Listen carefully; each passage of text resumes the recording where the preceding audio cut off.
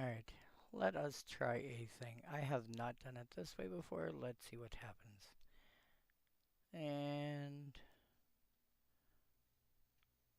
boop.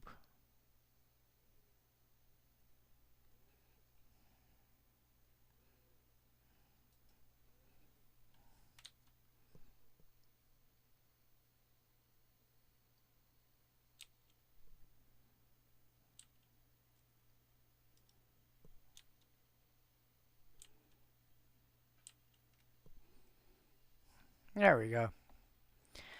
Okay, hello everyone. I do apologize for not making it last week. If you followed me on social media at all, you would know that I was unable to unable to be likely to make it last week because I had to work. So this for me is Tuesday evening at 6 p.m. Last week I had to work Monday overnight, 11 to 7, Tuesday overnight, 11 to 7. I don't drive, and so I generally end up having to leave here around 9. I could probably leave by 9:30 and make it to work on time.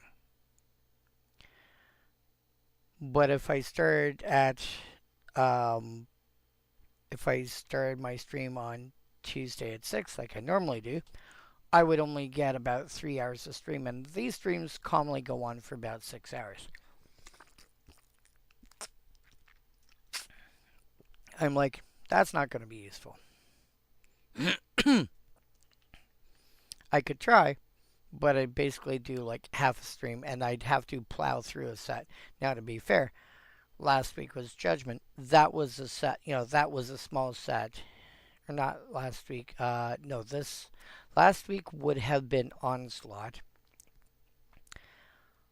That was not a set I could plow through very easily because if you take a look, I'm currently looking at Onslaught on the screen right now.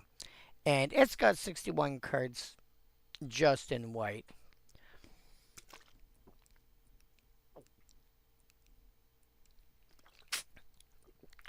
I'd have to go through,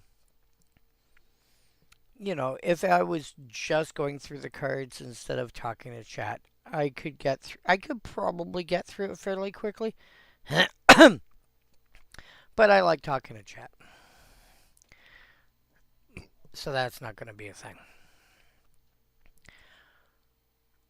Well, what about Wednesday? I had the idea of trying to stream on Wednesday, and that might have been I might have done the same. That could have been feasible. The problem with Wednesday, and I had tried going to bed in a reasonable amount of time so I could get up and stream on Wednesday.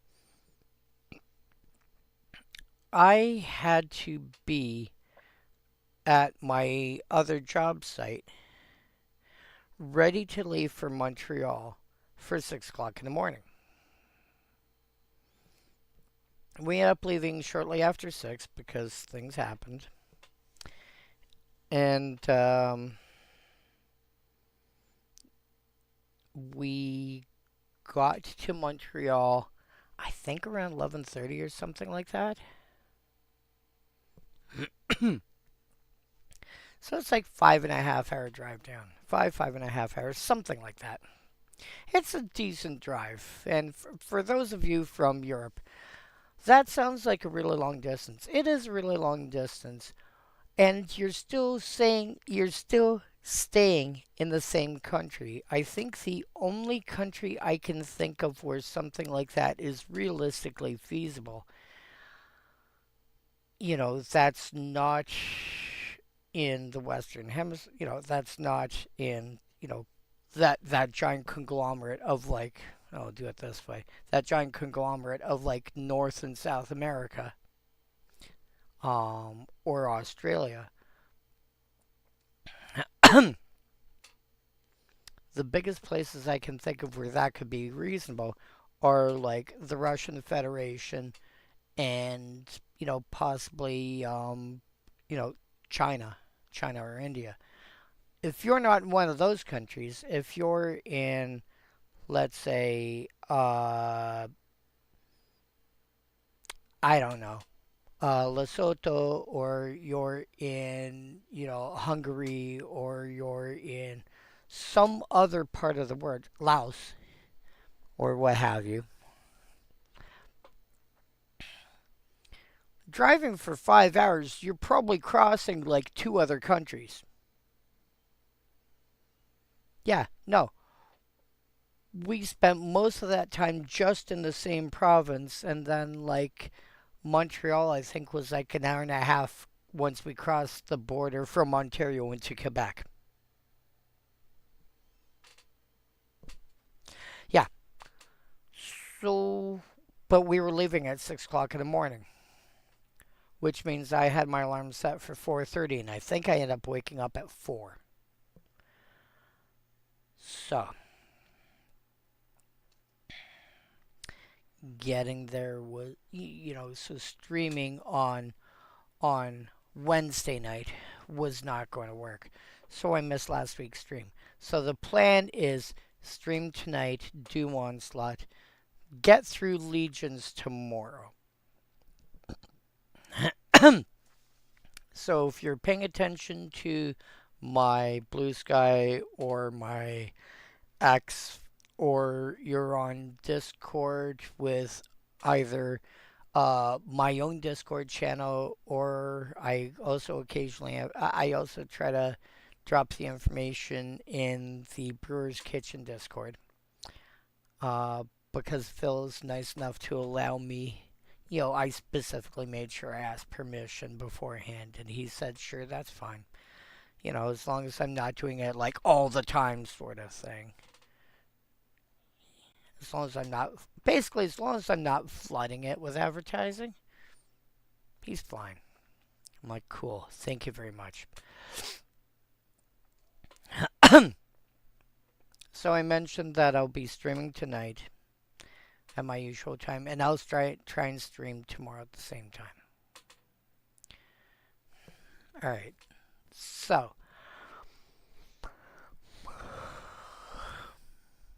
where do we start? So we start off with white. Oh yeah, in case you are curious, if you're following me at all, you might notice that my browser looks a little odd. It's still I'm still using Firefox, but I've been having some issues with Firefox yesterday.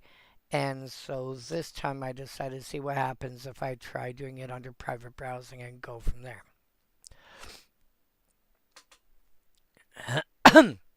Hopefully that will solve whatever issues I'm currently having.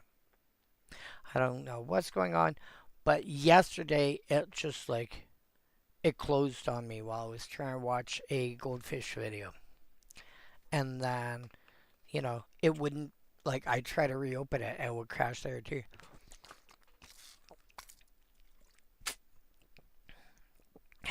So I shut down and I restarted the computer. And rather than, I just realized I did not do my normal audio check. Tell me I'm actually showing up on here. Yes, and check out my melody. Yep, we're good. And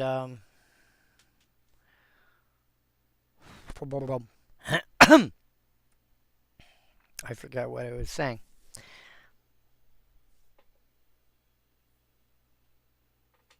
Oh, right. So yeah, so Firefox has been acting funny. I rebooted the computer, and I loaded, reload everything. And just to be on the safe side, I figure, you know what? Let's do private browsing tonight. See what happens, which explains why I have my browser set to reload all tabs.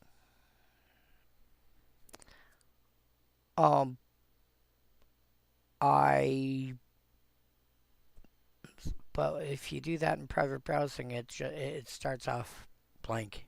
You get your first tab and that's it. because that's what makes it private browsing. You don't get to see anything else. Anyway, um, so yes, what I'm and I'll go through this again for you guys. Um, let's see how much I can embiggen this.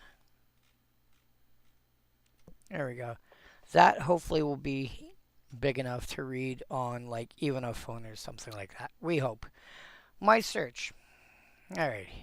Here's the search bar for Scryfall. Okay?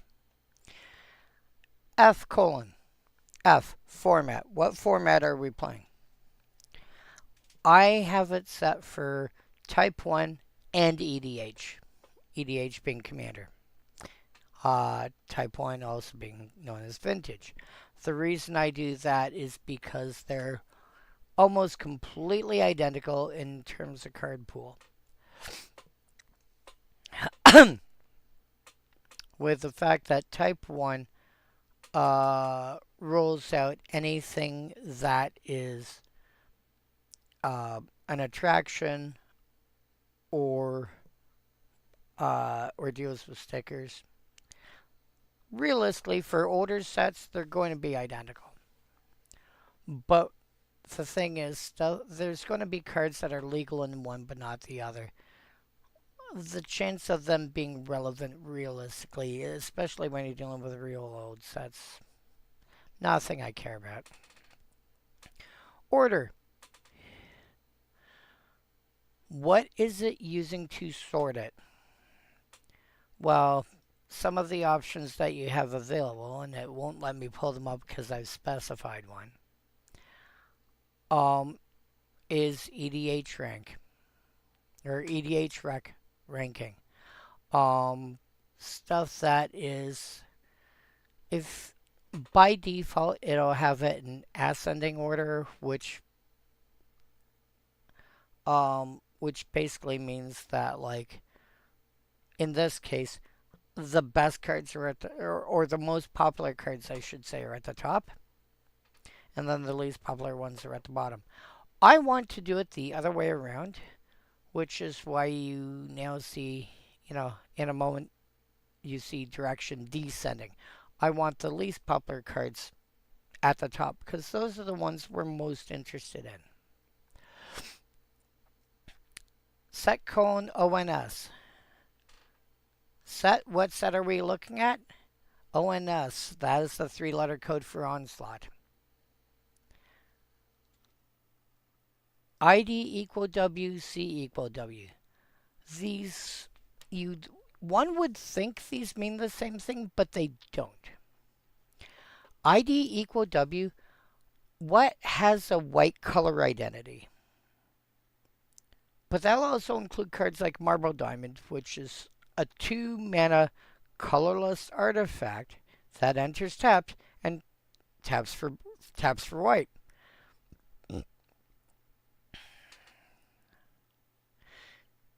So I want something that has a white color identity, but C equal white. It has to be a white card specifically. So it has to have white in its cost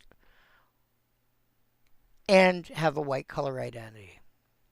Well, why do I have C equal white? Wouldn't that? No, because you can end up with cards that are like white to cast but have like a green kicker. Which, if you go back to Invasion Block, for example, I think it was Benelish Emissary did that. Yeah, Benelish Emissary. It was a white card with a green kicker. So that I wanted to cover the white cards separate from the ones that had a multicolor color identity. Okay? Doesn't mean I'm not interested in these cards. I'm just not interested in these cards yet. Okay. So that explains why my search is the way it is. So we go through the ones that actually are mono white first.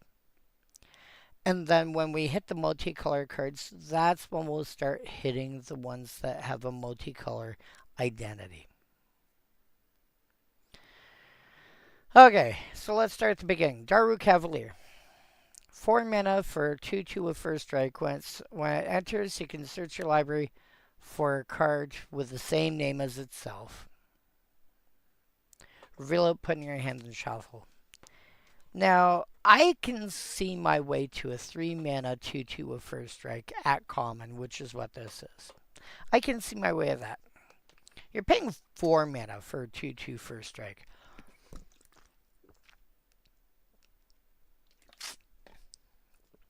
Why would you do that?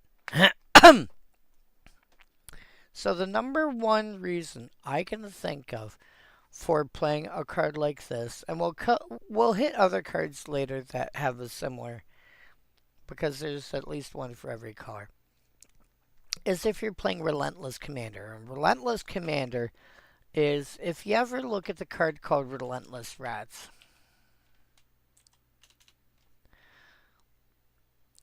you know, which originally looked like this, which has got a, I think this has got a much cooler artwork. This is, I mean, this is fine. I like this one better. But this is also the first one that the first one I ever encountered. It doesn't mean the other one's bad. And to be fair, this one lasted a while. In fact, realistically, apart from the secret layers and Masters 25, every other version uses this art. Anyway, if you take a look at this last line of tech, a deck can have any number of cards named Relentless Rats. It is not unheard of for, when you're playing a deck like that, to run 25, 20, 25, 30, 50 copies of that, of the same card that have that ability. When I put together Persistent Petitioners, I think I got 24. And I felt that was a good number because I also wanted other advisors in there, because I want to be able to do more than just play Persistent Petitioners and like 5 other cards in mana and call it a day. I wanted more ability to be able to actually play the game. I wanted more options. Well, Relentless Commander turns around and gives that one line of text to, I would presume, a single creature in your deck.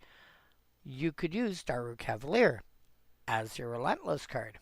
If Daru Cavalier is your Relentless card, if you run, say, 25 of them, which are like 6 cents each, so what, $1.50?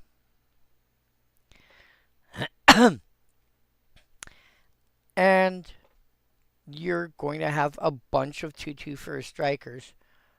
Sure, you're paying 4 mana for each of them, but you're going to have a bunch of 2/2 first strikers, which is pretty good. And first strike will kill so many things. And you have 2 of them beside each other. That's 4 points of first strike. You have 3 of them, that's 6. That's enough to start taking down demons and dragons. And 4 takes down a lot of angels. Angels, sphinxes. 4 of these is 8. You're starting to take down the giant beasts that green puts out. And because you're running 24 of them, we'll make it even 25. 1 in 4 cards is going to be, a Daru Cavalier. You're probably got 1 in your opening hand. You may even have 2. Turn 4, thunk. Turn 5, thunk. Turn 6, thunk. Turn 7, thunk, thunk. Never mind the ability to ripple into them. 24, 25 feels like the good number that if you're running Throwing Stone, you should be good. So if you're looking at Relentless Commander at all, Daru Cavalier and anything that has that kind of ability is just great.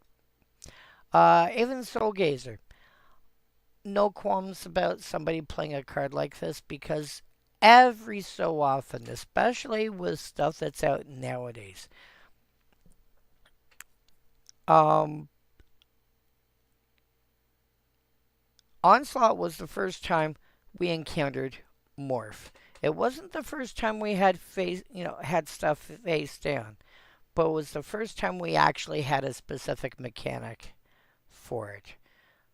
Prior to that, realistically, the only other way to get something to come into play face down was Illusionary Mask.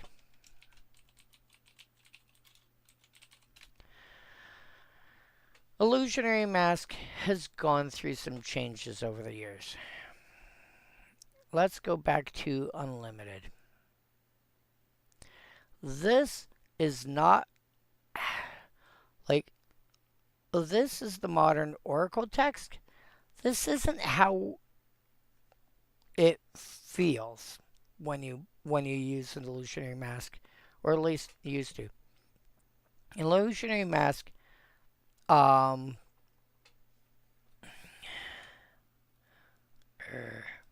give me a sec.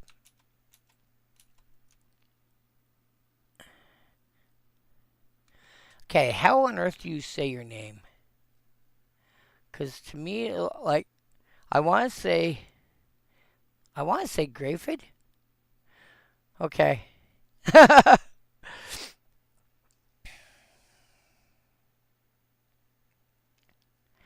How are you doing? I'm sure you get asked that a lot when people see your name and it's like, what am I actually looking at? To be fair, when people see my actual name, they're consistently spelling it incorrectly. I had Yep, very much know that problem. Uh my last name has the EI combination, and I have to keep telling people that in German it's the second letter that tells you how to pronounce it. So EI is I and IE is E. And people are like, wait, what? Yeah.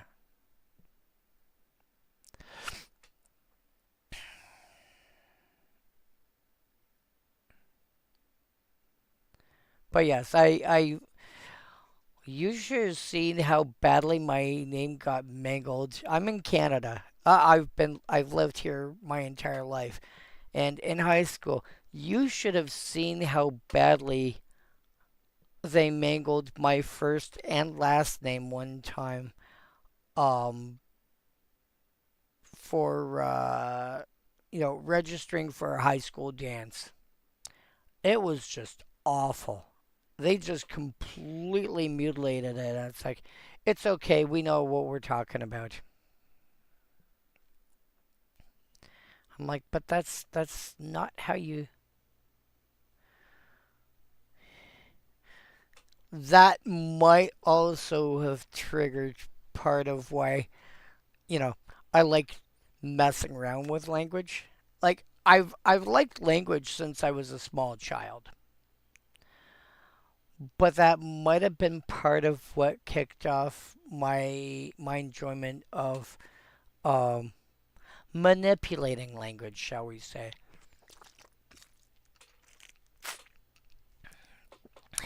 I remember when I was very little, we lived near Montreal, which is, you may or may not know, is primarily French speaking part of Canada.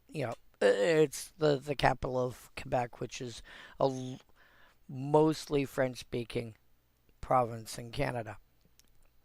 And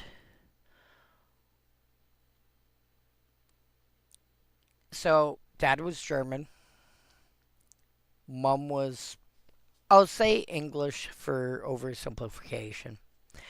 And I was born in Quebec. And so when I was small, I had this very small sentence that used words in all three languages. I basically was saying, don't touch my tricycle. Ne touche pas is don't touch in French. My, and then the German word for tricycle was Dreirad.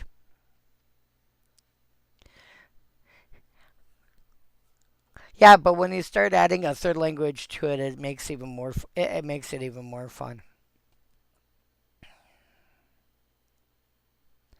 Although I'm always amused when I hear people from certain other parts of the world, um, like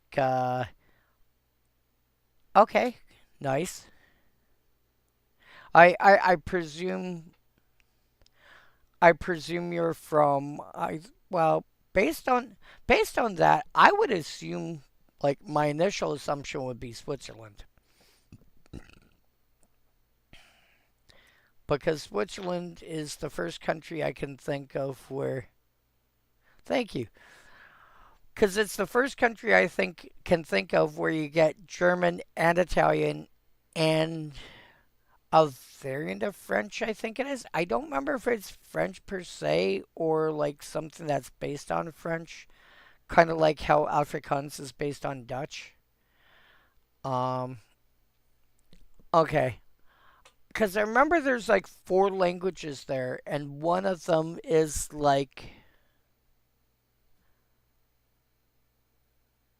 We also have a fifth language. Is it like an amalgamation of the other four? That would not surprise me.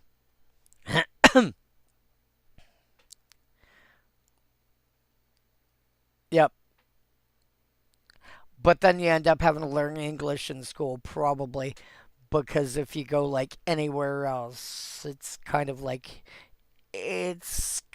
an international language, which I wish was something else, but realistically speaking, I think that largely becomes I think that largely comes down to how big a footprint the U.S. economy has. German, French, Italian, and the one. Yeah, I can't remember. Um, primary languages of Switzerland, because it starts with an R, I think. Romansh, which is what? It's Roman.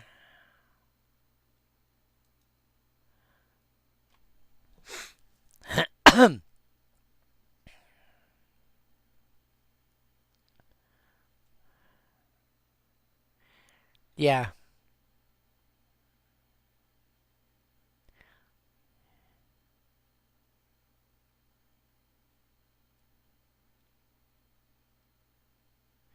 Okay, so it's Latin based and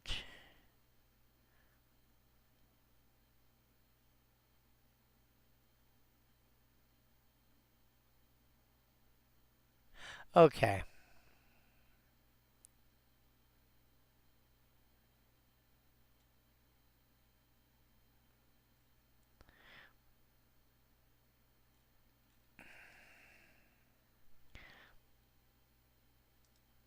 Yeah, chances are if you because it's an unusual enough name, chances are if you know it in another language, it's probably similar.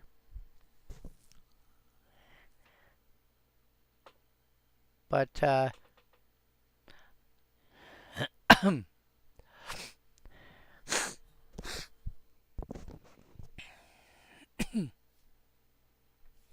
yeah, so illusionary mask was what triggered the idea of having of Morph. In Illusionary Mask, you initially had, so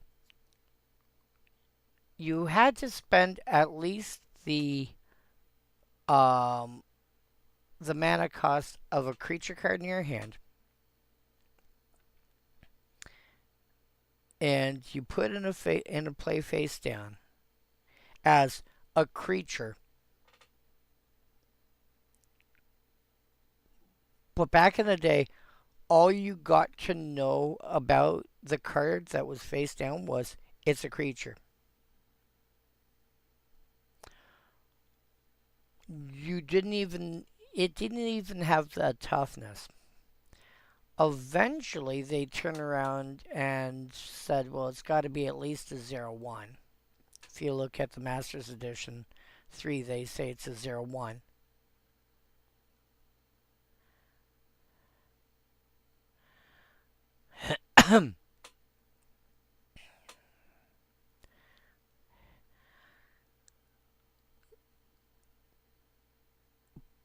And basically, as soon as anything happened to the card, as soon as anything happened to the creature, as soon as a face down creature receives damage, deals damage, or is tapped, he must turn it face up.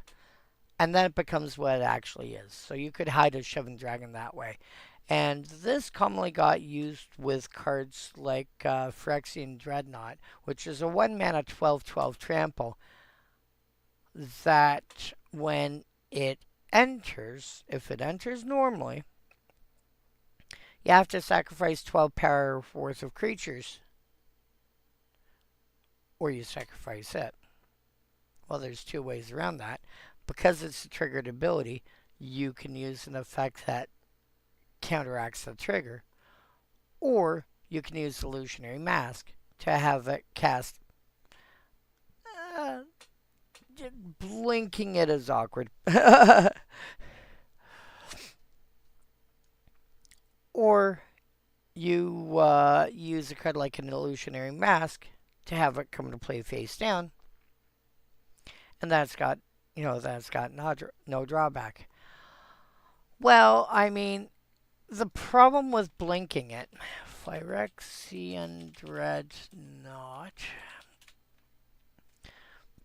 when it enters, so it's a triggered ability. Sacrifice unless you sacrifice any number of creatures total power 12 or greater. So you can do it. And then there's nothing to sacrifice. But when it comes back into play, you have that come into play trigger again.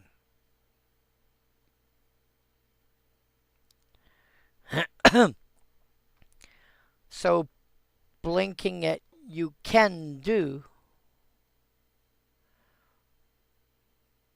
but when it returns you're still going to have to worry about the.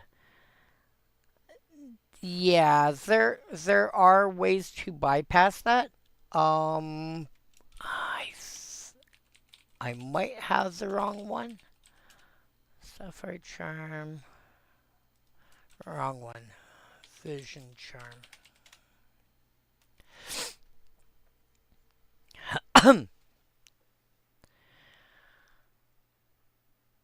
People wouldn't blink it, but back in the day, what you had as an option was Vision Charm. Because it's an artifact creature, target artifact phases out.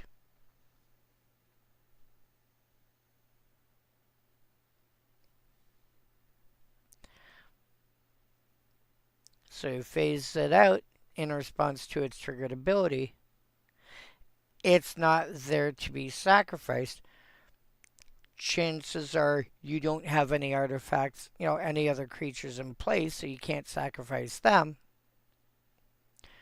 It'll phase back in on your upkeep.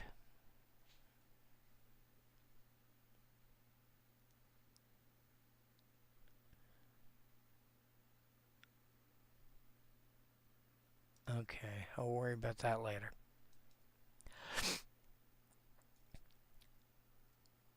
So you wouldn't blink it. So blinking it wouldn't do what you're looking for, but Vision Charm had a similar effect to blinking and would do what you're looking for.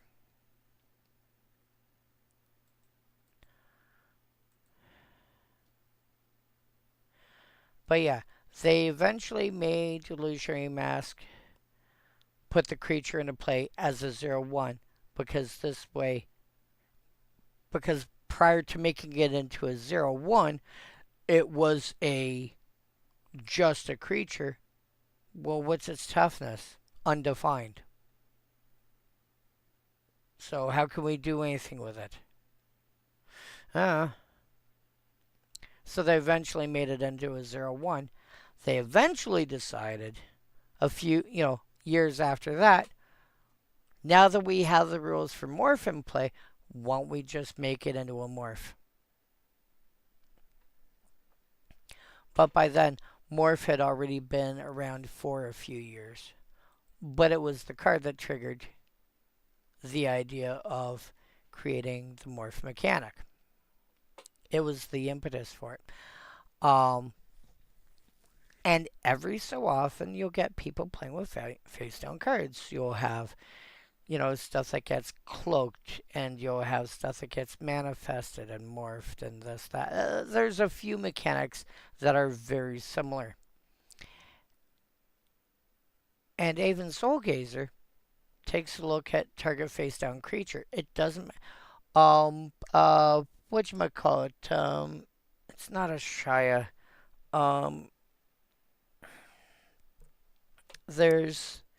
There's one card that turns around and basically says when a creature dies, you bring it back into play face down as a land.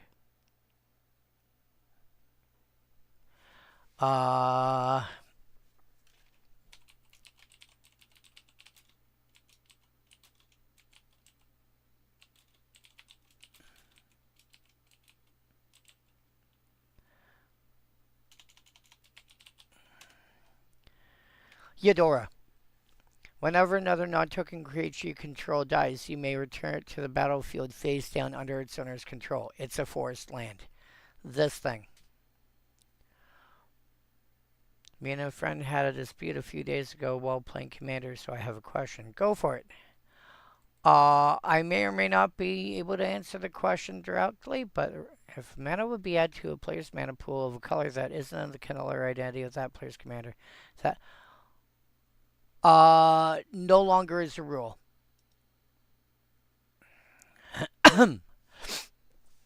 That used to be a thing. They changed that a few years ago.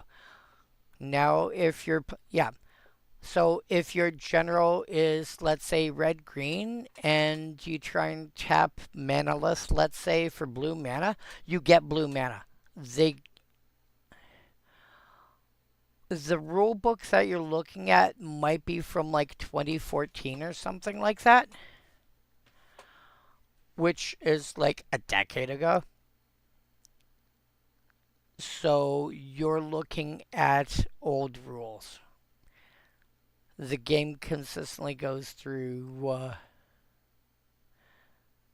yep. And Mana Burn got eliminated in 2011, I think. Somewhere around there.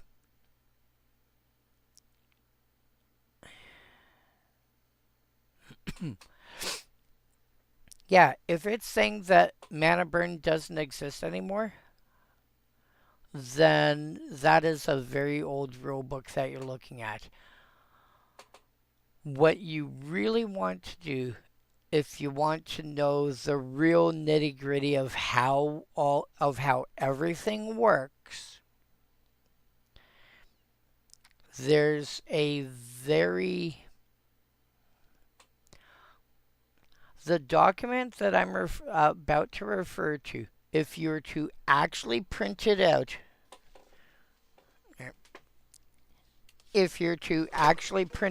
and I didn't, but on like actual paper, would be over 200 pages. But that covers the rules for everything. And it is called the Magic the Gathering comprehensive rules, and it will occasionally, at the tail end, it'll refer to like, terms that you might still hear that no longer mean what, that no longer have an actual legitimate meaning, etc., etc. Um, but it will turn around and break down. For example, how do you cast a spell? Well, you look at what the spell does and you pay the cost and you cast it. Well, no. First, you choose a spell that you're going to cast and put it on the stack. But then you have to decide what modes you're using and then the other immediate choices that will affect other parts of the spell. You have to choose, like, if there's an X in the cost, what you want X to be. You have to determine you have to, if it distributes stuff, you have to go, well, this gets this, this gets this, this gets this.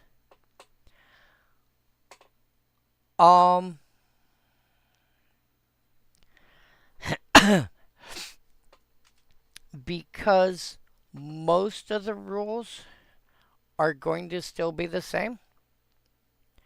But again, you are looking at something that's 2013. You do have to keep in mind that there's been 12 years of updates. It's kind of like if you go to install Windows on a new computer. Well, you go to install Windows, and then you connect, and that gets connected to the internet, and that goes, please wait, I have a bunch of updates to go through. Or if you install a new game off, if you do it the old-fashioned way, off of like CD or whatever, you install the game, and that connects to the server, and go, hey, by the way, I got a bunch of updates to go through.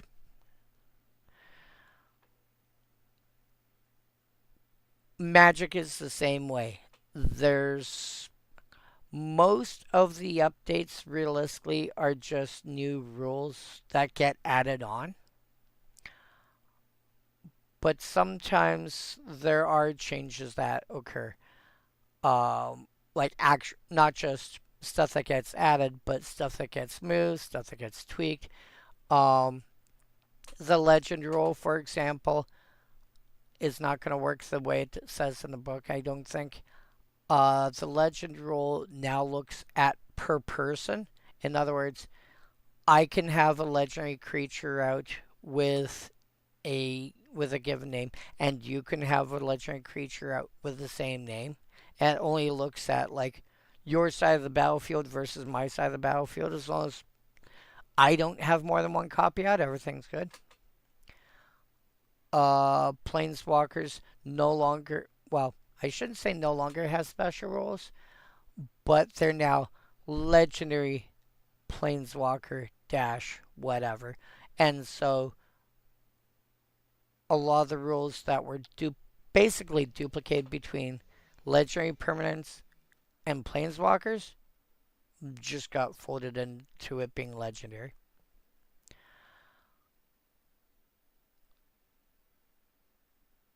Yeah, the official rule book, the comprehensive rules, is like the old rule book is enough to get you going and make you understand in general how stuff works. And yes, it very much needs to be updated. But the new one, every time a new set comes out, something changes more than just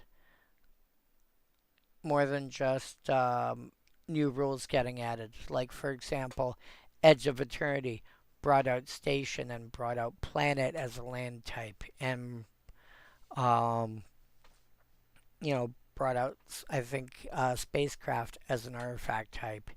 So rules that involve that. But every time a new set comes out, there's usually some cards that have gone through some tweaks. There's some, which is why you always check the current Oracle text. Which a site like Scryfall is good at, using that instead of the printed text.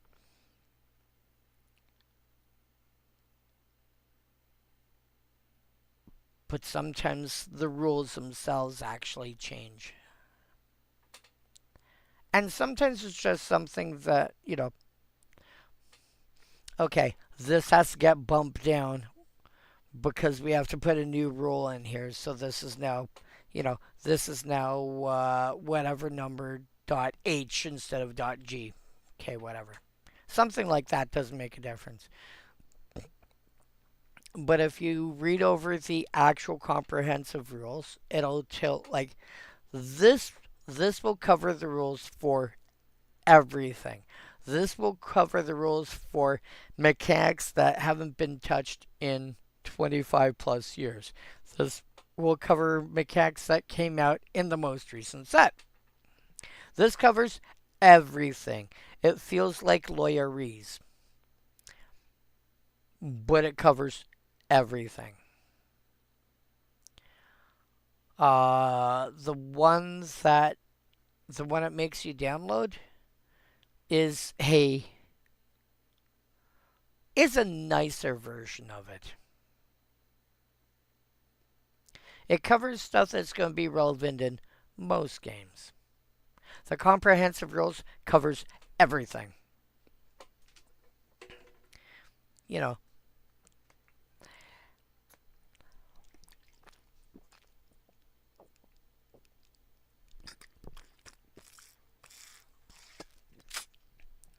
It covers things like, because the typical rulebook is going to largely be based on either a 4-player commander game or a 1v1 game. Well, what happens if you want to play a game of, two-headed giant with the Emperor mechanic and add on,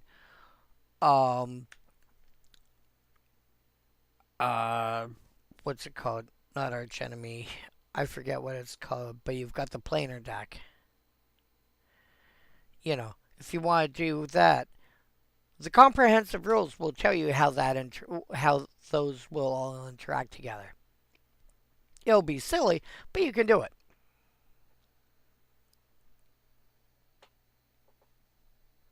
Plain cheese. Anyway. Yeah. It's really long. It's really involved. But I mean,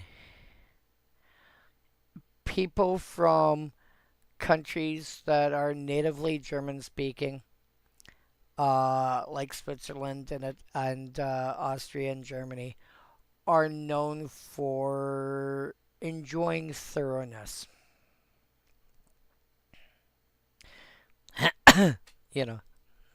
Making sure they get everything absolutely right. They're meticulous like that. Oh no, here we go again.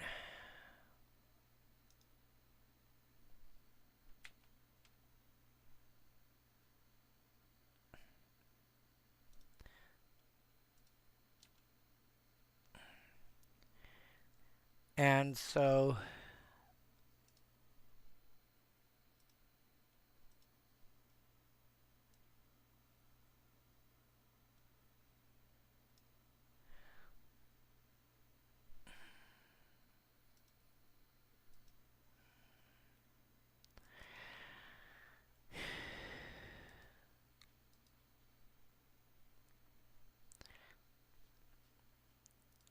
there's no problem with looking at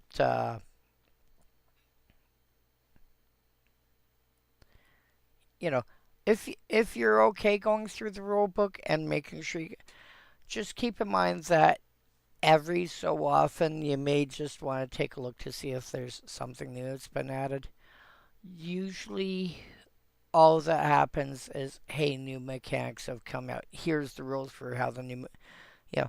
Here's the rules for how the new mechanics actually work. Like I'm in a chat room in I was in a chat room earlier today, and some of the cards from Avatar: The Last Airbender, which I think comes out in November. Yep, yeah, and that's 6 years ago.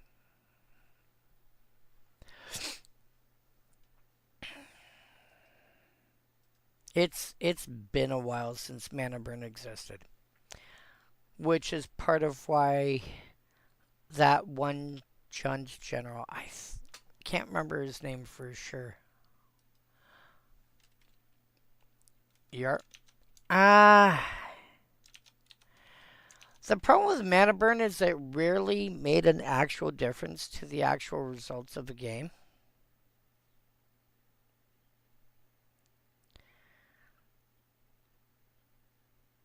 Like they looked at the results and it made like for a like 500 person tournament, let's say, it would make a difference to like one game through the entire tournament.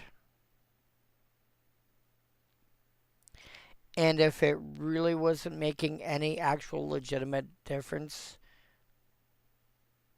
on something like that, it's like, why bother with it? Personally, like, I remember, I remember having to deal with interrupts.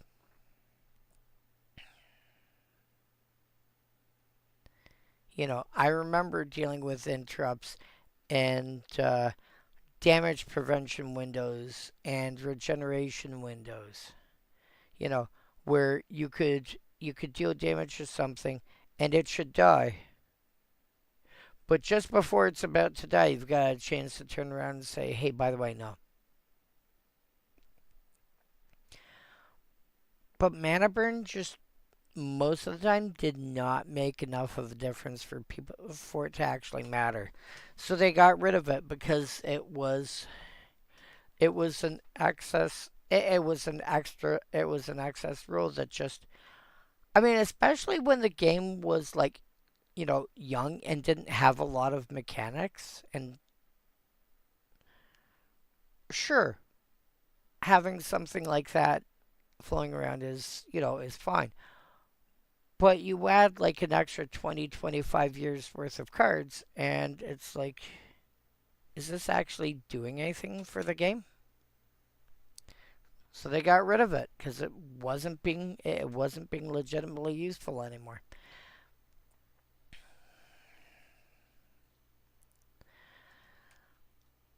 Um,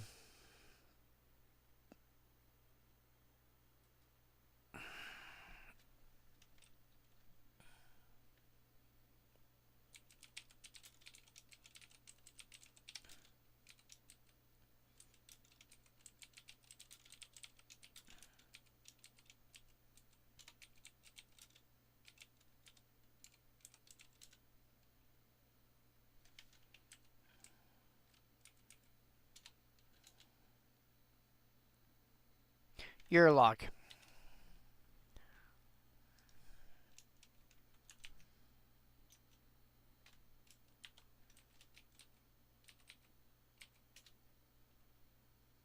That guy.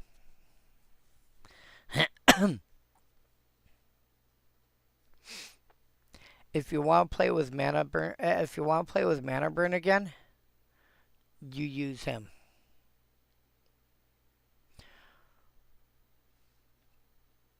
But that ability is the problem too is though there's so many mana sinks these days, and like so what's gonna happen? You're gonna lose. you're going to take a point of damage every turn cycle from it. Or you might take 2 every turn cycle from it. It's not going to make enough of a difference in most games.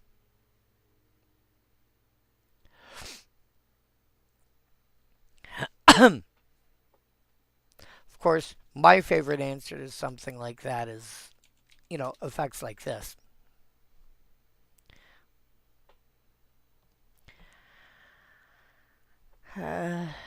Yeah, in Two-Headed Giant, um, maybe. But again, I mean, you're looking at a 4 mana 4/4 Vigilance. That's gonna do like an extra, 2 or 4 points of damage every turn. There's better ways to do 2 or 4 extra points of damage a turn. And now you're also giving your opponent.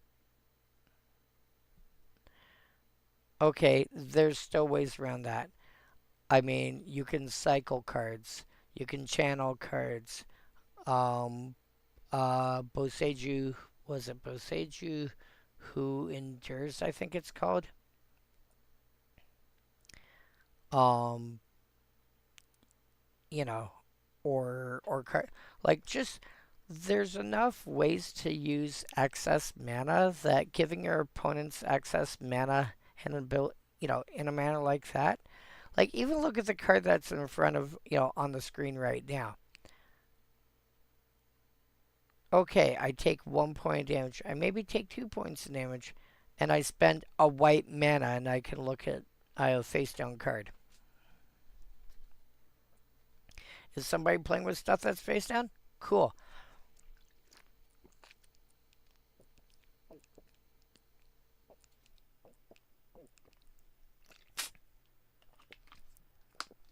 But yeah. And also there's enough stuff that gets played face down. I would not be surprised if in any given 4-player game somebody's playing with something that ends up in play face down. So again, as I was starting to say earlier, I would not behoove anyone for throwing a copy of this in their deck. Because at some point you're going to run into somebody who's got something in a play face down and you're like, okay, what do you actually have? You're playing with Abhorrent Oculus, for example, against a deck that's running Abhorrent Oculus, let's say. Cool. Let me see all your face down cards. But let me see them.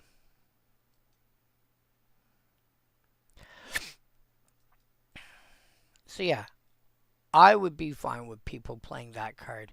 It's slightly expensive on the creature side, but just the ability to be able to see what your opponent's up to is nice.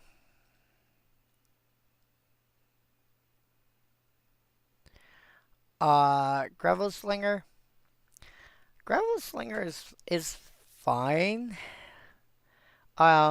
This again. Starting point, average the power and toughness. Mentally start this off as a 2/2. Tap to deal point damage to a creature that's in combat. 4 mana. Okay, I can. Yeah, but to be fair, that's with any pinger. Um, Although he's still less good than some effects. What I would love to see somebody do is Icatian Javelineers in a deck that's got Proliferate, and you start proliferating the counters, obviously, before you start taking them off. I don't know if you know that card or not.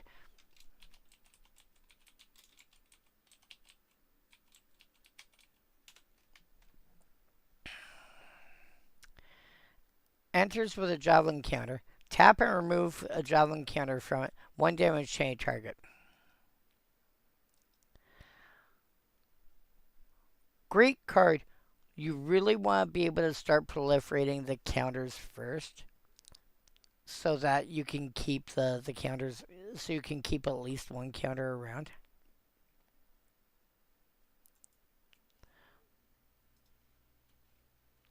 Oh, this guy?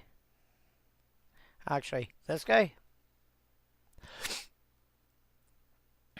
I think that's supposed to be some kind of mask thing.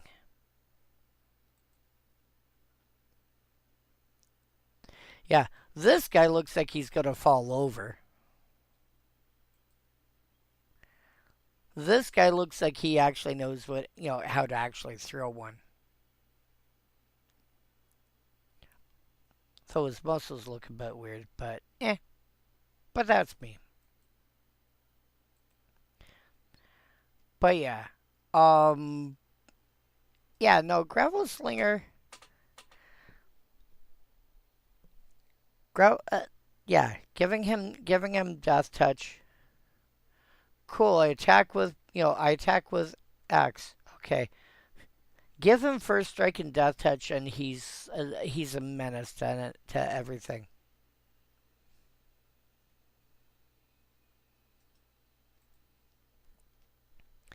Crowd favorites. Crowd favorites I always liked. I always felt it was overcosted because you're paying 7 mana for 4/4, 4 to tap a creature, and 4 to give it +0/+5 to land a turn.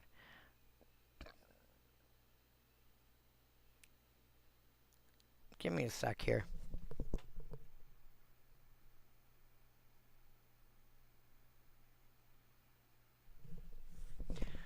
Okay. Heard some odd noise and it sounds like my 1 damage to each other creature. Um. Well, if it deals 1 damage to everything, the creature that has death touch is going to be dealing lethal damage to all those creatures.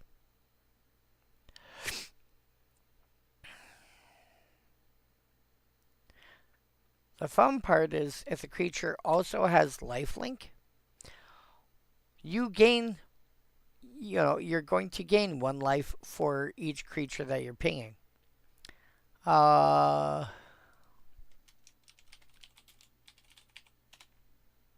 Crypt Rats is a good example of the sort of card you're talking about.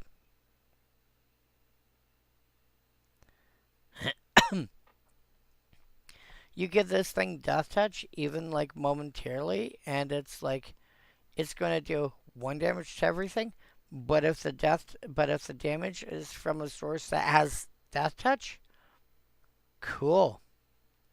Dies, dies, dies, dies, dies, dies, dies, dies, dies, dies. Everything. Rocks fall, everyone dies.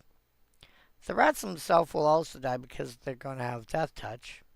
So, and they're going to hit themselves in the process. Plus, they're also only 1/1s. They die to a stiff breeze. But yeah,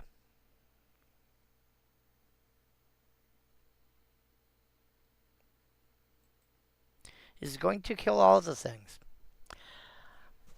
I don't know. Crowd favorites. Crowd favorites I always liked, but I thought was overcosted. You shouldn't be because like if this was say a 4 or 5 mana 4/4, I could see paying 4 mana to tap target creature. I could say paying 4 mana to give +0/+5.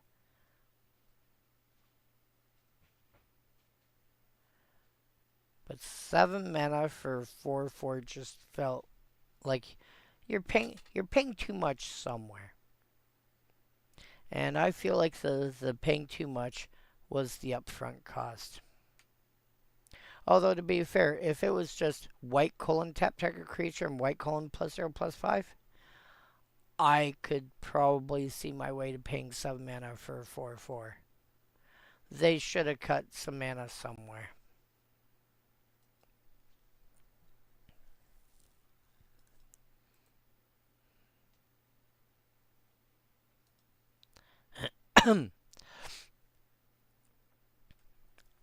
Grassland Crusader, 6 mana for a 2/4. This set is going to run into a similar problem to what Homelands did.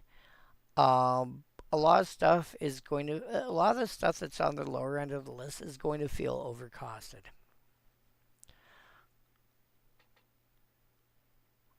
That being said, if you assume its tap ability goes to its own stats, you'd be looking at a common that's, you know, 6 mana for 4/6, which feels about right. And giving +2/+2 to land a turn is actually quite a bit. This is the card. This is the kind of card that you really want to replicate. So, I don't know if I would Relentless this card.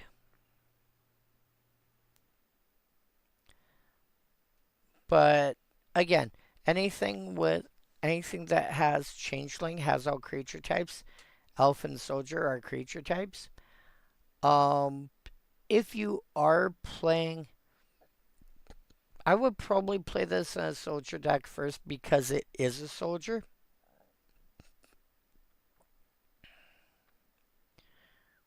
You can play this in an Elf deck, but it doesn't have the ability to pump itself. That being said, it is a common.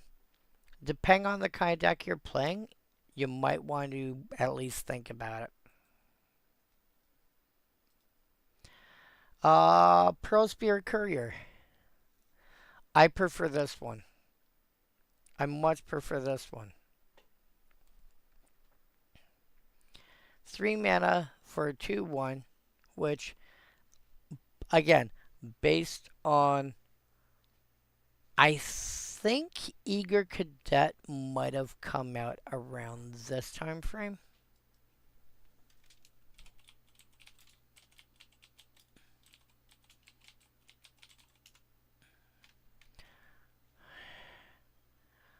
Okay, it was in, yeah, Eager Cadet, oh no, not Eager Cadet. Oh, what was it called?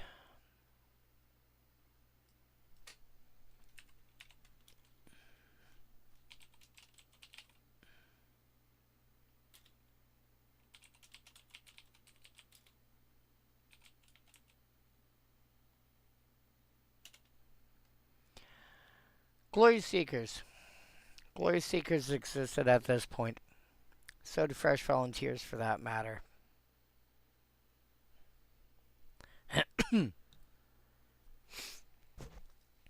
Knight Errant technically also did.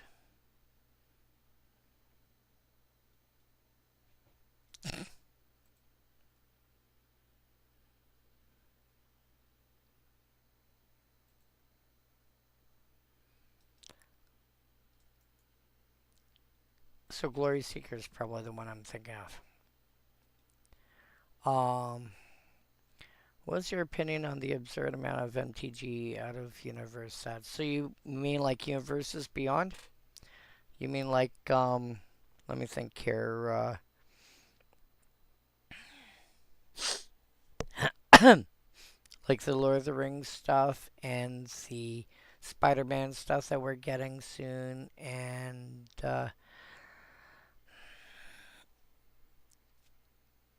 Final Fantasy. Yeah.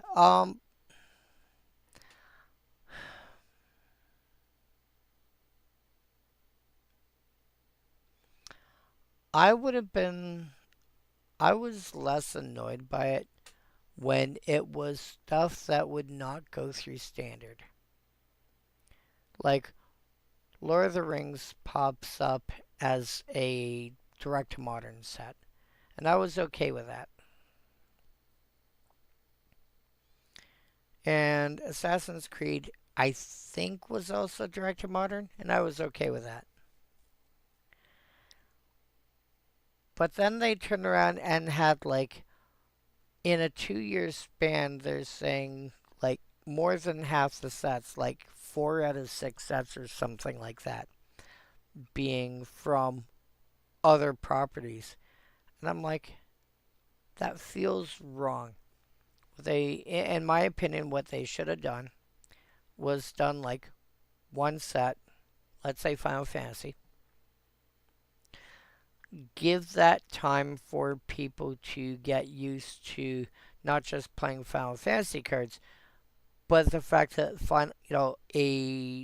a non Wizards IP is in standard. Maybe do like one a year for a bit, because just because it went fine in modern doesn't mean people are going to have the same reaction to formats like standard. And so I th- I feel it was too much too soon. The general concept, I don't really mind. I've kind of got, I believe the word we would use in English is inured to it. Like kind of like I've become accustomed to seeing the stuff. So it's a little more jarring when it's something like Spider-Man. Assassin's Creed and Final Fantasy, my brain can wrap its way around putting them into Magic. Spider-Man is very much modern style, as in, you know, 2000s, as opposed to something that's based on Magic and, the entire medieval fantasy kind of genre. Final Fantasy and Assassin's Creed, there still is some of that going in.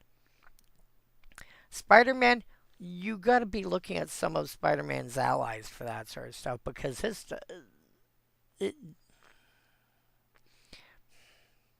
the other thing to keep in mind is that people for literal decades, at least 25 years, have turned around and said, "Well, what if we took Spider-Man and we made him into a Magic card?"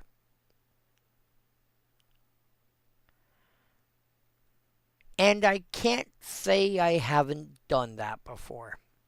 It might not have been Spider-Man, but some other character in some other series. Hey, what if we made this into its own? What if we took this character from the series and made it into its own card?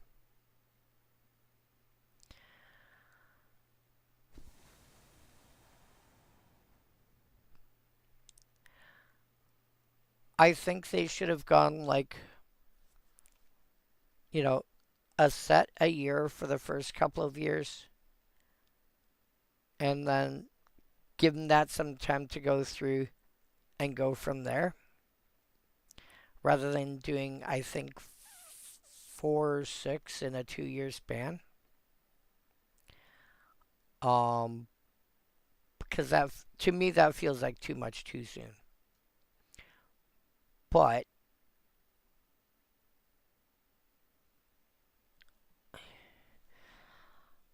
I don't know.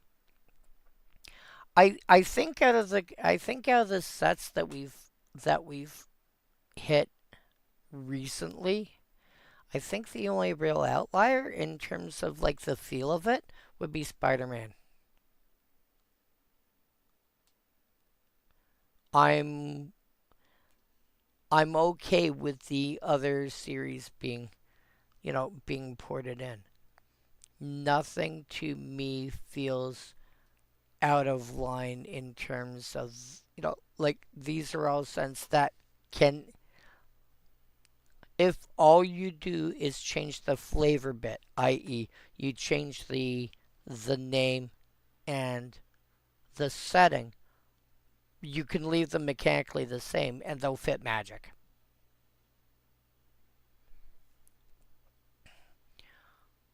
My For the in-universe sets, I think my biggest question mark is out of recent stuff is actually Ether Drift and not Edge of Eternity. Edge of Eternities? I don't know. I can wrap my brain around that easier than I can with I can wrap my brain around that easier than I can with um with Edge of Eternities. Like or better than I can with Ether Drift. I don't know. Maybe it's I think it simply has to do with the fact that once you start going to other worlds, like we've seen machines since like the earliest sets. You know, they've existed since the earliest sets, like Obsidianus. Like you could make an argument for things like Obsidianus golems. Um, Urza and Mishra both have had machines that they had created. The Dragon Engine. They had they had created machines to do certain things. Going out to space and seeing machines as I can wrap my brain around that.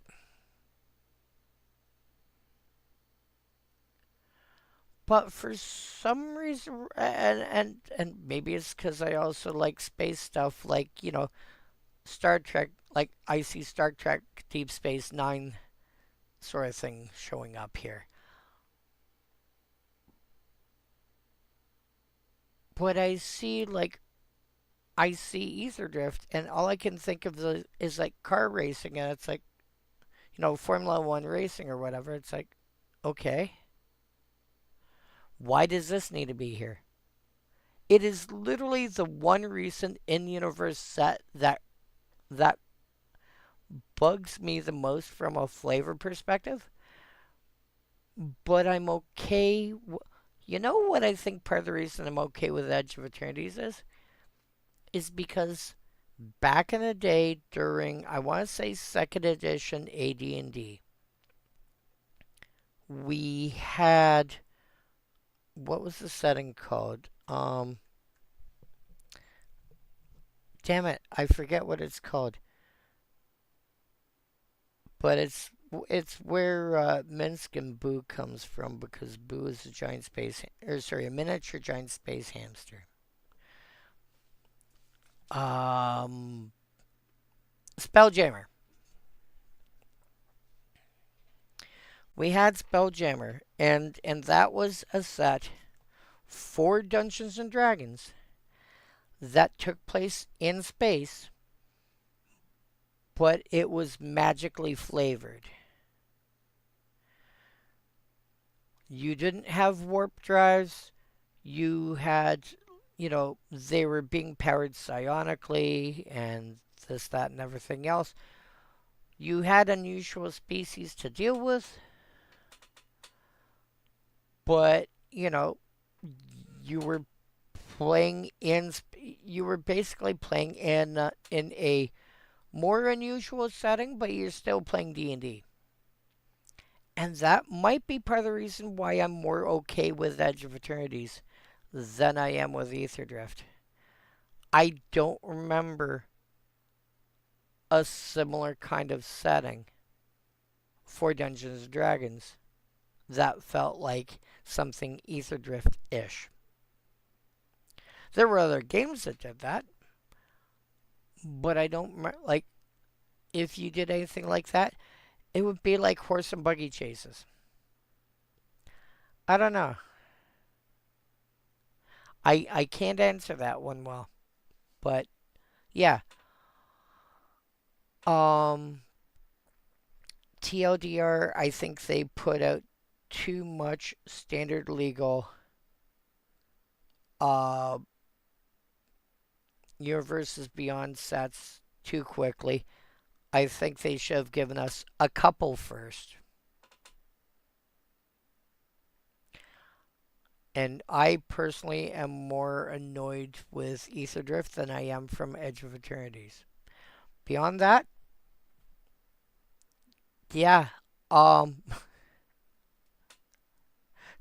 these are cards. These are game pieces. We're going to other worlds. Stuff interacts weird. Deal with it. I don't know what to tell you, man. Uh, but yeah, Pearl Spear Courier. I actually kind of like this cycle. This is also a good cycle.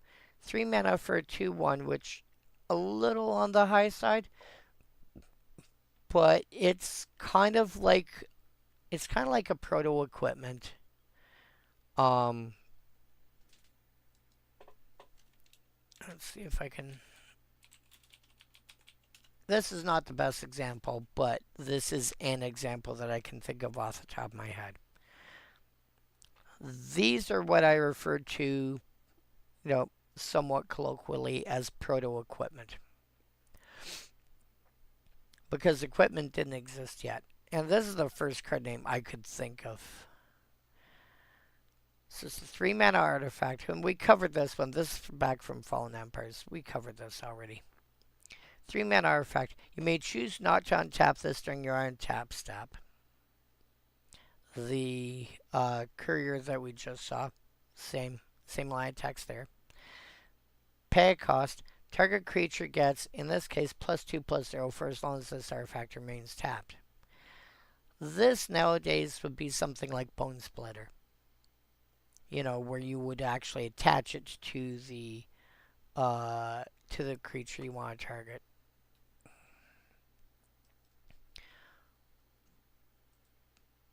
Pearl Spear Courier. You may choose not to untap. Pay a cost, 1 white and 2 other, the same as its mana cost, incidentally. Target soldier creature gets +2/+2 and it has vigilance for as long as this creature remains tapped.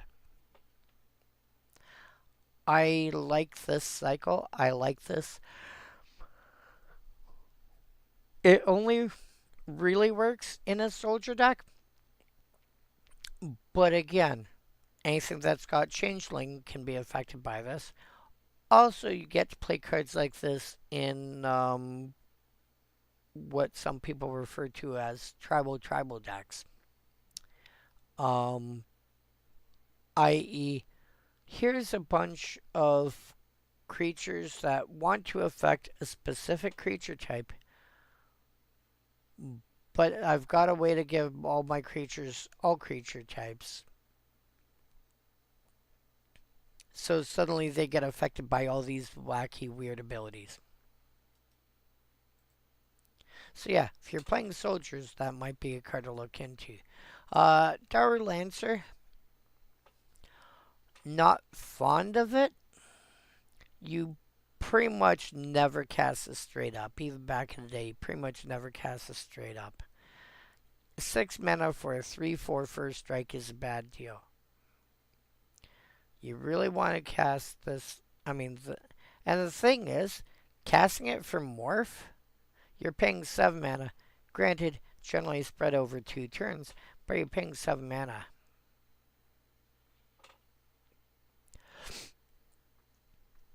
What you really want for something like this is a card like Astro Slide. Let's go the OG, which is also in the same set. And so we might encounter later. Whenever a player cycles a card, you may exile target creature. This is the relevant part. If you do, return that to the battlefield under its owner's control, being at the next end step. So basically, you want a reason to flicker it. And doing that, the card leaves play and then comes back. And it may have been face down when it left play, but stuff always comes back into play on its main front side face up. If you reanimate a creature, you reanimate the front side. Unless some other effect tells you otherwise, you reanimate its front side. If it exiles and comes back, same thing. If it leaves play and comes back somehow, apart from, casting it,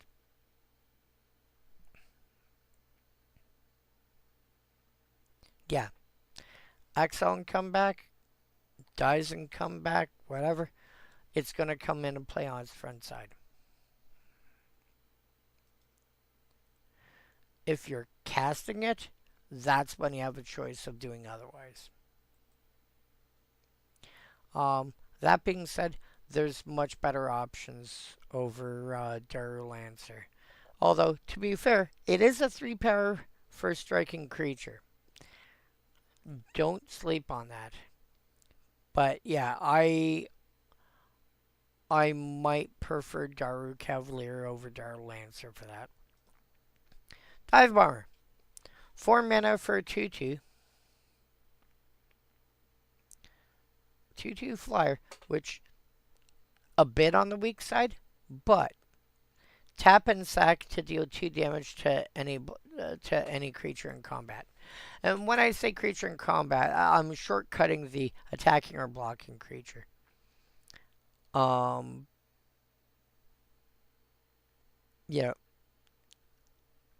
And keep in mind, fight, even though it sounds like it, a fight is something that's off to the side. That's like a 1v1 thing over there.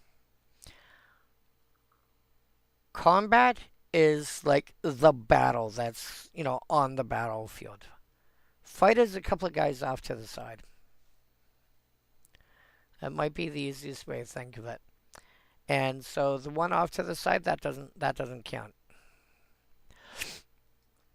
That's like if you're playing a hockey game and then you see a couple of guys having a scuffle off to, that's not going to affect the actual hockey game. I mean, it will in terms of penalties and stuff like that, but as far as like scoring or whatever, yeah, whatever. But yeah, this is a reasonable card for its in terms of its cost, because it is dealing 2 damage. It's just simply tap and sack 2 damage. Which realistically means that this thing can get in for 2, 2, 2, 2, and second for 2 more. Wish it had vigilance. If you've got a way to give it vigilance, it's even sillier.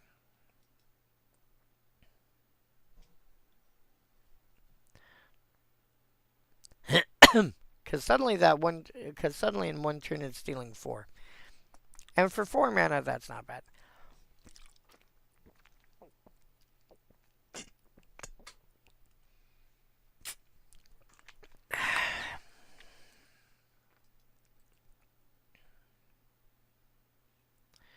Next row. Daru Healer.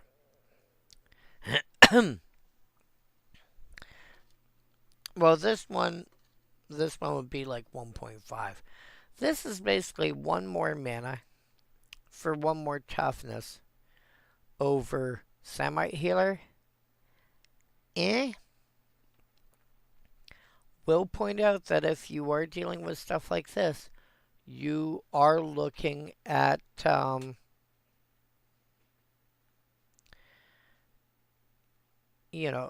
you are looking at something that can prevent damage to planeswalkers and battles, neither of which existed when this card got created.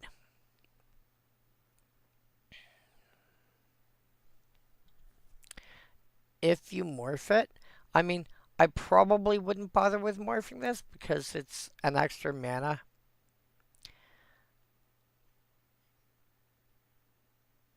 To do it that way, and you're going from a 2/2 down to a 1/2. I would just cast this straight up and assume it didn't have morph.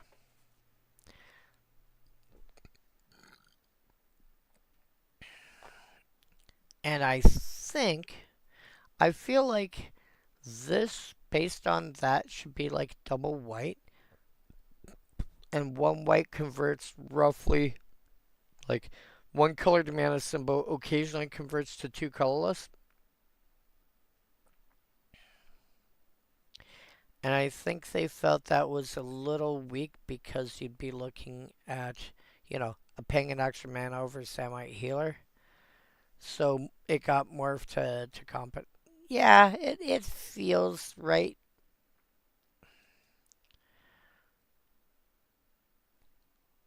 This is the only real reason to play this was with Morph is if you have enough Morphs in your deck that you just want to confuse people.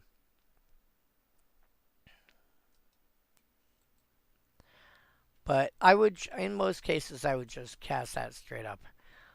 Crude Rampart.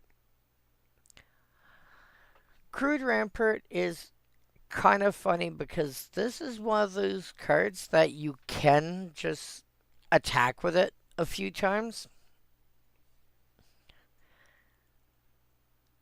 And then at some point, you go, surprise, I'm actually hitting you for 4. Oh. So, Defender, this creature can't attack. This creature cannot be declared as an attacker. If it somehow is already attacking, you don't unattack as soon as you reveal the fact that it's a wall. It's already attacking. So this is great for one of them gotcha moments. As opposed to gotcha moments, but that's another thing. I think if I was to build like an attacking walls deck, I think I would put Crude Rampart in. Especially since if you've got a way, such as Rolling Stones, to bypass the defender bit. I mean, 4 mana for 4 or 5 is kind of decent. If you find something like that that's got like additional abilities on top, obviously play that instead. It's still fine. Foothill Guide. Foothill Guide is just funny. It's a 1 mana, 1/1 with protection from goblins. Which doesn't sound amazing, but A, goblins is a relatively popular tribe. Yes, I apologize. I'm going to keep using the word tribe. It is hard for me to not use because I've been using that term for over 30 years with respect to Magic the Gathering. I haven't used it in terms of dealing with people for at least a couple, probably 30 years now. At least 20 for sure.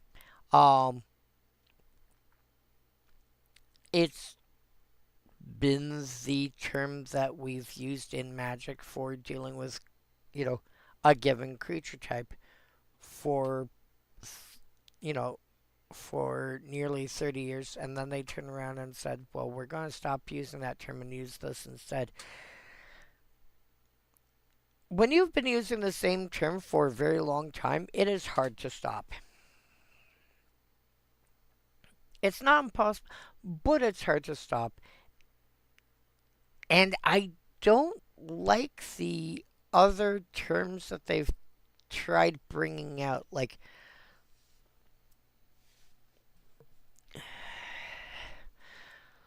Kindred in this context might be the best fit so far. But I mean, they're trying to replace tribe and tribal with like kindred and typal, and it's cumbersome.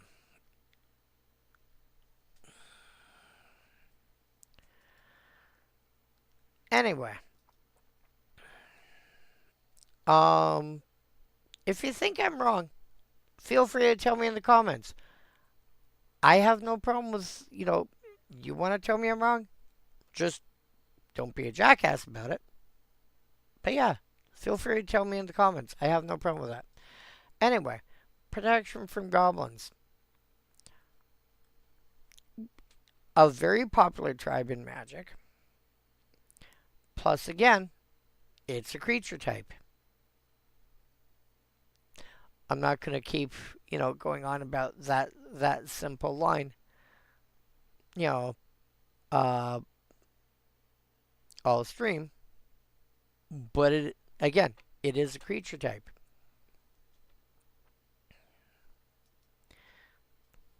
So this can get through for more damage than you might think. This can also block a lot more than you think. Chameleon Colossus was a great card back in the day. 4 mana for 4/4 with all creature types and protection from black and a pump, and a self-pumping ability. Can get blocked all day long by a random 1/1 that happens and this was a rare that was actually worth a fair bit back in the day. Can get blocked all day long by a under 10-cent random common because it's got protection from goblins. Sunfire Bomb. Sunfire Bomb, this falls into a couple places. This is also one of them, I want to call it a bridge card, where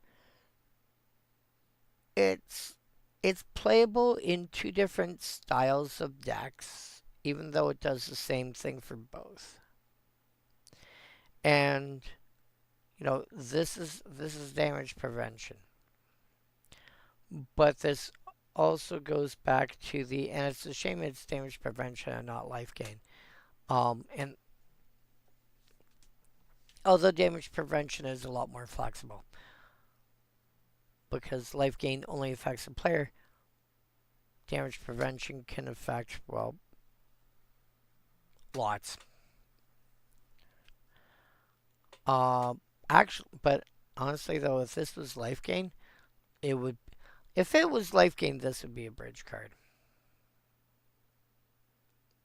And the reason I say that it would be a bridge card is life gain decks, as I've mentioned in many streams before, have two different categories that they want.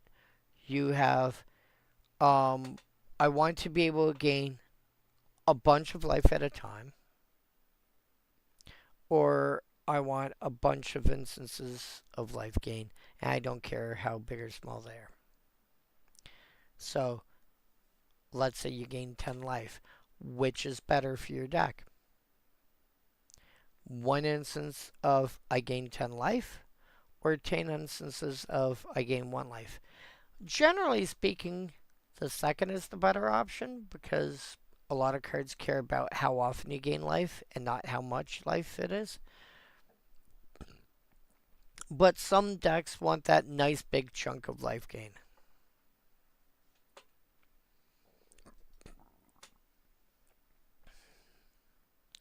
No, this is damage prevention, but the funny thing is, this is a card that cycles, which means you can pitch it and pay a cost to draw a card. And it was the first time I think we'd seen cycling since, and keep in mind, Commander products didn't exist yet. This came out in 2002. It would almost be another decade before the first Commander products came out.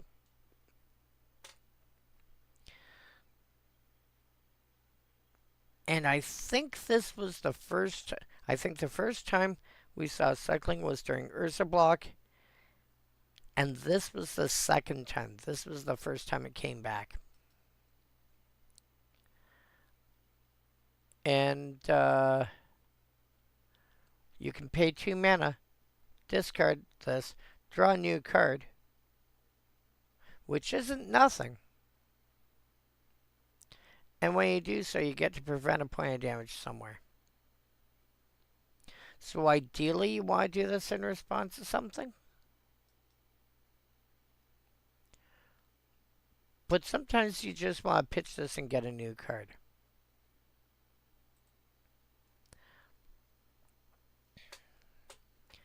Alright.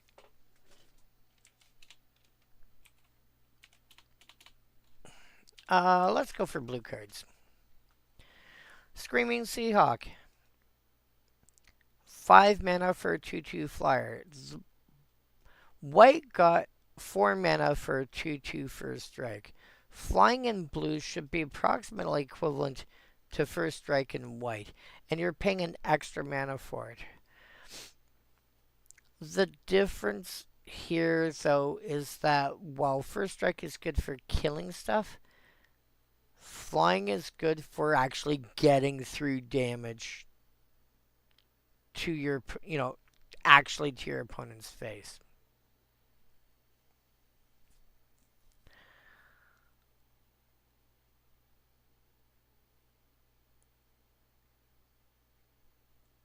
Do you relentless this?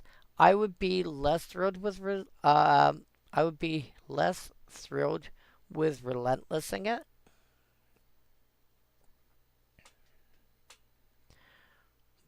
But I mean, that's really the only reason to play this card is if you're doing relentless. Graxaplon. 6 mana for 3/4 beast. Can't be blocked unless the Fang player controls 3 or more creatures that share a creature type. Unfortunately, people very often are playing creatures that share a creature type. Sometimes incidentally, sometimes on purpose, sometimes it just works out that way. Like, if I take a look at, let's say, I don't know, where can I find it? Is it this one? No, wrong one.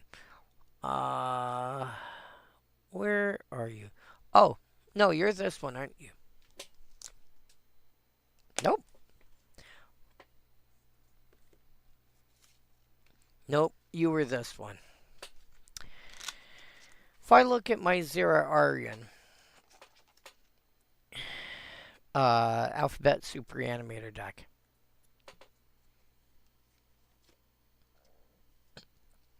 Let's see if I can quickly find anything that's got a creature type shared.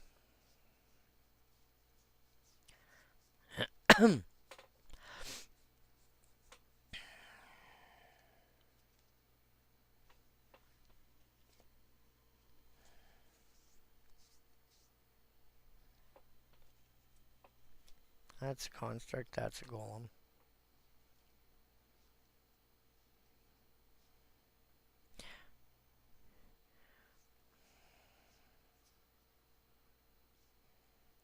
I so far see 2 Eldrazi's and 2 beasts.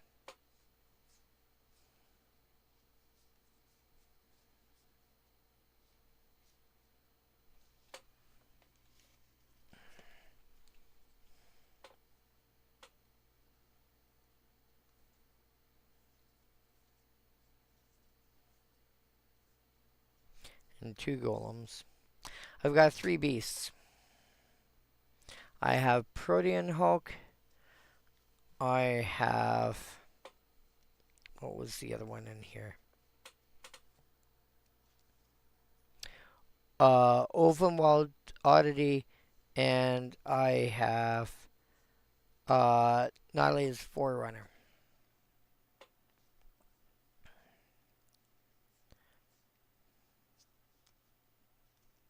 And I'm sure that's not the only 3-Os I've got available.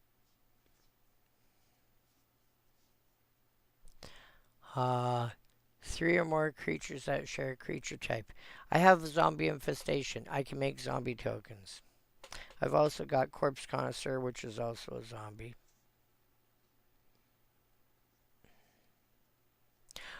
I have at least 3 Eldrazi in here. I got Volunteemer, which is also a zombie. Krosan Tusker is also a beast.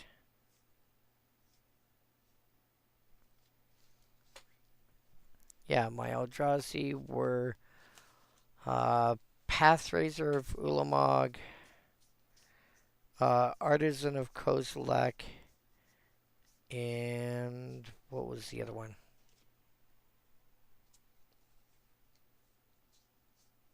If That Betrays.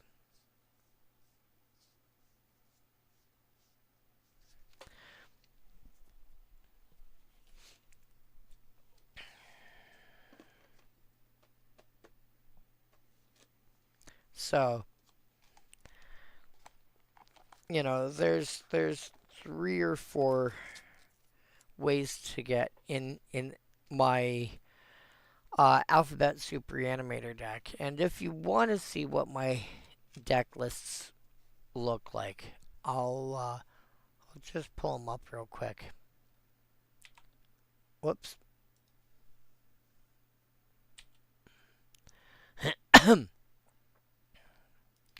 Pull up the list in chat.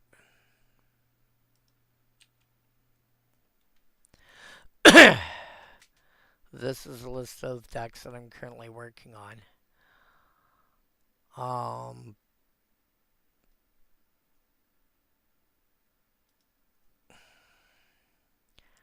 My list of decks, my list of stuff that I need, sorted by color, my list of stuff that I need, sorted by deck, my blank template that I use for creating my decks, and then notable stuff that I need for various decks. Anything that when I price checked them was worth $5 or more on TCG Player, according to deck stats.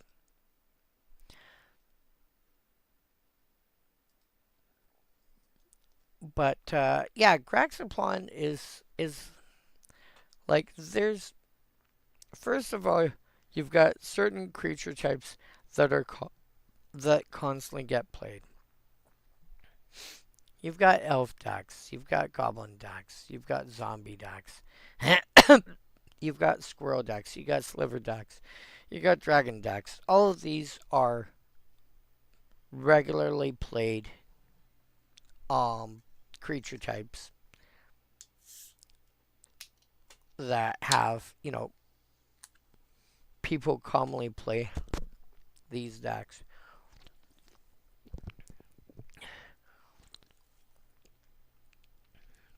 Like, people commonly build or buy a squirrel deck or a sliver deck or an Eldrazi deck or whatever and play that.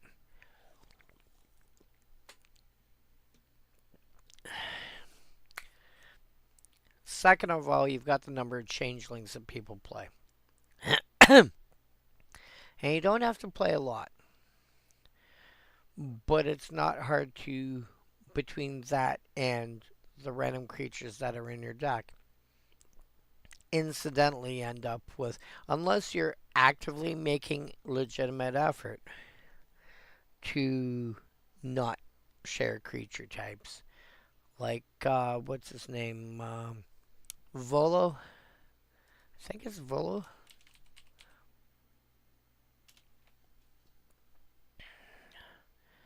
Whenever you cast a creature spell that doesn't share a creature type with a creature you control or a creature card in your graveyard, copy that spell.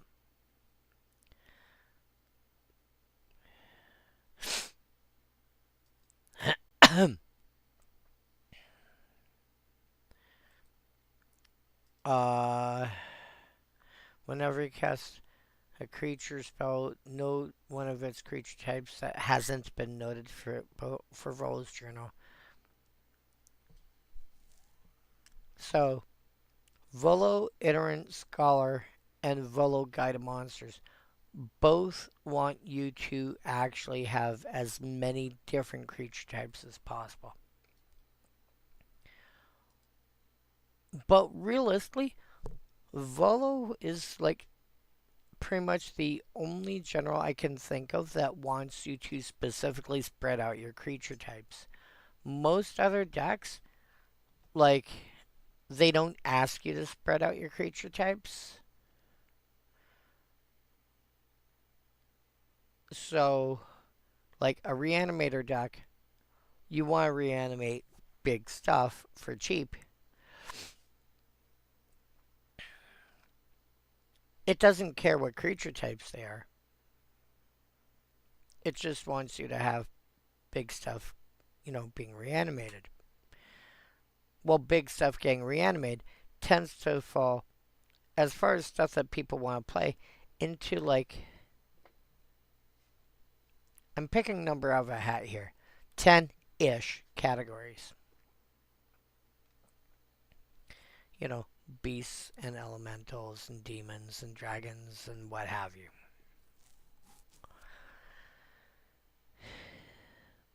But it's really easy for there to be so much overlap just because of the kind of, the color scheme you're playing and what you want to reanimate. So Graxaplon, realistically, is going to just be a 6 mana 3/4 that will very occasionally be unblockable. Maybe it's unblockable because, your opponent's got 3 creatures in play and one of them doesn't match the other 2.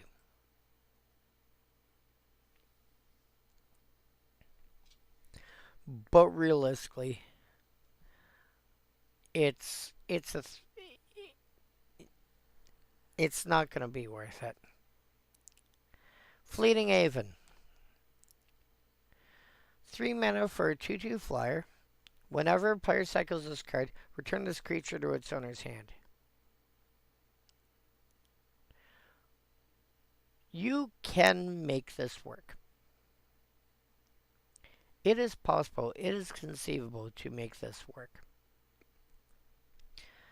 You want cards along the lines of Pandemonium, let's say. Or, something that says whenever you cast some kind of spell, or whenever, you know, whenever a creature enters, or whenever a creature leaves the battlefield, you want to have a payoff for this getting sent back and making you recast it. And it's not to say there's not payoffs for it. They do exist. They may be the kind of card you're looking for. And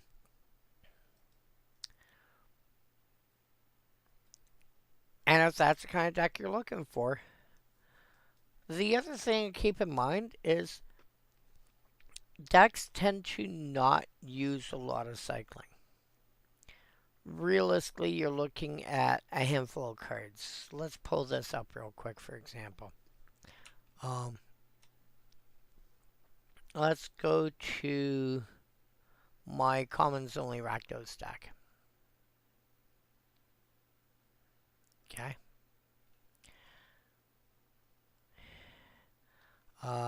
Visual spoiler.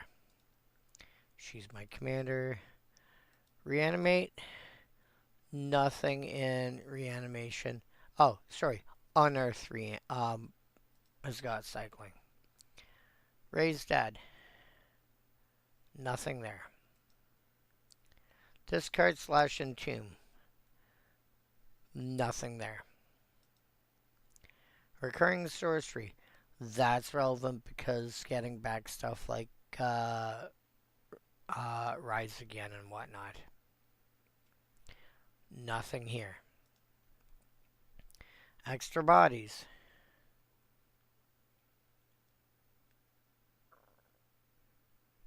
Nothing here. Removal. None of your removal. Draw spells. Nope. Using bodies.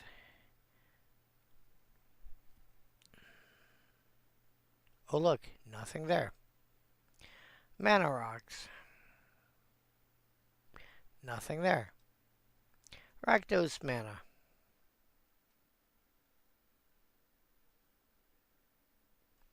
Nothing there.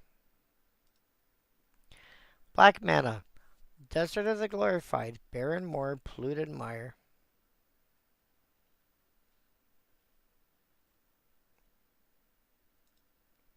Red mana. Desert of the Fervent. Forgotten Caves. Modern Crater.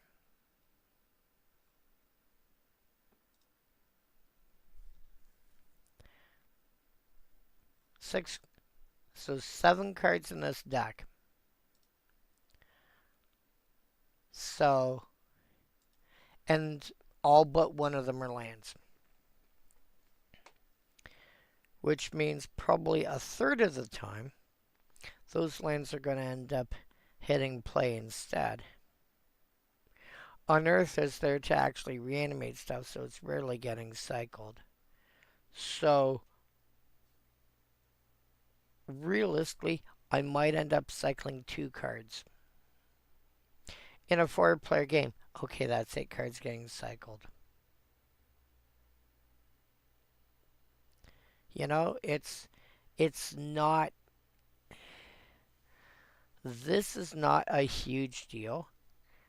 This is also one of those cards where you can turn around and use that cycling to be, like, defensive. Wrath of God. In response, I will cycle this card to, do a point of damage to someone. Or whatever. Spark Spray, I think it is. And draw a card. And, hey, by the way, this comes back to my hand. Now that the Wrath of God is resolved, now I'll play it again.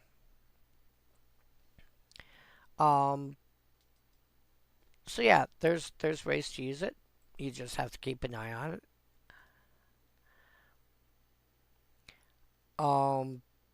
Riptide Biologist. 2 mana for 1/2 with protection from beasts. Again, I wouldn't morph this. Beast in and of itself is a much less popular creature type than something like goblins. There's still a lot of really strong beasts.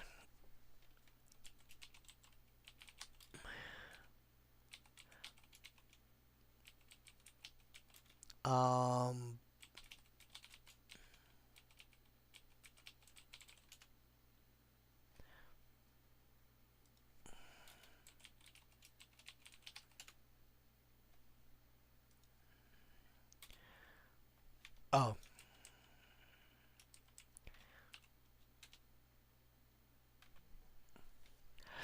Rampaging Balos, Greyhoof Behemoth.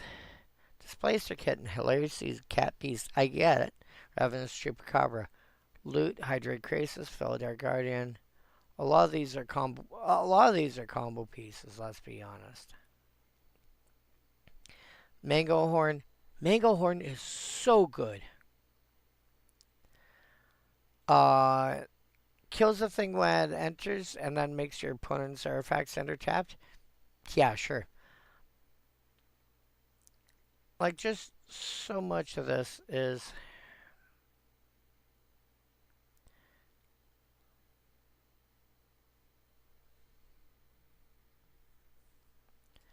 like just take a quick scan over this the top, you know, like the top page. It's just overwhelmed and oddities. What am I like? I throw them in a few things. I would put in more if I could.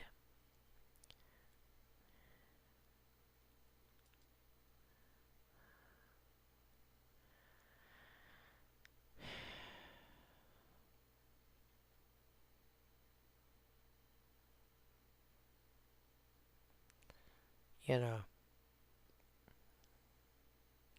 And the end of the first page ends with like mutate stuff.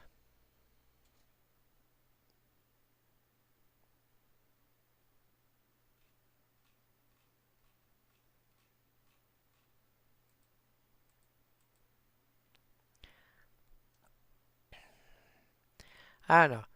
I like Riptide Biologist. It's not as good as Frontline Guide, but it's still decent. it's a it's a blue squire with a occasionally relevant ability. And again, beast star, creature type, etc.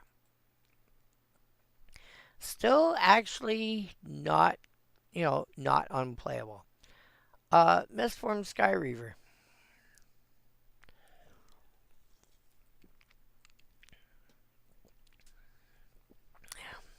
The Mistforms came out.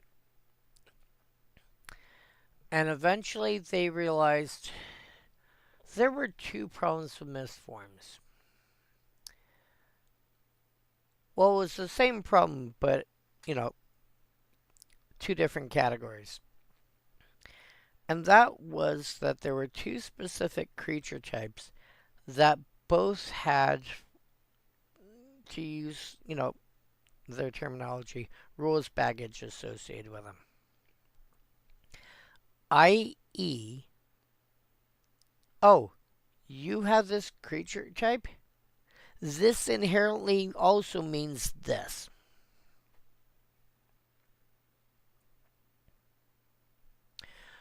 Walls had what we would now call Defender, but that was part of the creature type. We've since turned around and said, well, on any wall that gets created, we have the ability word Defender, and there's a definition for what Defender means. But if you look back to what were you called?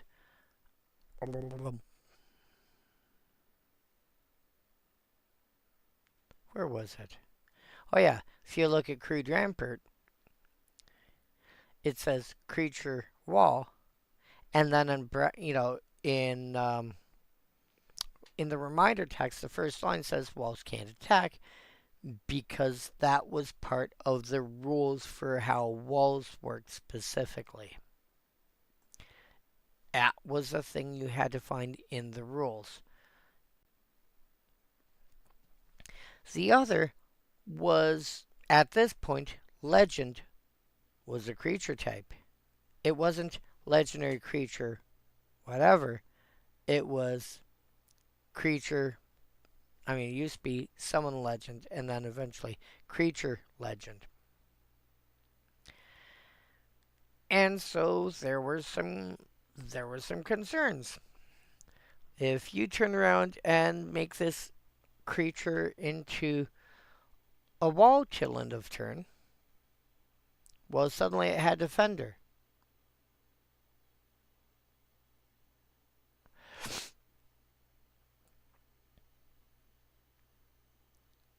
If you made this, a legend until end of turn, well, then you had to deal with the legend rules. And the legend rules back then weren't per side of the battlefield. It affected the entire battlefield.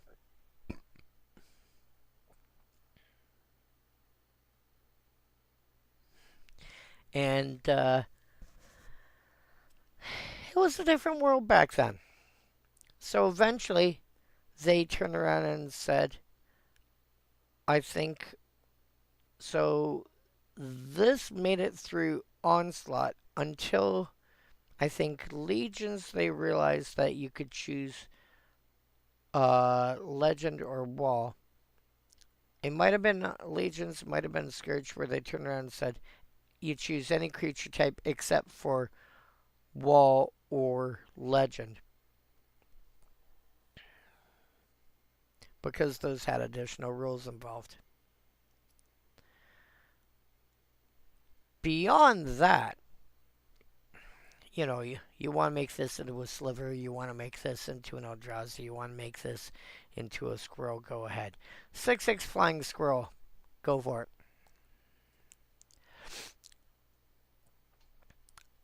This is a perfectly serviceable card. It's a 6/6 flyer for 7, which is not, it is not bad. And the ability to change its creature type to whatever you want, whenever you want. So, oh, you've got protection from beasts? Okay, I turn into an angel. Oh, you got protection from angels? Okay, I'll turn into a dragon. Oh, you got protection from dragons? Okay, I'll turn into a shark. Baby shark, doo doo doo doo, baby shark. Perfectly serviceable. Mistform Shrieker. 5 mana, you get a 3/3 flyer with the same creature choice. Uh,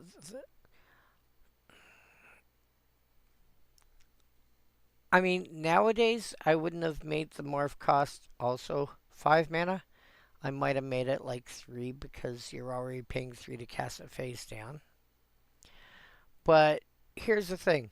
For an extra 3 mana, you're getting a 6/6, which is a lot more relevant. But this also has morph. It's a coin toss.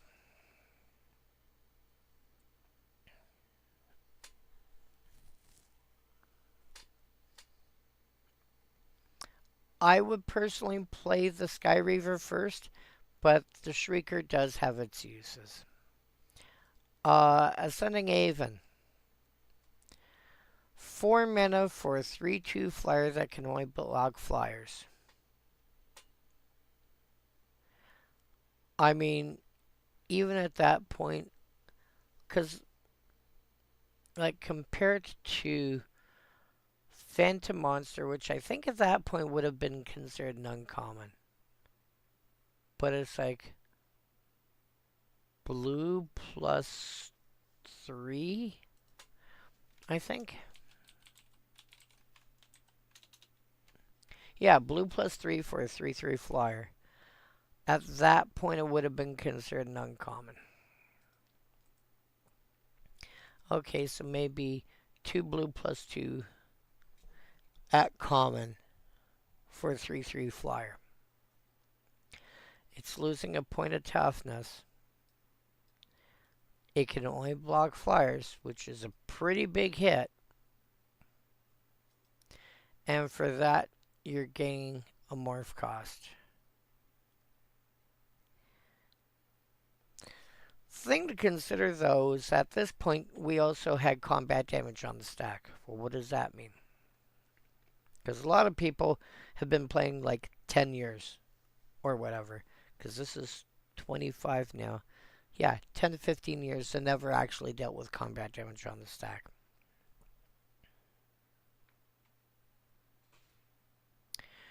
When you cast a spell, you don't cast a spell. You cast a spell and it goes on the stack. And it waits very politely for everyone to turn around and say, okay, we'll let you go do its thing. Until the blue mage turns around and says, nah. But it waits for the ability to resolve.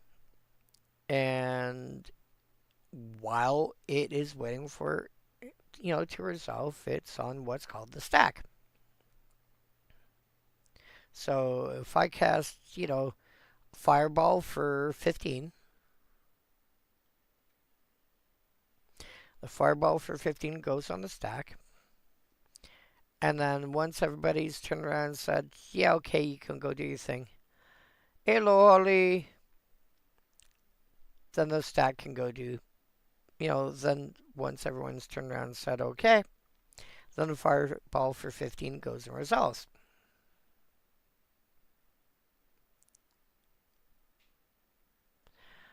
Combat damage used to work the same way. You would assign combat damage to whatever, and it would go on the stack, and then people could respond to it. So combat damage would be assigned. This creature is doing damage to this. This creature is dealing this damage to this. Cool. All the assigning is done. That's locked in place. Now you can respond to that.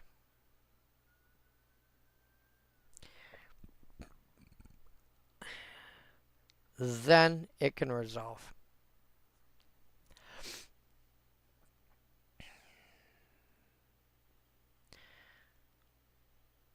Well, made this relevant here was because combat damage used the stack, just like spells do, at that point.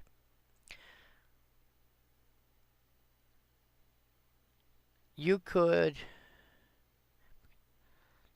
block a ground creature with this. The blocking has already been assigned. It can't unblock.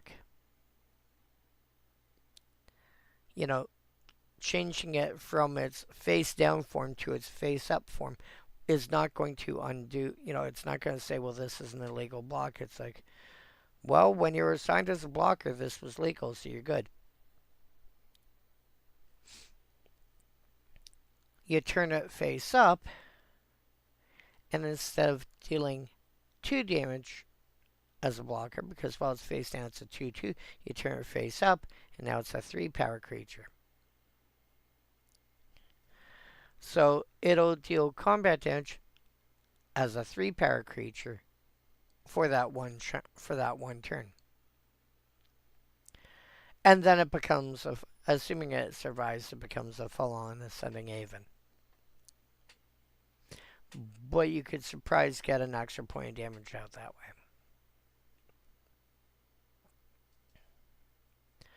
Nowadays, you have to turn it face up before combat damage will get assigned. Because if you try and turn it face up before, after that, it's like, well, it's too late. Damage has already been assigned.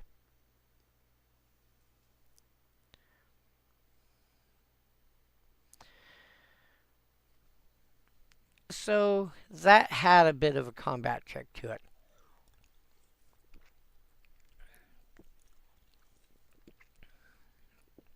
Which made it more useful back in the day and less useful now. And yeah, I would play a fair amount of these.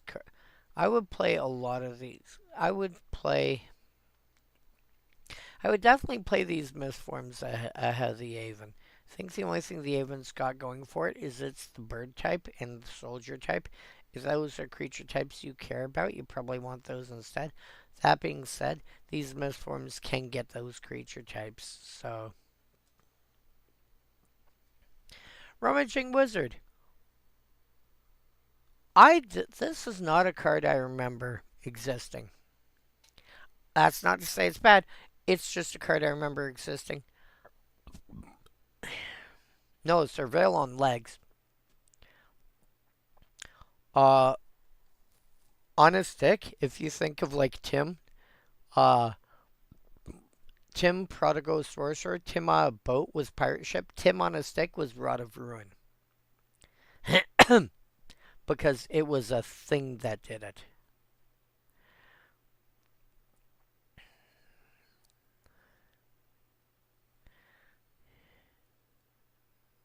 So they, yeah.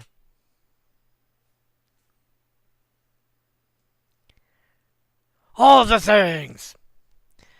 But yeah, Rummaging Wizard. This feels like one of those cards that if you're playing some kind of Reanimator deck, but you're doing something janky, you may well look at it. Because, like,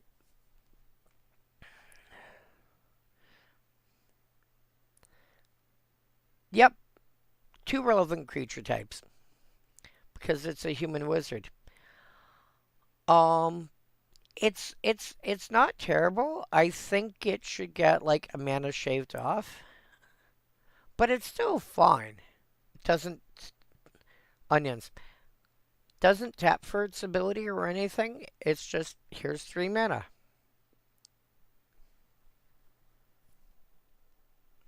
It's not completely unreasonable to be able to activate this later in the game, like 3 times in a single in a single turn cycle.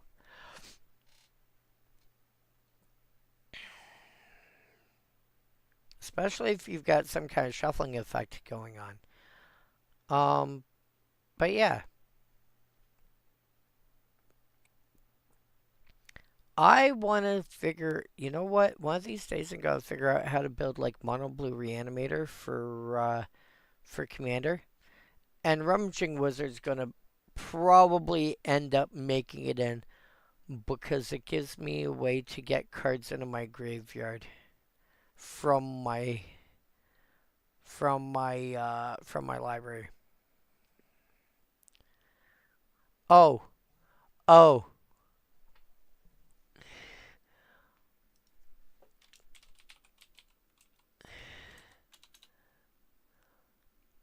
When this is put into your graveyard from your library.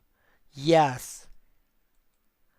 Oh, Narcomoeba can get surveilled and jump into play that way. That's funny.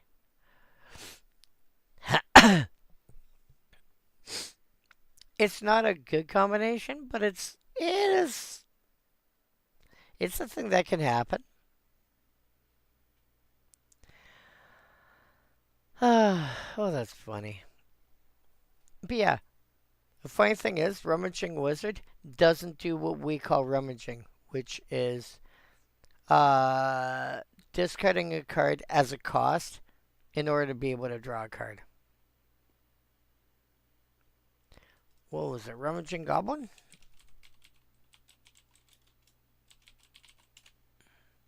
Yeah, Rummaging Goblin. Tap, discard card, draw a card.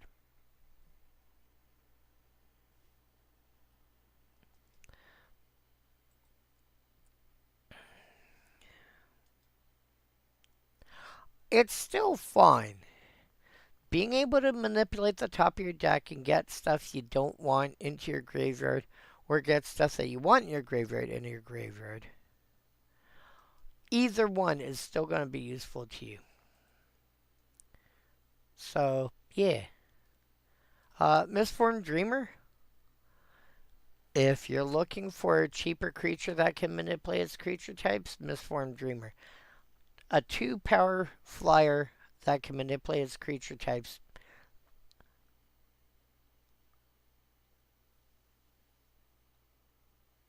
This is still really good. If you care about manipulating it. Yep. Oh yeah, no, it turned into a sliver. Really troll people. Misformed Stalker? Oh. Oh, wow. Oh, dude. Dude.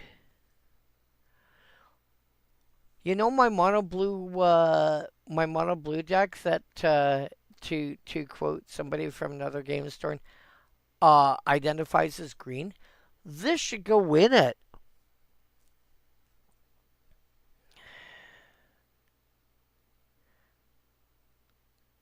The game could, gain other creature types. Who cares? The game's flying. Who cares? 4 mana. This gets +2/+2 till end of turn.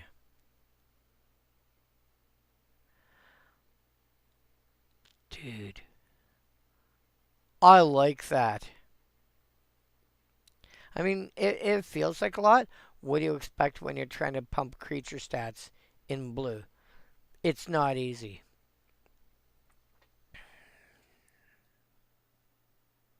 Yeah, exactly. Not bad for an uncommon. Pumping blue with no strings attached? Sure. Yeah, because a lot of the pumps that you see of this kind of nature is like +2 -2 or something of that effect. This is straight up +2/+2. This is good.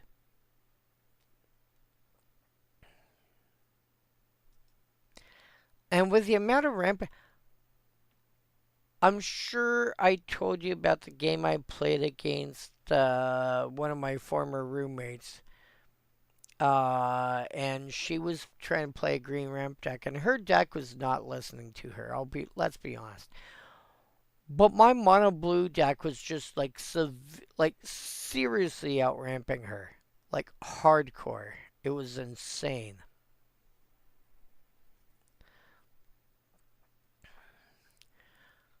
Yeah, this could go in easy. Yeah. Like I said, if you like building weird decks, yeah, this is the kind of stream for people that like doing weird stuff. Essence Fracture.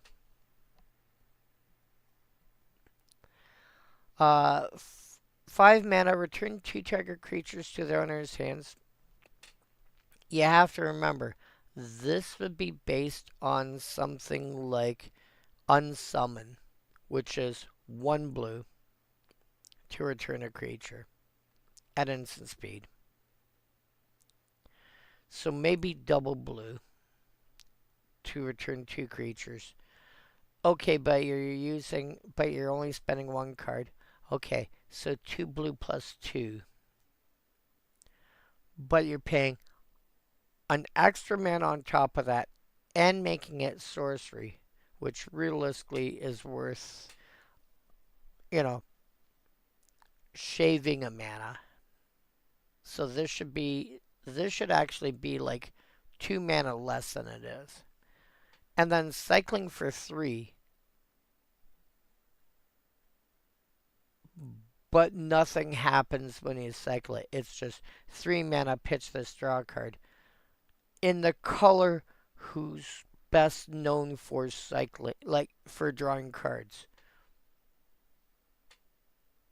What? No, just bad. Bad. Bad, bad, bad. The only thing that you're getting out of it is it's drawing a card in a manner that's really hard to stop.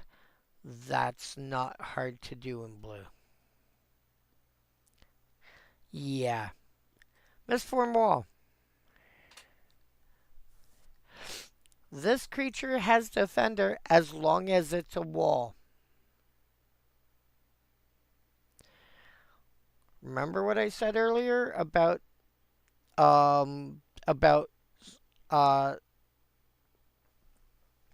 certain creature types having rules baggage?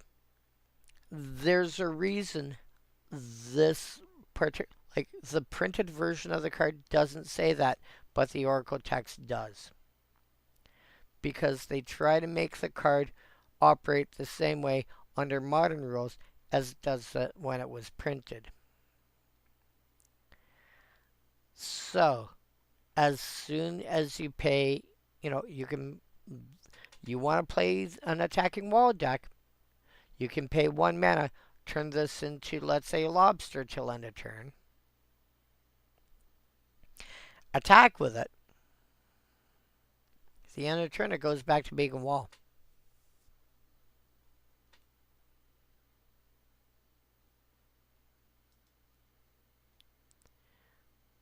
If you're playing attacking walls deck, Misformed Wall can fit in there.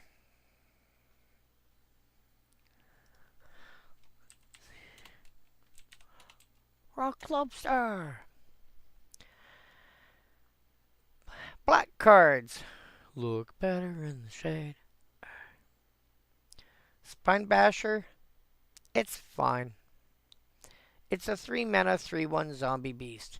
The zombie part is going to be the most relevant part of it. 3 mana for 3 power is, like, for back then, was fine.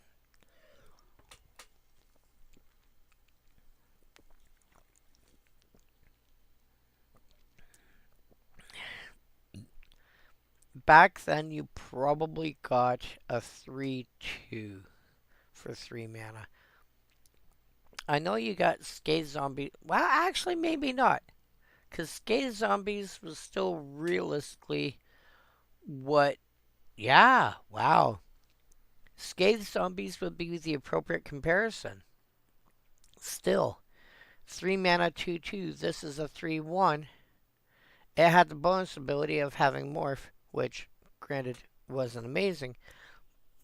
But again, you got to do that little Morph trick of, like, I turn it face up, and now instead of dealing 2 damage, it deals 3. Sure, the Spine Basher is likely to die, but it can now take out something that's slightly bigger for no additional card investment, i.e., you're spending mana, but you're not spending additional cards out of your hand or whatever. Also, because it's a zombie, You turn it face up. You may have a zombie relevant lord, like Lord of the Unreal, or Liliana's. Is it Liliana's Steward I'm thinking of?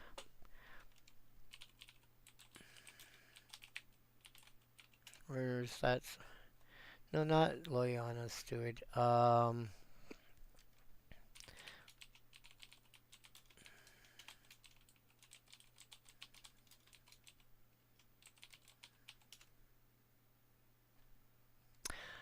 Liliana's Mastery. That's the one I'm thinking of.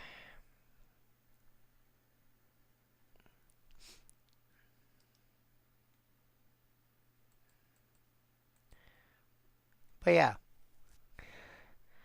so suddenly, anything that cares about it being a zombie is going to kick in.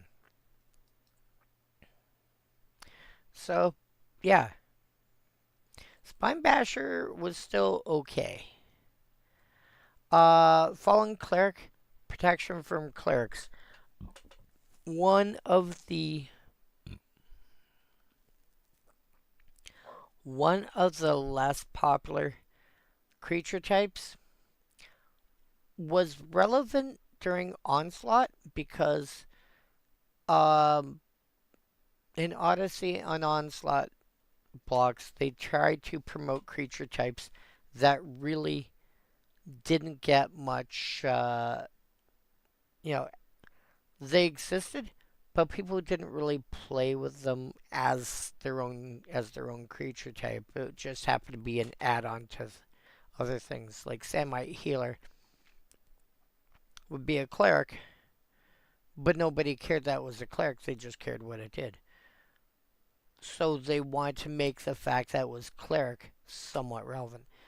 The funny thing about protection from clerics is that also means you can't use Samite Healer to, you can't use Samite Healer to prevent damage from it.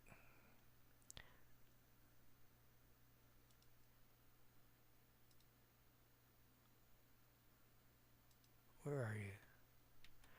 This one.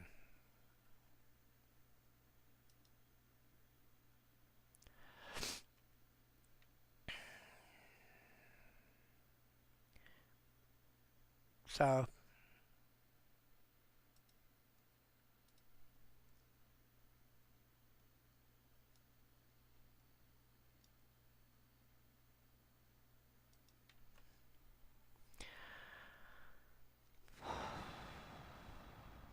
poop, poop, noodle, doo doo doo doo.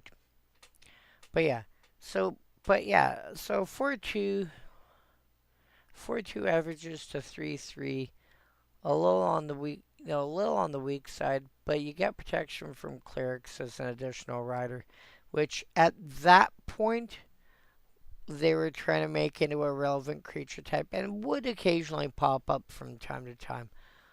Um, it does mean it can jump in front of Kalia the Vast, you know. But here's the problem. Like,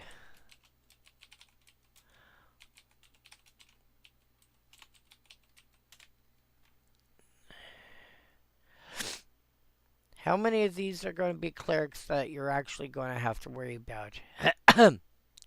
It's just going to sit there. It's just going to sit there. It's just going to sit there. Like, how many of these clerics are things that you actually have to worry about? Twilight Prophet's got flying. A lot of these just have static abilities or act like you're a lot of these are not creatures you're going to attack with. A lot of the ones that you are going to attack with have flying instead, so you don't care.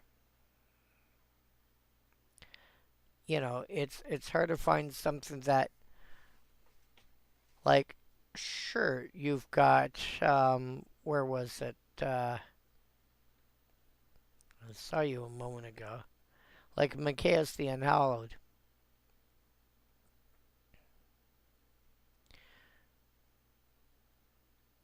Okay, I can't usefully attack with it. Bummer, but okay, I'll get around it. You know,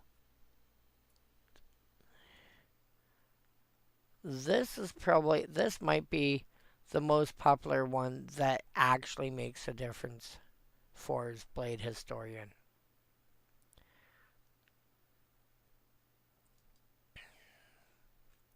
But realistically, a lot of these is just like, okay, that's nice. Um, yeah. Speaking of clerics, tap 3 on tap clerics you control. Return this card from your graveyard to your hand.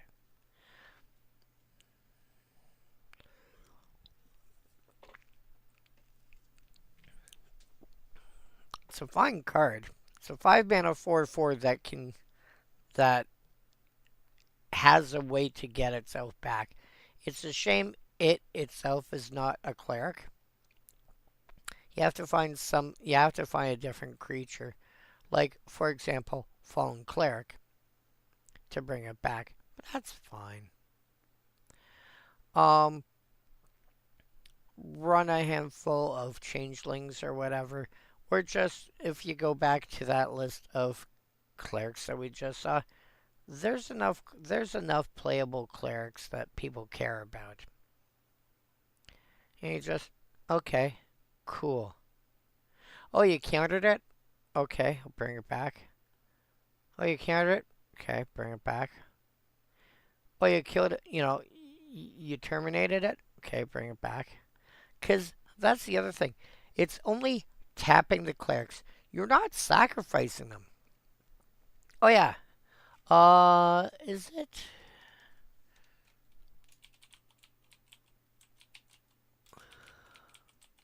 Shadowborn Apostle is a human cleric, and you can have any number in your deck. Cool. Throw Gangrenous Goliathan. If you're running Shadowborn Apostle, throw Gangrenous Goliathan because you can always tap your apostles to bring it back. Withering Hex. Really slow removal spell. Realistically, just play a card like Defile instead.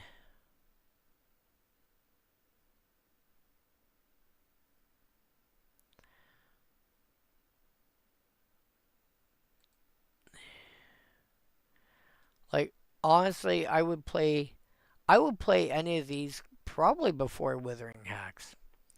Shade's Breath. One black, one other instant. If it were an enchantment that gave all creatures, well, yes, there's Holly. Unfortunately, we run into the common problem of there's always a way to make a card better. Like, oh, if it had flash, it'd be better. Sure, this would be true.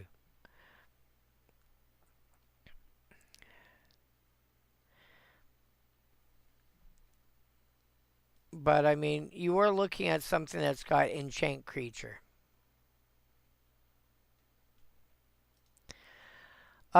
Shade's Breath. I would generally pass on Shade's Breath, and I would look in a Shade's form. Okay. One black, one other instant till end of turn. Oh, sorry. No, I apologize. I misread this card. And I have misread this card for over 20 years. 23 years? Each creature you control becomes a black shade and gains the typical Nantuko shade, frozen shade kind of ability, i.e., pay a black. This gets +1/+1 till end of turn. I'm looking at Shade's form, which only affects enchanted creature. But when an enchanted creature dies, you get it back. Although, the hilarious thing about this is you can throw this on an opponent's creature, and then when it dies, it comes back under your control. Oops. Shade's Breath, I did not realize affected all your creatures. I never processed that way. This is suddenly a lot better than I thought. Wow. Prowling Pangolin.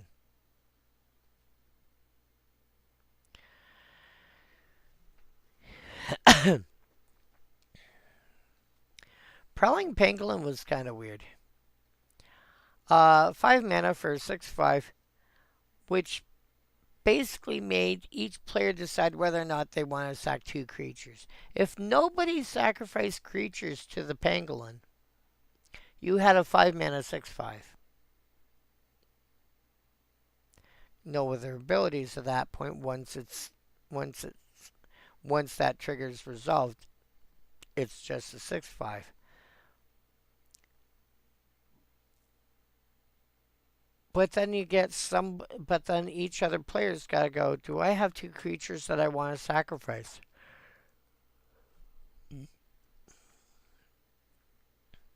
And if nobody does, you keep the 6/5. If somebody breaks down and goes, well, yeah, I got 2 random goblin tokens, or whatever, then sure.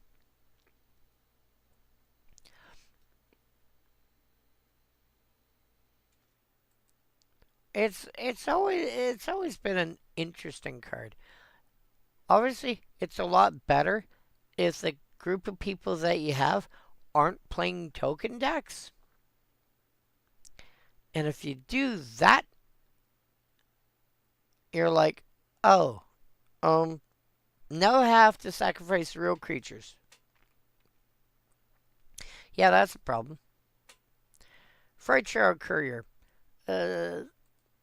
We didn't cover the blue courier because, it was further down on the list. It was actually card number 13.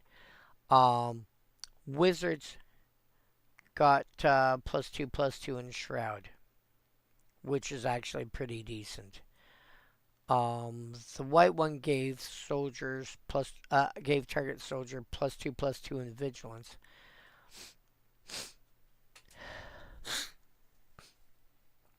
The Fright Shadow Courier, notice how they're all 1 mana of the appropriate color, +2 for 2/1. You can choose not to untap it. Pay 1 mana of the appropriate color, +2, tap, target creature of the relevant creature type gets +2/+2 and a specific ability for as long as this creature remains tapped. This gives a zombie fear. First, the word fear was written out. This was around the first time that we actually keyworded the word fear, which was based on the card, fear.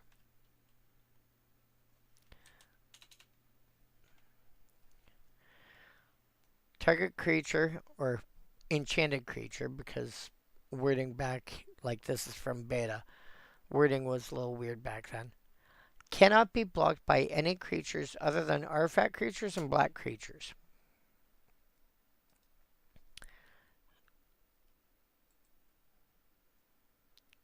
This was around the time they decided to take that ability and actually keyword it based on the card actually called Fear.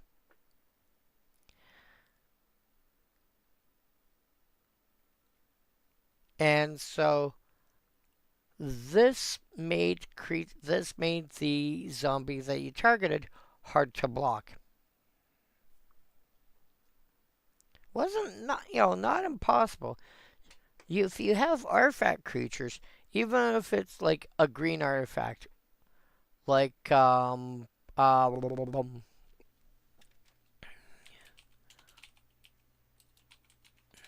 do you call perennial? Well, no, not perennial behemoth. Blah, blah, blah.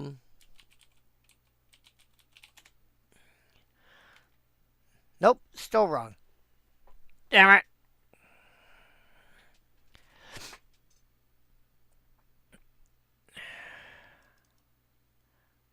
Although, if you prototype this, it's green. It's a green artifact.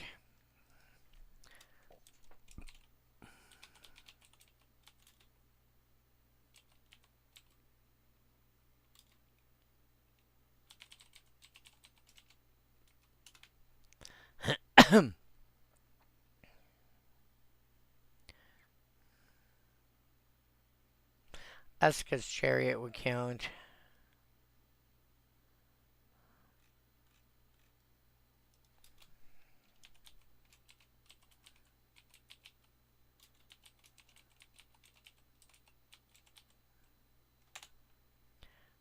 There. Oh yeah, Edge Rover.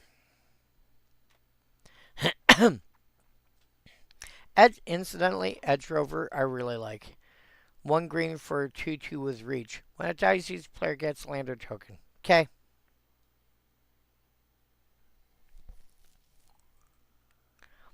Yeah, Tough Cookie.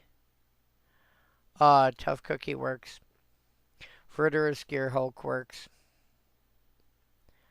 You know, these are all green artifact creatures. But relevantly, they're artifact creatures. Which suddenly means they can blight the courier. They're not black, but they're artifacts. Okay. But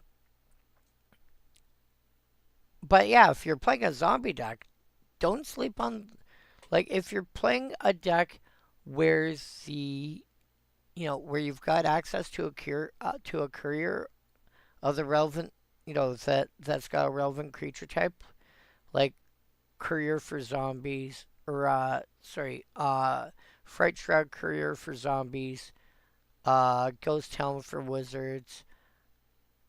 What was the white one? Pearl Spear for soldiers, etc., etc. Don't be afraid to run them. Because that can, like, it can also,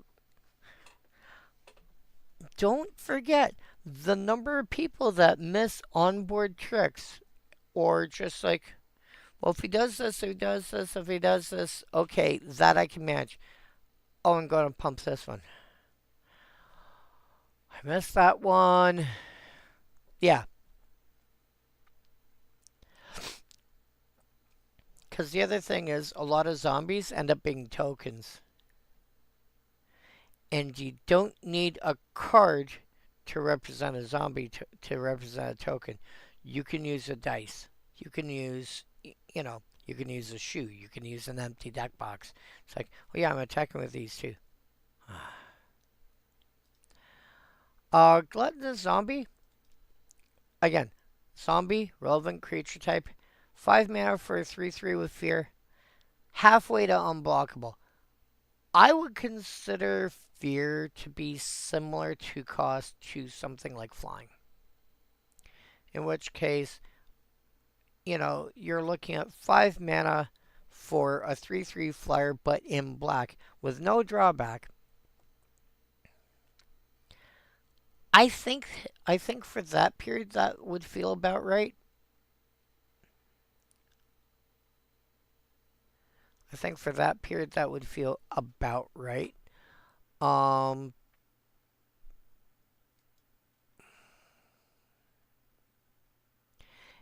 again, it's a zombie. It's going to be a relevant creature type.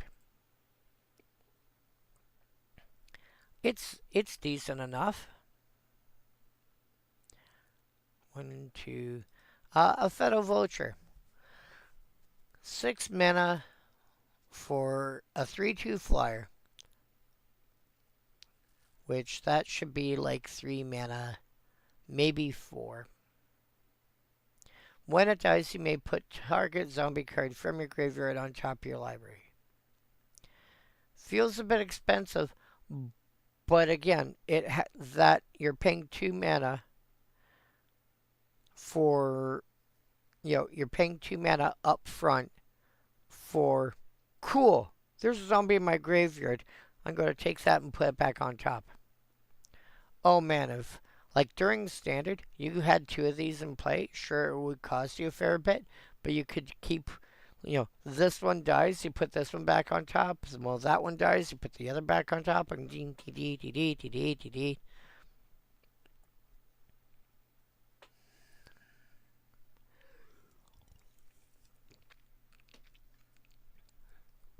Also, you can have a Fetal Vulture in your deck to be one of those cards where it's like, I had to cycle this card or discard it or whatever earlier. This gives me an additional way to get it back. So, I would not be upset if I saw, and keep in mind when I say I wouldn't be upset, this is not the, I point and laugh. This is the, oh, okay. Yeah, that's a thing you can do. I would not be upset to seeing somebody playing this in a zombie deck. I mean, I was going to say a bird deck, but you'd have to find other zombie birds that you want to throw in. But that's not completely unreasonable because, again, changelings and whatever else. Yeah. Go ahead. Like, throw this in your zombie deck and get back something that you had to toss earlier that now you've actually got the resources to be able to do something with it. Mana value greater than 5.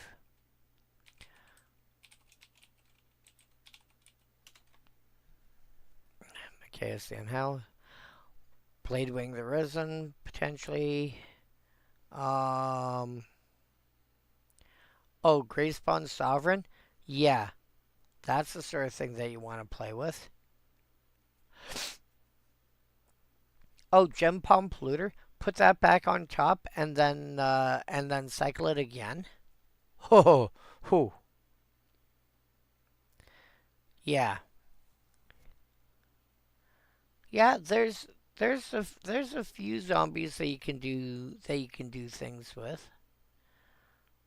You Swamp Cycle Twisted Abomination earlier, and now you want it as an actual body? Yeah. Depending on what you're doing, you have options.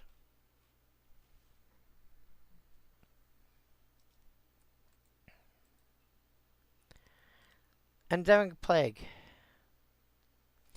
4 mana. So this tries to be Damnation. It doesn't quite work, but this tries to be Damnation.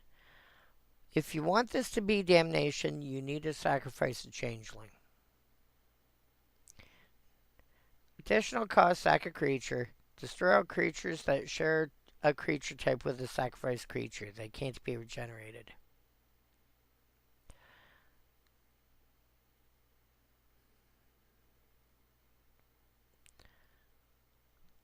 If you're looking for a budget Damnation, well, first of all, I would generally point you to some of the 5 mana variants, like Crux of Fate, or potentially, if you're mono black, looking at cards like Mutilate. I will point out that compared to Damnation, this does only require single black. Which does make it easier to cast. So this may fit easier into decks that are running, say, 3 or more colors. So at least remember that this card exists because you may have a home for it somewhere. Also, sacking a creature as part of the cost does not have to be an actual drawback. you know, there's a lot of creatures that when they die, a thing happens.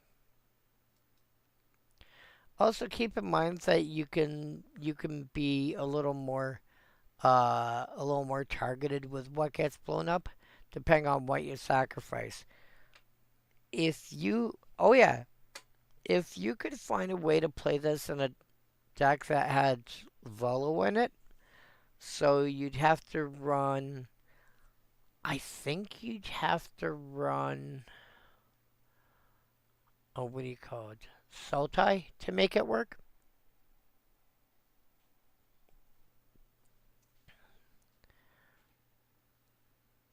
Sultai or possibly just a mirror.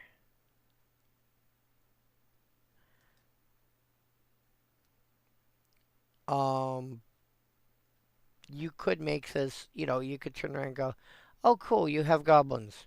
I'm going to sacrifice the one goblin I got and play kill goblins. You can be a little more judicious with what gets blown up that way. Cross suspicion.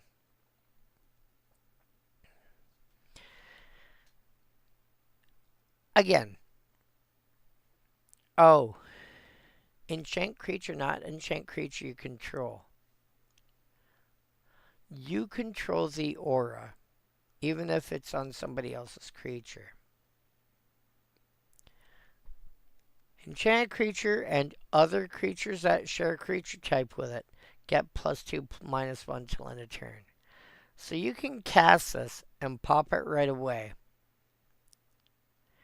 And if somebody's got a bunch of tokens, let's say, you've got one creature that'll survive, and it'll be like, hey, by the way, pop, kill all your tokens. Wait, what? Yeah, kill all your tokens. Oh.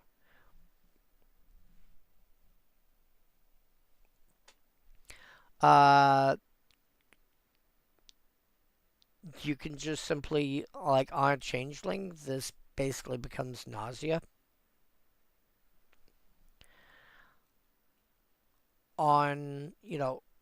You wipe like half the board that way. And then you turn around and go, oh yeah, by the way, my creatures all survived that, right? Yeah, now I'm going to attack with like an extra +2 power till end of turn on each of my creatures. Boy. Yeah, enjoy this card. Thrashing Mud Spawn.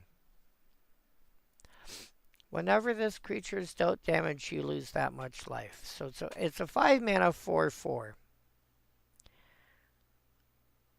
that whenever it is dealt damage, you lose that much life. Hilariously, apart from creature combat, most common ways of dealing with creatures don't deal damage to them. You get the occasional person playing Lightning Bolt or Psionic Blast or whatever. But realistically, people are going to run like one card that. So, while I was at Montreal this past weekend for a talkathon, I was with my LGS.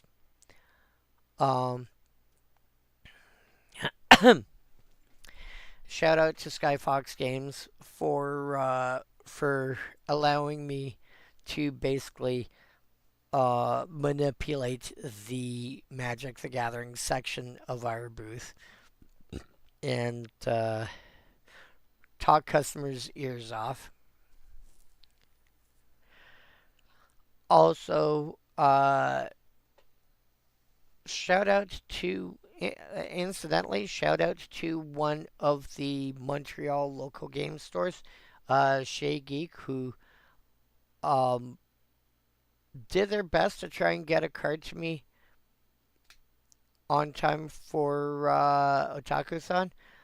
Weren't able to find it, but they, like, the person I was dealing with went, in my opinion, went a bit above and beyond. So Thank you. I'm sorry I didn't get your name, but thank you for putting in more effort than a lot of people would have. I've worked in the retail industry most of my employed life. Thank you. I greatly appreciate the effort you put in. I I greatly appreciate the effort that you put in to try and get my card for me. Anyway, um, but yeah, um, opponent control the mud spawn. Yeah, that's yep, right. But one of the cards I pointed out to a few people over over the weekend was this, and I'll pull up its original. Ah, it's the same card. It got reprinted with different art in Jumpstart 22. Aftershock. I like when it comes to something like Commander, I like cards that will just get rid of a threat. I don't want to care about how big it is. Just get rid of it. So this is why if you take a look at my lists, even my mono blue commons only deck for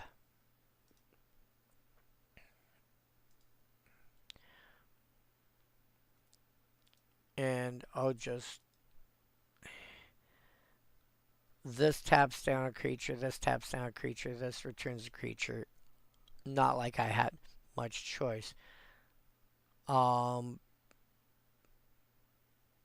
What I really wanted though,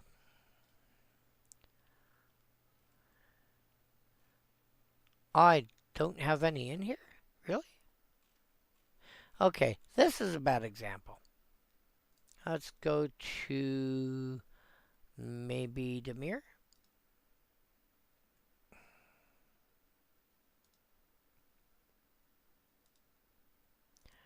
Animation, Flicker, Pirates, First Strike, Removal. I have cards like Raven Form. And Raven Form is the sort of card that I put into a lot of my decks. Are you running blue? Yes. Because it just outright gets rid of the creature. Exile target artifact or creature. Its controller creates a 1/1 blue bird creature token with flying. Yep. Pongify. Anything of that sort of nature at all that just get rid of the creature. I like Raven Form better because even though it's a couple more mana over Pongify, it exiles, and Pongify they get a 3/3. This they get a 1/1 bird, like a 1/1 flyer, which is a lot easier to deal with, like a point at a time rather than a 3/3.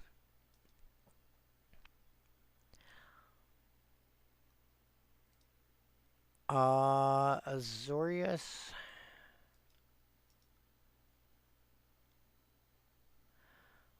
Okay, bye.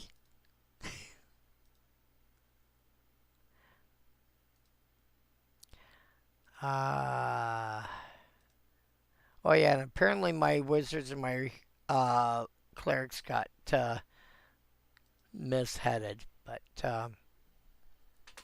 yeah, this is white blue, and I got angelic purge and vanish into eternity. Just get rid of the thing. I don't want to have to deal with it. Just get rid of it.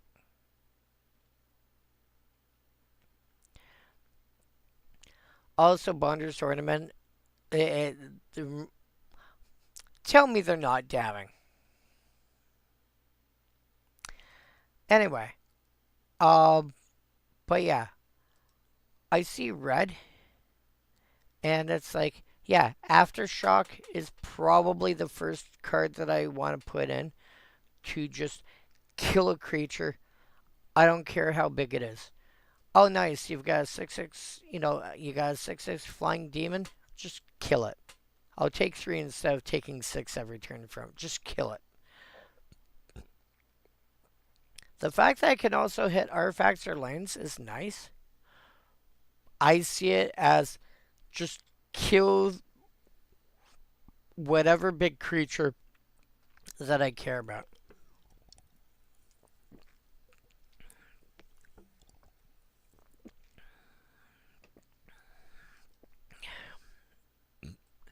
Um, and so like my blue ducks, my blue decks tend to run Raven form, and I forget what the other one is called.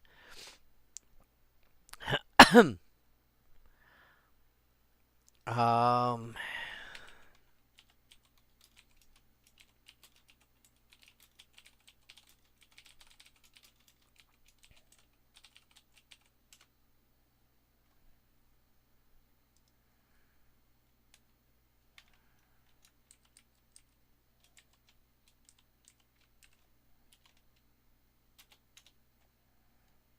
Resculpt.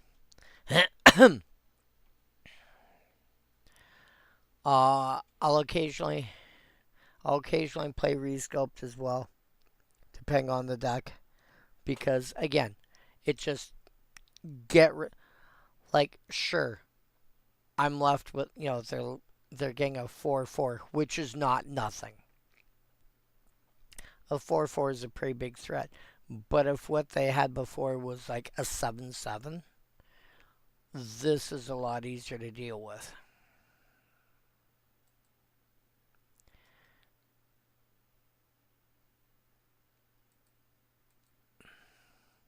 So, red, I tend to go with, depending on the deck, I have Aftershock, Fisher, Lava Flow.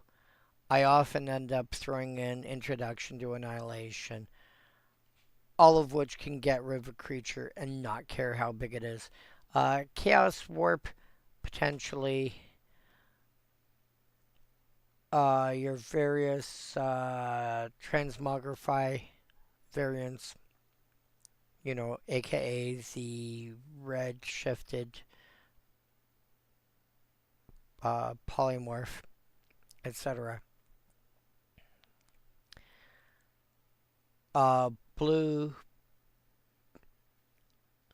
Blue commonly will just simply counter the threat and sometimes bounce it and then counter it on the way back down. Blue will sometimes gain control of it. Blue will sometimes also just turn around and say, kill it outright. Blue's not going to use burn, realistically speaking. You might have one person that uses like Psionic Blast, but realistically, they're going to just outright get rid of it. And again, Raven form is a great answer to that. Black, your murders, your cut downs, your ultimate prices, your murderous riders, and all this jazz. Lots of just outright removal. White, you have your Swords of Plowshares, your Path to Exile, your what do you call it? Winds of Abandon, etc. It's really green that's going to be the one that's going to have to worry about dealing damage. And that's because it's green's most common way of dealing with opposing creatures is through stuff like fight.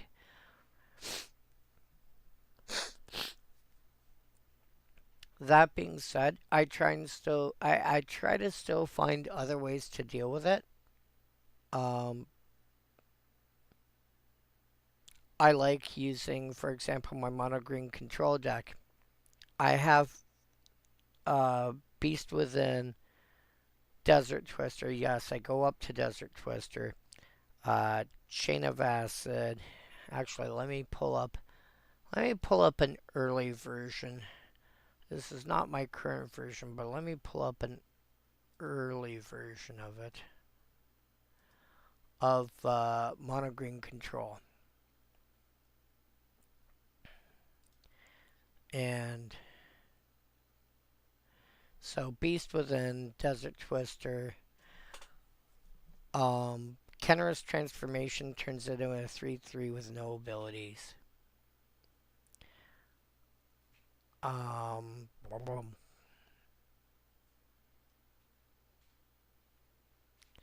Tornado. Because a few of these unfortunately say non-creature. You know, non-creature permanent.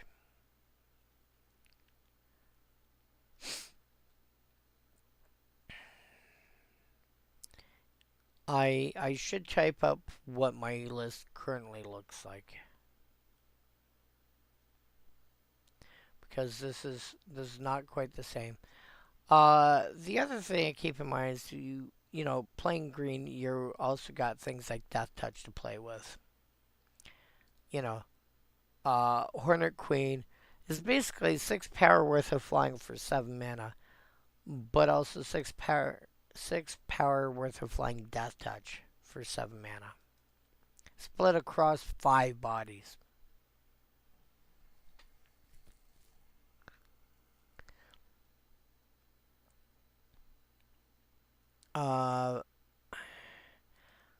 Venomous Dragonfly.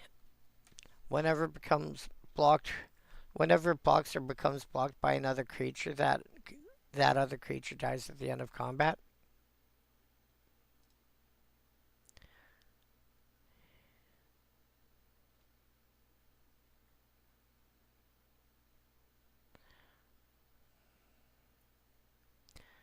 So, I do have a few ways of killing creatures outright without caring how big it is, even in my mono green deck. Green is typically going to go. My creatures are bigger, combat, or my creatures are big enough or have death touch, fight. You have to deal with it that way. And green is one of the 2 most popular colors in Commander. But I gotta take a look at it. Is this a thing?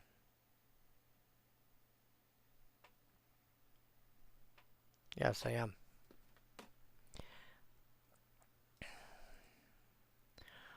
But any other color really doesn't care much. Entered Murkdiver. Again, Urborg Tomb of Yawgmoth. Black and green are the 2 most commonly played colors from what I've seen. Urborg Tomb of Yawgmoth, you're probably playing it in your black deck anyway because you're going to want to access things like Cabal Coffers and making that go crazy. This is 4 damage that's going to get through every turn. Also, can we just take a moment to appreciate creature type zombie frog beast for a moment? Yeah. That's a thing. Oh, 1, 2, 3. Oh, I did them already.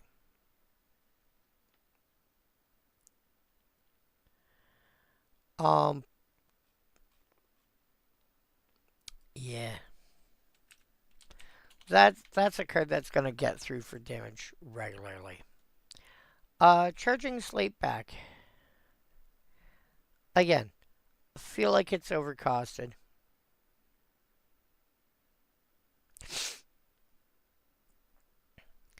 Five mana for a 4/3 that can't block with Morph. But you can easily get a 5 mana 4/4 like giant, let's say, with, you know, Maybe no abilities, but that also means no penalty. In fact, for 5 mana, you can start getting. Let's see here.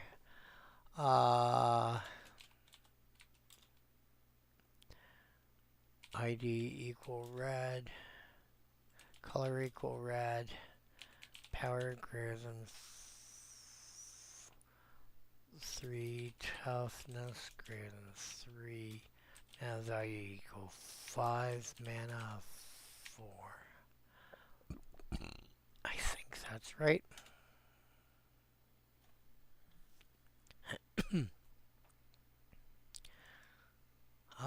Sort by power. Descending.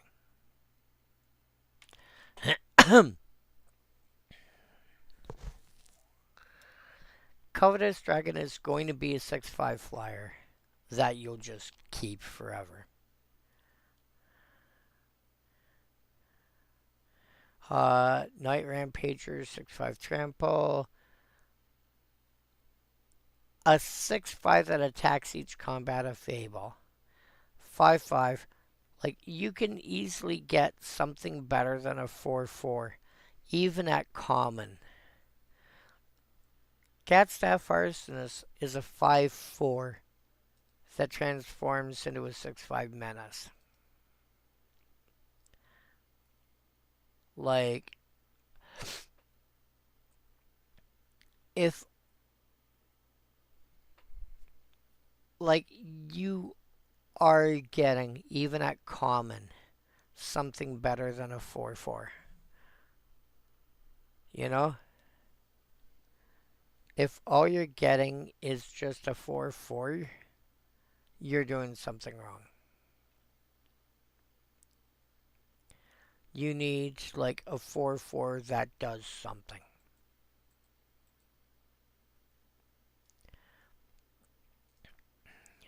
You know, a 4/4 that does something relevant. At least a 5/4 or 4/5. And potentially, like, a 6, like, not unreasonably, a 6-power creature. 6 power, 6 toughness, probably 6-power creature. For 5 mana. Maybe not common. But again, you should be getting something better than a 4/4. And this is like a. This would be equivalent to like a 4/2, basically. If it didn't have this phrase here. Sorry, if it didn't have this phrase here. So yeah. No. Thoughtbound Primarch. I have something weird in one of my decks. Card needs both this far. Oh no, I know what you are. Airdrop Condor. I still gotta figure out what on earth you are. What even set are you? It is an Onslaught. Okay. So the card I'm looking for is in this set. At the beginning of your upkeep, if a player controls more wizards than the other player, they can control Thoughtbound Primarch. So, on your upkeep, who's got the most wizards? They get this creature. It's a 2/3 flyer. To be fair, it's a 2/3 flyer for 3 mana. Not unreasonable.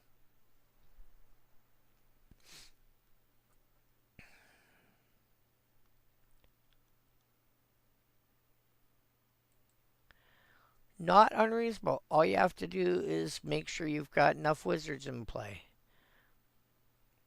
Pinpoint Avalanche. Some solve problems by thinking and talking. Others use rocks. Toggle, Goblin Weaponsmith. 5 mana for 4 damage to target creature. Can't be prevented. I'm sorry. If I'm spending 5 mana as an instant,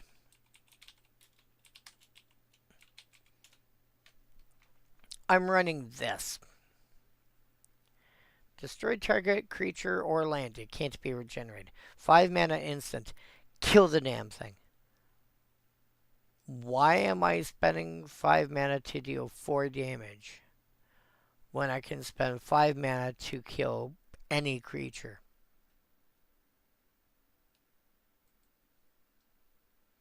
Yeah. I would play the Primarch ahead of the Avalanche. This I can find a way to use. This is just, why bother? Avarax. Again, are you doing Relentless Commander? This would be like 4 mana for the 3/3 haste. Well, maybe not. Well, maybe 2. Well, no. No. I think you can get away with 5 mana at that point for 3/3 with haste. And I think even so, I think even under modern days, it's probably fine this way. 5 mana for 3/3 with haste. Comes into play. Search for another card with its name. Put it in your hand and shuffle. If you're relentlessing this, and then find a way to reduce its activation cost by a mana.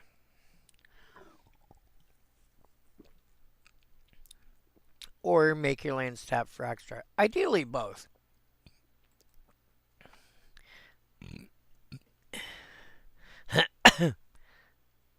Yeah, I would definitely play Avarax over the Primarch, but they're still fine. Nosy Goblin, sack it to destroy target face down creature. Combine this with what were you called? The Aven Soulgazer. You take a look at your opponent's face down creatures and go, oh, okay. That's a problem. Get rid of this one. What? No, get rid of this one. No. And here's the thing about face down creatures. If you've got like 3 creatures face down, 1, 2, and 3, you have to keep them in order. You cannot do like the 3-card Monty thing and just no. They have to stay in order because people have to be able to go, this is the first one that came into play. This is the second. You have to be able to distinguish which one's which. And not just the person that, who controls them, but whoever's dealing with them have to be able to keep track of which one's which.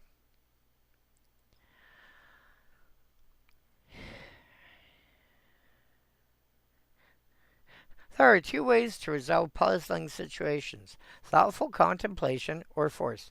After thoughtful contemplation, most barbarians choose force. 2 mana instant. Turn target face down creature and opponent controls face up.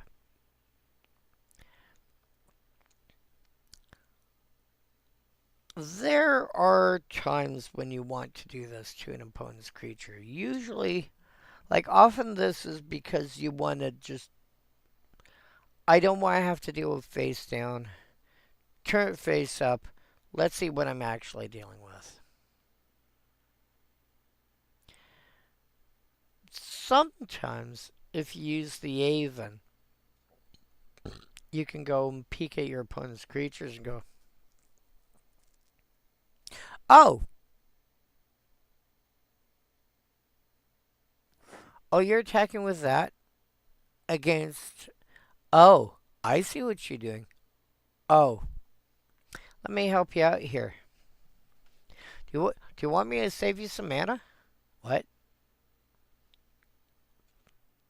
Pay 2, turn the creature face up. Having something like a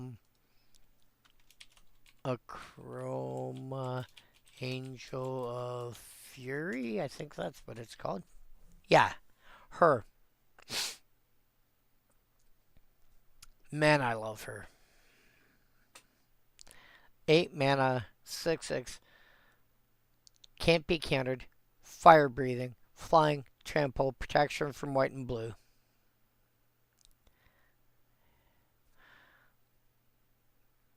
cast face down for 3, turn face up for 6, or while a creature is face down, it has no creature type. My favorite uh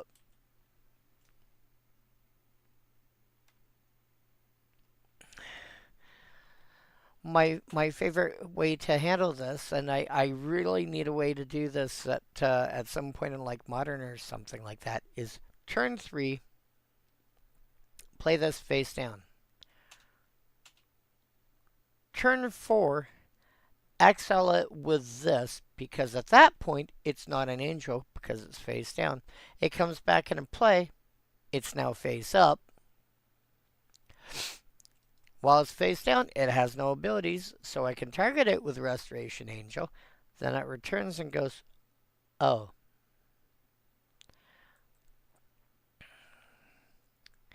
And now I've got a 6/6 with a bunch of abilities. And it cost me, and a 3/4 flyer, a 3/4 flash flyer. And you go, oh shit.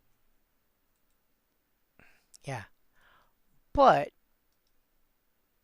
yeah. Your opponent's gotten a chroma and you go, you try and kill him, right? Yeah. Cool, let me save you some trouble.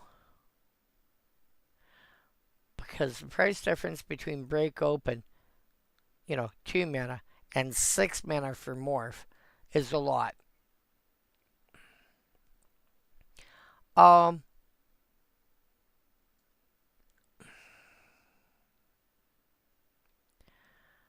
The thing about Break Open is if you would try to turn something face up that's not actually a creature. So let's say from Manifest.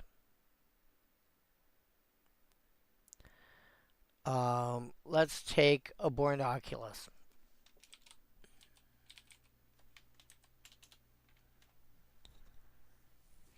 At the beginning of each opponent's upkeep, Manifest Dread.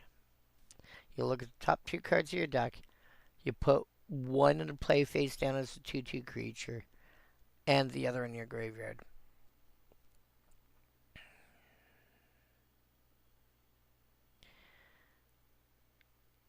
It's not necessarily going to be a creature card that's in play. Like, it's going to be a creature in play, but it might actually be, a sorcery, for example.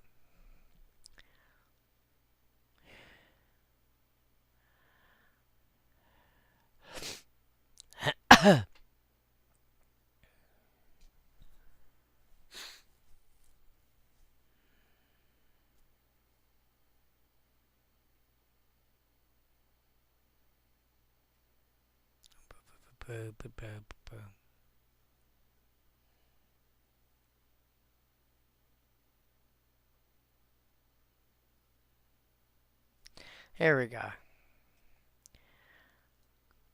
Whoops.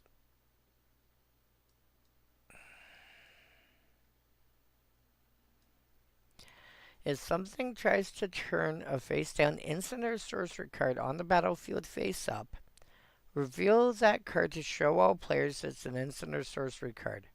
The permanent remains on the battlefield face down. Abilities that trigger whenever a permanent turns face up won't trigger because even though we revealed the card, it never turned face up. In other words, turning something face up is a specific, has a specific meaning in the game. And that's, part of paying Morph costs and so on and so forth. Part of the action of taking a card that's face down and turning it into whatever the other side of the card is. Whatever its main side is. But if it's an instant or a sorcery, you simply show to people this is not a thing that can be turned face up. So, you look at Break Open and you go, oh, okay, You have a face down card. Turn it face up. Well, I can show you it's a braid. I can't turn it face up. It's going to stay face down. So break open will let you see that it's not, you know, you'll know that it's something that cannot be turned face up because you get to see what it was. But it does allow you to turn, oh, that's a land. Okay, turn it face up. Oh. Cool, now I got extra mana. I mean, break open does have its uses. The problem is, again, it's the biggest problem is it can only affect your opponent's stuff. That being said, there's enough ways to get your own stuff to, in play the way you want it. Flickering it is a good way to do it. Spurred Wolverine. This you have to realistically be playing Beast Tribal, but there's a decent way. There's enough ways to do it. Tap 2 untap BC control. Target creature gains first strike till end of turn. So it's a 3/2. And it's a beast itself. So you're halfway to being able to give any creature first strike. The problem is there's enough other ways to get first strike.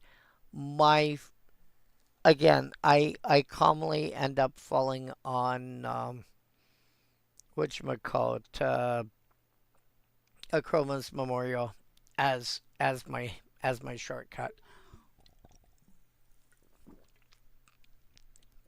But there's other ways to get first strike. If you really want first strike, you can find a way. Knighthood? Yeah, creatures you control have first strike. 3 mana enchantment.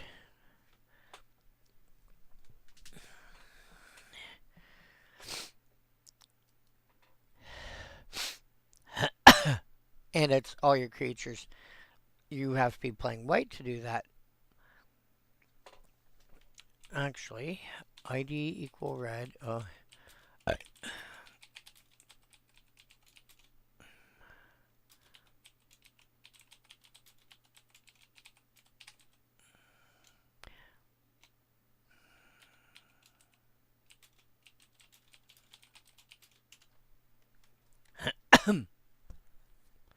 There. Bloodmark Mentor. If you're in mono red, that does it. If you're playing with something like, what do you call it? Masquerade Nexus or something vaguely similar. Kobold or Overlord or Striking Sliver will give all your creatures first strike. Stancia Masquerade. Whenever you're attacking, you get first strike. So, in mono red, there's enough ways to do it.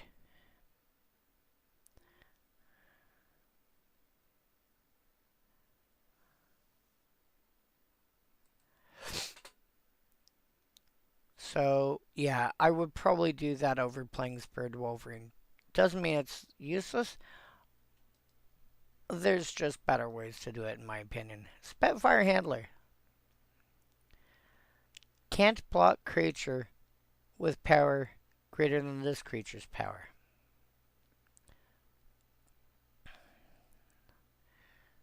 So,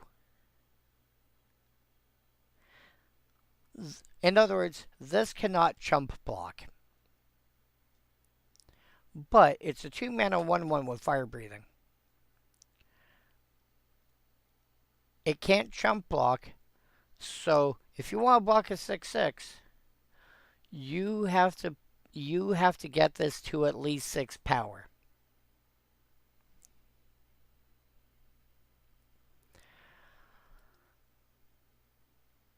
I think this is the kind of creature that you want to be attacking with as much as possible. It is a goblin, so benefits from all the goblin shenanigans. Searing Flesh? No, just no. 7 mana, 7 damage to target opponent or planeswalker. Eh? If you want to kill a planeswalker, there's easier ways to do that. And if you want to deal a bunch of damage to an opponent, I mean, just no. There's better ways to pull this off. Because the other thing is Lava Axe, which is also bad, is like 2 mana less and only does 2 damage. Like, why are you throwing giant burn spells at your opponent? You have more efficient ways of killing your opponents. Like, run most of these cards before Searing Flash.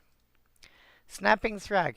Whenever it deals combat damage to a player, you may have it deal 3 damage to target creature that player controls. I like that. You can turn around. Hey, if you do something like a Splinter Twin thing, you know, obviously you need an intruder alarm to go off, but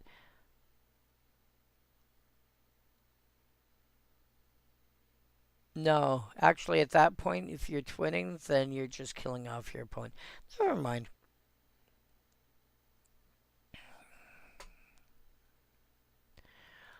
Although,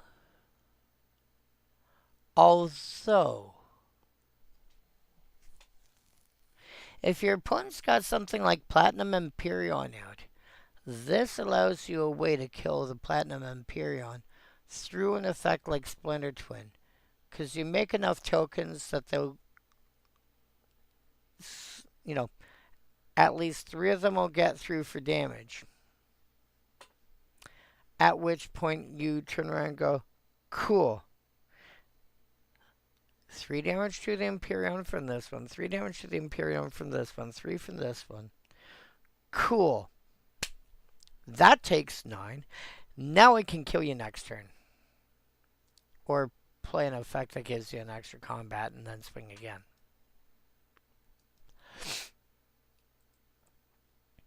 Thunder of Hose. X damage. So this is basically a fixed cost earthquake, because it's each creature without flying and each player, where X is the number of beasts on the battlefield. Not that you control, on the battlefield. If each player has got 1 beast and 1 changeling, that's 8 damage to all ground creatures and all players for 4 mana. Having a beast in play is not difficult. Having a changeling in play is not difficult. Even if, even if there's only, 1 of each. Each player's got a beast or a changeling. That's still 4 damage to all creatures and all players. Sorry, all ground creatures and all players for 4 mana. That's pretty decent. Couple Machinist. Oh.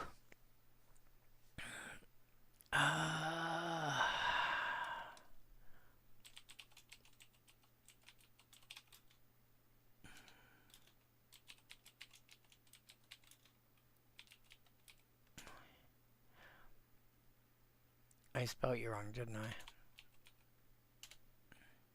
Brutal Deceiver. Reveal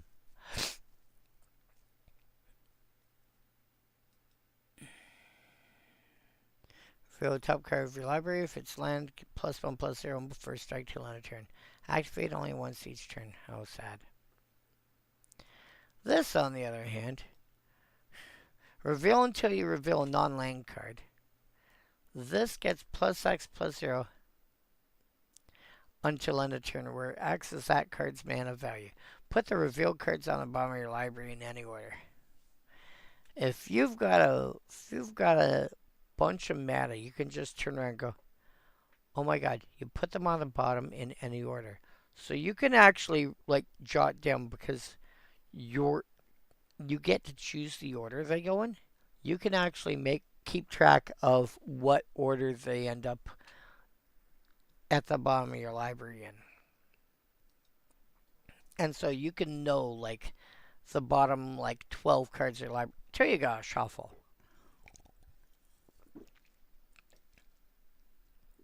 Oh my god.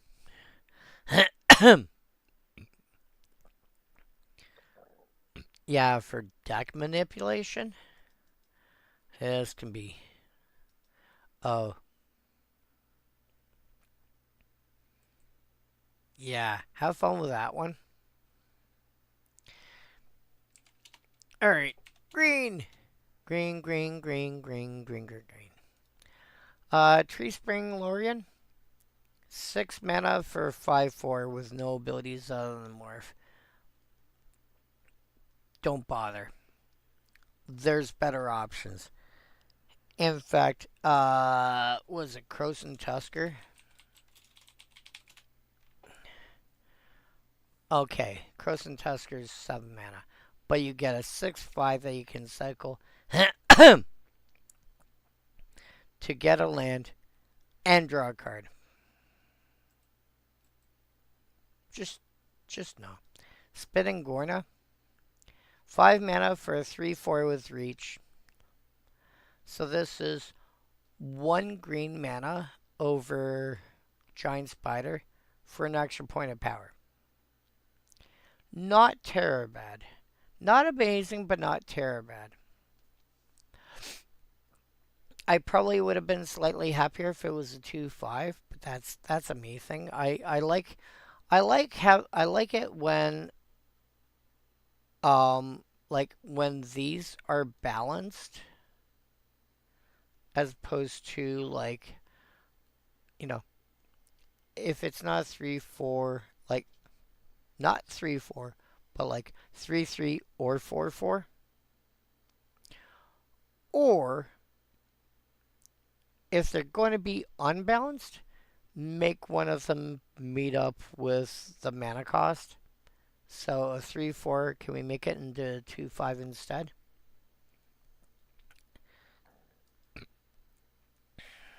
Because it feels nicer when it's 5 cost, having 5 toughness. But I guess they did that because they wanted to be able to kill by Pinpoint Avalanche. But Pinpoint Avalanche was just a bad card. Even in Standard, it was basically played in Limited, and people would rather find other things to play in Limited. But yeah, like this is okay. I would rather play the Spitting Gorna in a heartbeat over the Tree Spring Lorian. 1 less mana cost, 1 less to morph it. Sure, smaller by 2 points, but it's got reach to help make up for it. Snarling Underact. 4 mana for a 3/3, which was about par for the course back then. Actually, in green, by that point, you did have trained Armadons, so you could shave a mana off. But for 3 mana, target beast. So not just this, because if it was just this, it would probably be like simply green or green +1. But for green +2, target beast creature gets +1/+1 till end of turn. And then a morph cost of like trained Armadon, which I think here was fine.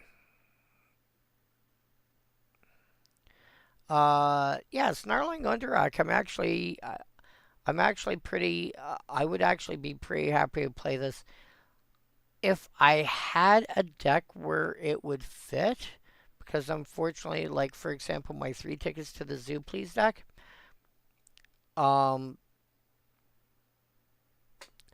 needs creatures that are animals, and beast is not an animal.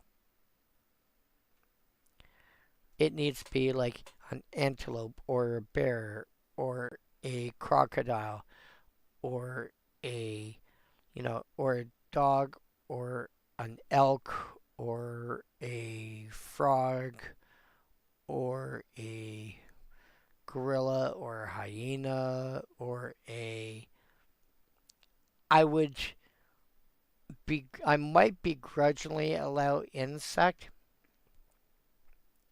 uh possibly a jackal if that's actually a type. You know, you get the point.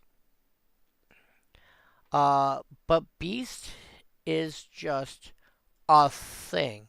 It's a thing that's supposed to feel, you know, animal-ish, but it's not actually necessarily an animal because otherwise it would have an appropriate animal type. So, yeah. That being said, there's lots of things you can throw this on, and I would be perfectly fine running this.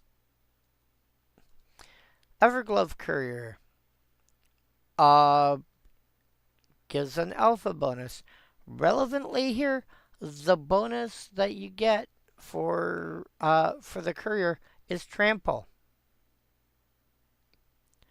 which only useful when attacking, but trample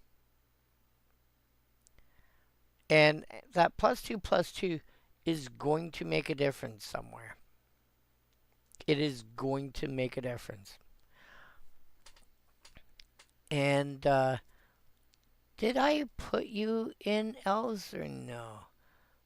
Golgari. You're a 3-drop elf. Visual spoiler.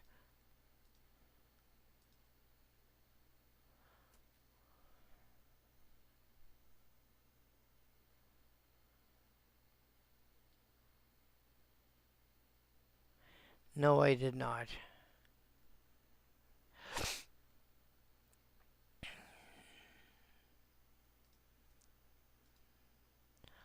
I think if I was building on more of a budget, I would be considering it.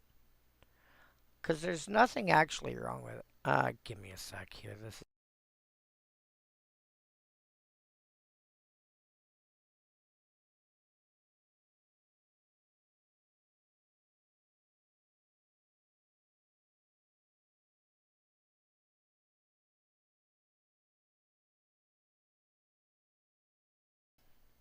I'll have to deal with that more properly later. But, uh, yeah.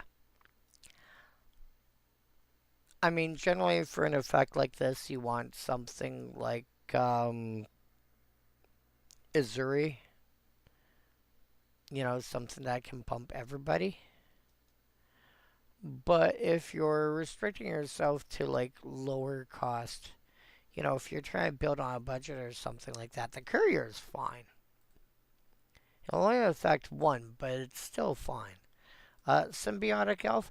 The symbiotic cards I find entertaining because it's like you're paying a little extra generally for the ability that when it dies you make more critters. If you go for some kind of interesting mono green aristocrat style deck, you're going to want penumbra creatures. You're going to want symbiotic creatures because these are creatures that when they die, they leave behind an extra body. Or symbiotic elf leaves behind 2. Symbiotic worm leaves behind like 6 or 7. I'm sure you'll see some of the others later.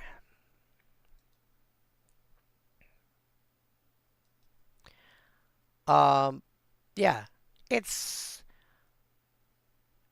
for an elf, it's fine. But if you want something that when it dies creates extra bodies, this is the sort of card you want.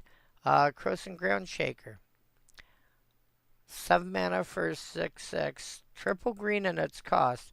Pay a green, target beast creature gains trample till end of turn.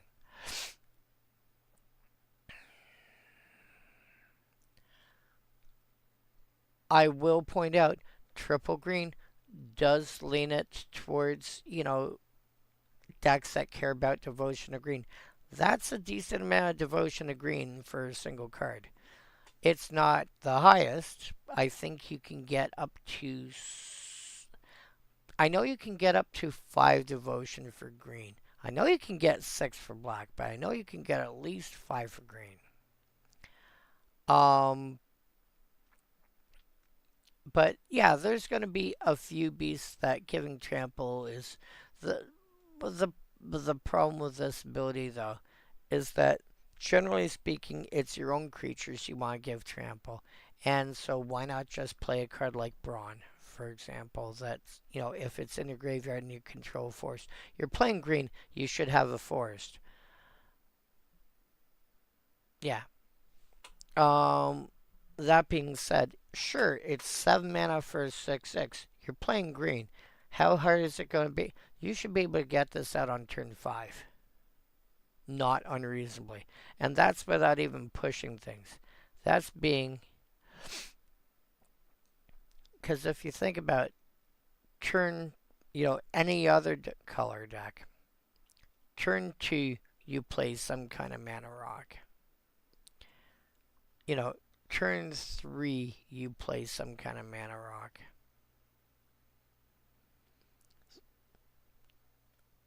And like turn 5, maybe you've got something else.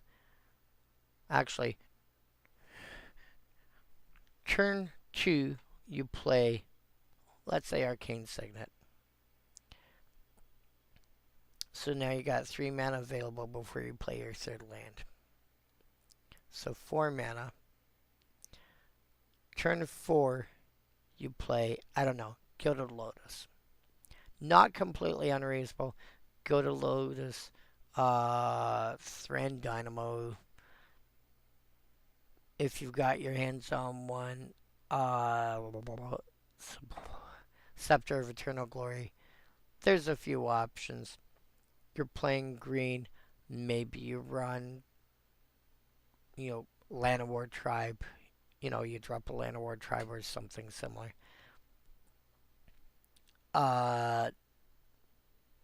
Turn 5, you should be able to cast this. Not unreasonably. And I'm not even talking like a silly draw. I'm not talking turn 1, Soul Ring into Mana Crypt into whatever. You're doing stuff like that. You should be able to drop this on turn 2 at the latest. You're playing green. Dropping this on turn 4 should be, or turn 5 should be academic. A turn 2,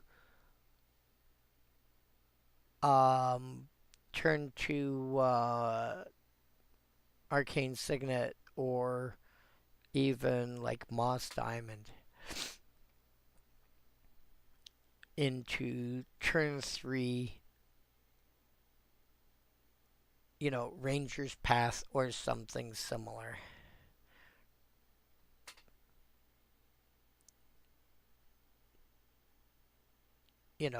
Suddenly you play an additional land or another mana rock of some sort, and then turn 5, you've got this. This should be easy to get out on turn 5.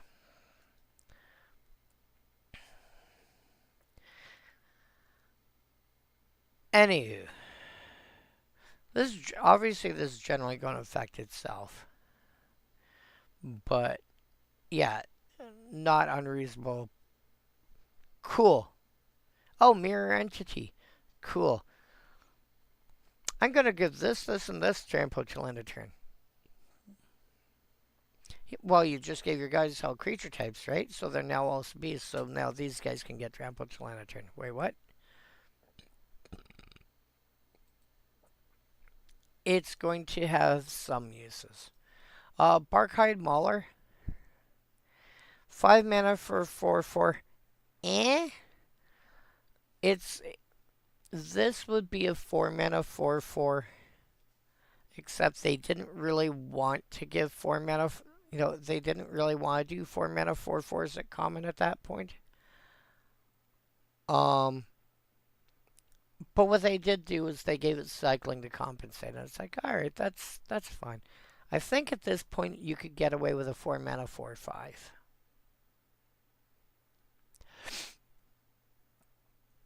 Nowadays it should be like, you know, maybe double green +2, maybe green +3, and give it cycling. Because I mean, look at what you can get for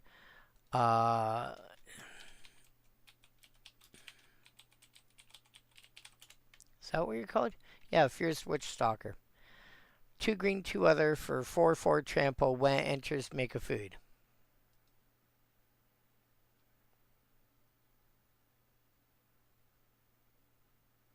This is common.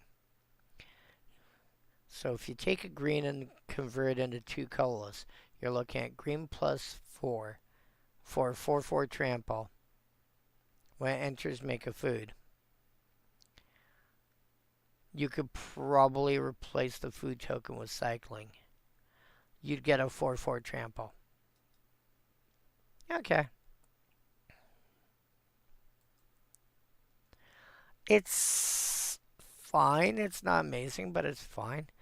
Elvish Pathcutter, on the other hand,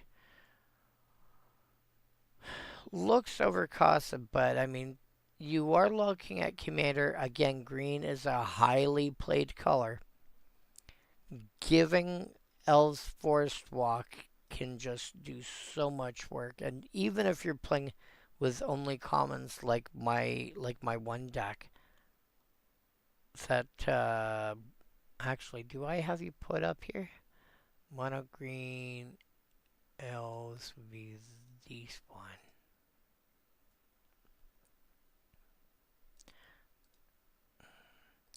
And you're what, a 3-drop? No, you're a 4-drop.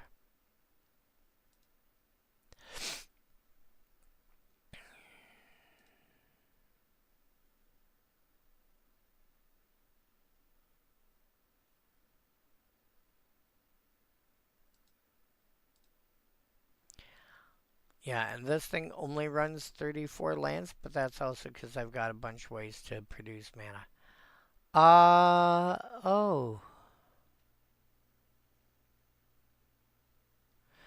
Oh. Yeah, I'm not running the Path Cutter because I'm running the Hunt Caller instead. However,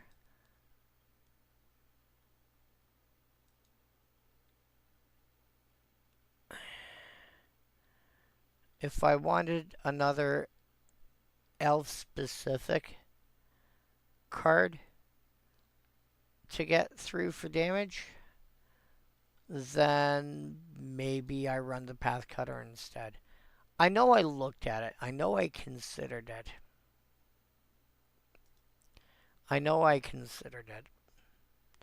But I found something else to do the job. And I was willing to go to a non-elf to do it because I had like a couple non-elves. Not going crazy, just like a couple.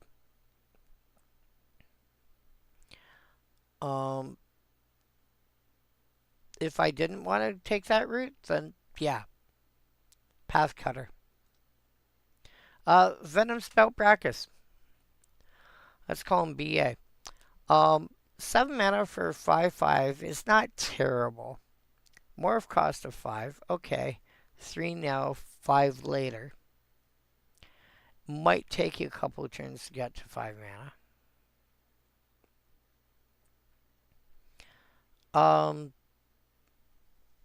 Which, again, even though it's 1 more mana than its original mana cost, 3 now to get it on the board, and then flicker it, or like, you know, it might be 3 or 4 turns before you actually hit 5 mana if something goes wrong.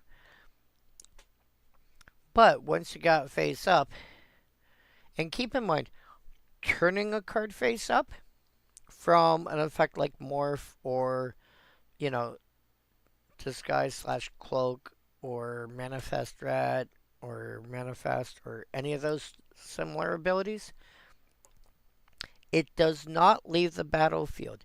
It just, the way I like to think of it, it doesn't leave the battlefield, it just changes form. It's not disappearing and coming back.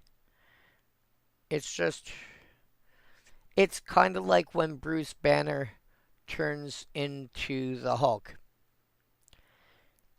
He doesn't leave and turn into the Hulk and return, unlike what Superman commonly does, where he has to disappear off into the phone booth or whatever. No, he stays where he is. He just gets really angry and goes, roar!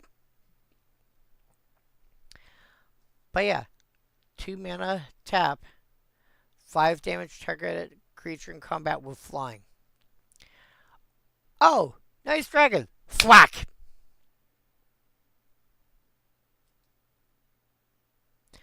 Yeah, you almost don't need to give this thing Death Touch when it's dealing 5 at a time. And if you've got a way to untap it in any way, shape, or form, it gets a little silly. This thing is actually pretty good because and you combine this with anything that's got like first strike, first or double strike, it just gets mean. Elven Riders, originally printed all the way back in like Legends. 2 green, 3 other for 3/3. Can't be blocked except by walls and or creatures with flying. What? So it doesn't have flying.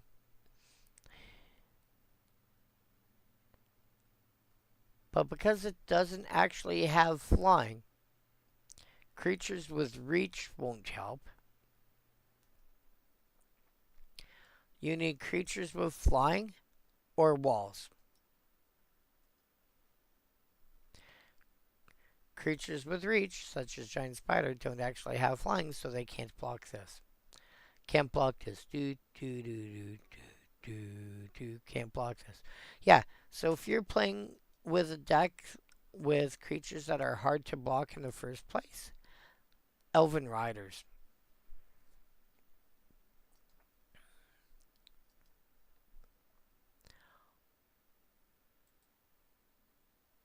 Crown of Vigor. What I said earlier about the Black Crown, I can't remember what it's called now.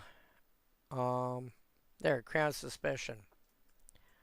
As a removal spell, this is strictly a pump spell.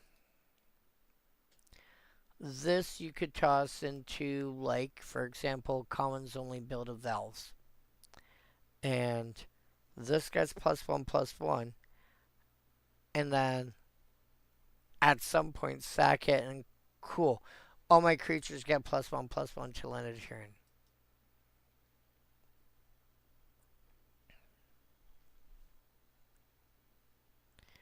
I mean, it says what it does on the tin, but realistically, I mean, you play this in a cart, you know, in a deck along lines of elves, as you know, especially again a commons only deck, because you should have enough lords and similar effects when you start going higher rarities, especially when you allow rares and mythics.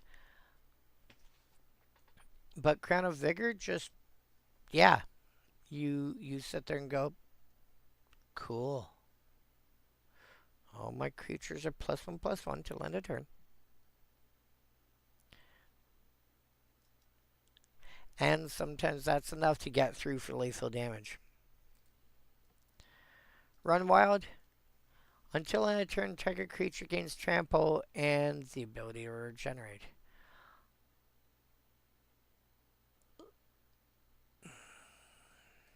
The coin toss here is when you're looking at something along the lines of, and I'm aware that this is a hybrid card. I'm aware this is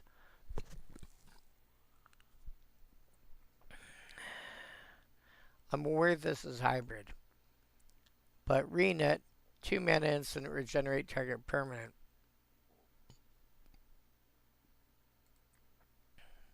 Run Wild. I would be more interested in Run Wild, I think, in general, if I'm not playing with white, because I can spend mana to regenerate multiple times a turn. And it gives the creature trample as well. So, 1 offensive ability and 1 defensive ability. But both can be usefully used when attacking.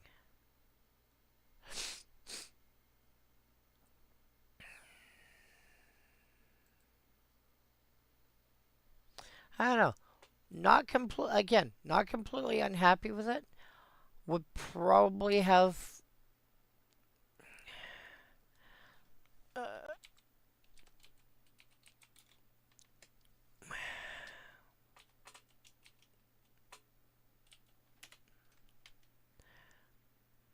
cool.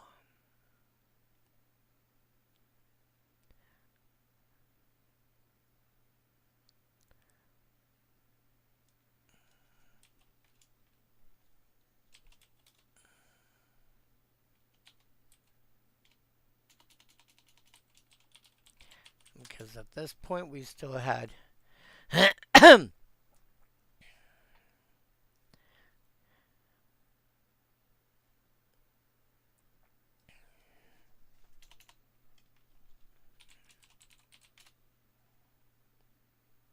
okay, I'll come back to those.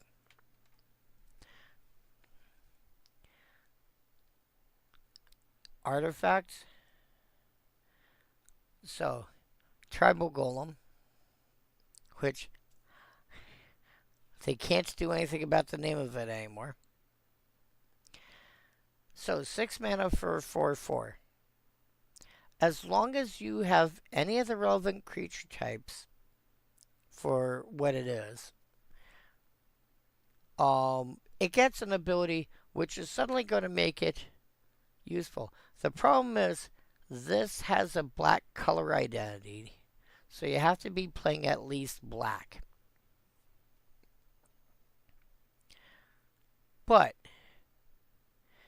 if you have a beast, it's a 4/4 trample, which is not bad for 6 mana. For like a card that's just 6 colorless mana, 4/4 trample? Okay, that's pretty decent. You have a goblin? It's a 6/6 haste, or it's a 4/4 haste. Okay, that's fine. If you have a soldier, it's a 6 mana 4/4 for a strike, which is a lot better than what you got out of Invasion.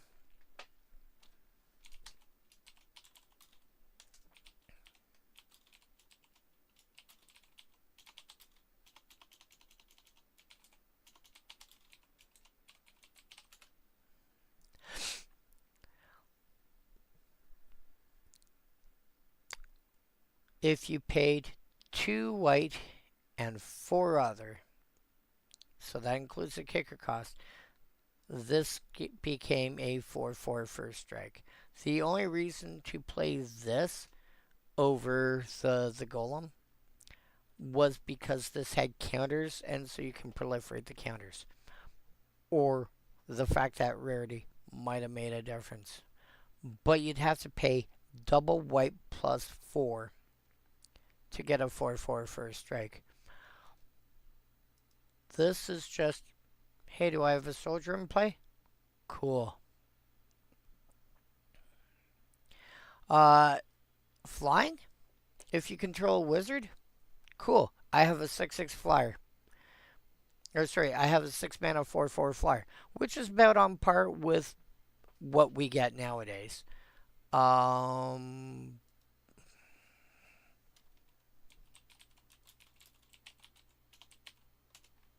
Is that the one I'm thinking of? No.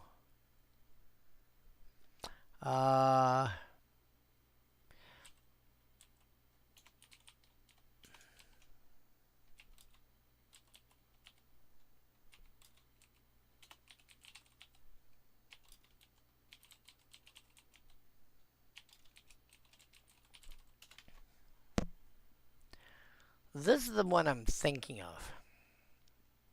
Just couldn't remember the name of it. Charterland Dragon, which came out in 2022. 6 mana for a 4/4 flyer.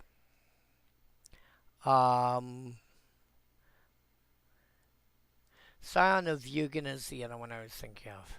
6 mana for a 4/4 flying dragon spirit. Not an artifact, but and black, regenerate this creature as long as you control a zombie. You have to be, because of that last ability, if it was 2 colon, regenerate this creature, you could play it in anything. Because it's not, you have to play it in at least black. That being said, any of these are fine and reasonable at just, I have one. As soon as you've got, say, you have a Goblin Soldier in play. Well, if I have a Goblin Soldier, it's a, 6/6 first strike hasty. It's a 6 mana 4/4 first strike hasty creature. Or if I've got a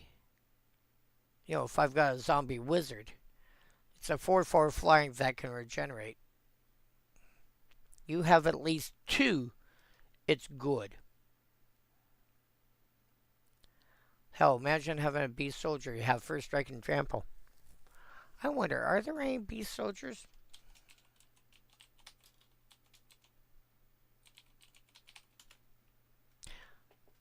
Human beast soldier. Beast walkers. There's one. It's white-green, so you'd have to play at least Abzan. But, and the fun thing is, if you've got a changeling in play, if you have a changeling in play, because you only need one, it's a 6 mana 4/4 flying, first striking, trampling, hasty, regenerating golem. Have fun with that. Yeah, that thing can end up being silly. Doom Cannon. 6 mana. As it enters, choose a creature type. You're playing a tribal deck for this one.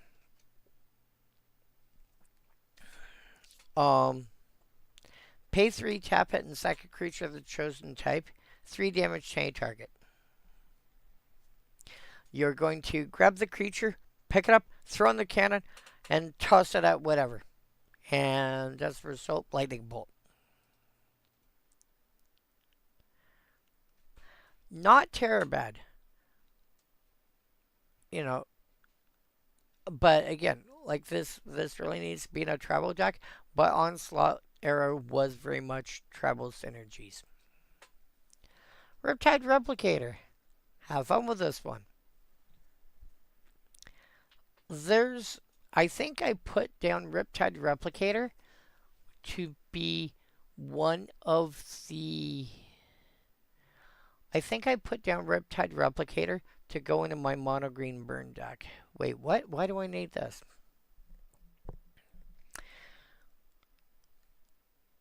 I want... Let's see if I can pull it up.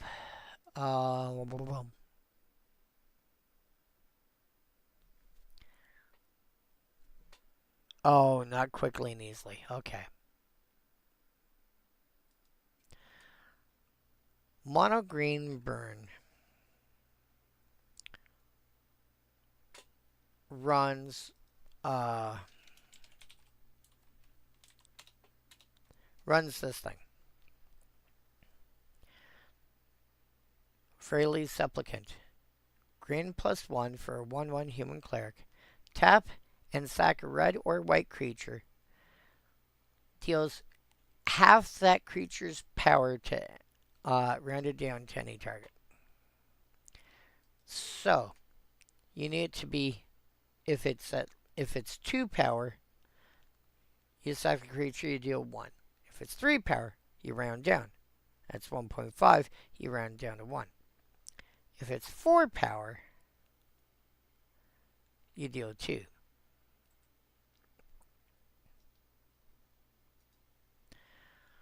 What I ideally want is this to be, I want X to be at least 4, so that would be 8. Choose a color and a creature type. I don't care what the creature type is.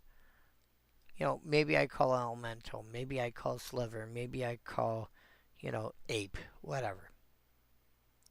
Relevantly, color, I want either red or white. Doesn't matter which. Enters with X charge counters on it, which I can always proliferate. 4 tap, create an XX creature token of the chosen color and type where X is the number of charge counters on it.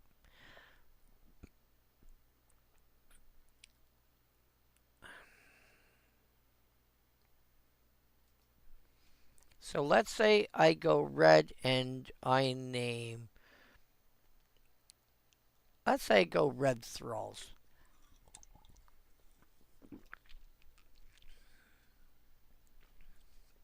And X equal 4. So I start making 4/4 tokens.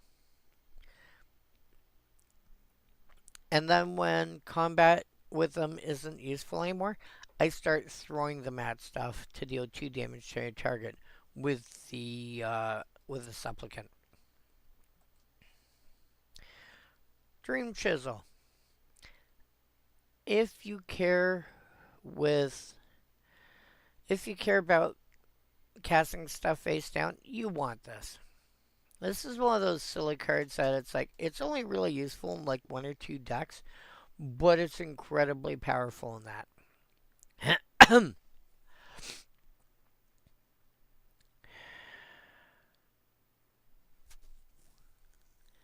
Anyone else get the initial impression? It looked like he's holding a guitar. But yeah, face down creature spells you cast cost 1 less to cast. Which suddenly means that you're, you know, casting face down, casting a Morph or a Manifest or whatever, face down for 3 mana. Well, now it's only 2. So for 6 mana, you can cast 3 in a single turn. It ends up being really good in decks that care about it and does nothing anywhere else. But for the decks that care about it, it's potent. Slate of Ancestry. 4 casting cost artifact. Tap 4, tap it, and discard your hand. Draw a card for each creature you control. Are you playing with token generation? You should play this. Are you playing any sort of deck that can create a bunch of creatures? You should play this. Do not play this in Splinter Twin unless you can control yourself. If you, instead of going Splinter Twin for like 100,000, which a lot of people will, if you twin for only enough to actually kill your opponent, 15 let's say, then this is not unreasonable. But most people are going to turn around and go, well, I'm going to Splinter Twin for like 1,048,576. Or 16,777,216. Or something equally inane like that. At which point you try doing this and you kill yourself unless, or alternatively you win the game. If you've got, say, Laboratory Maniac or similar card out. Yeah. This can either kill you, or what's that? Or there's that Sphinx that says,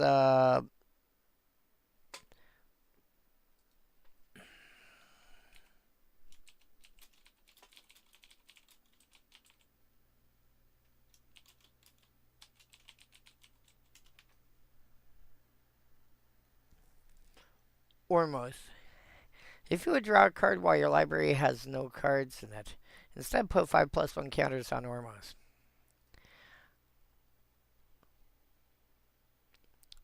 So I try and draw, say, 16 million. I attack with 16 million.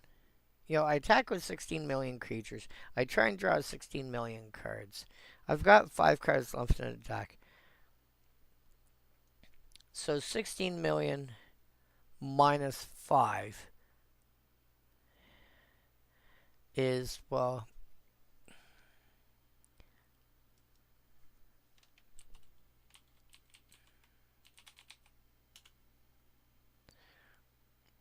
uh, 16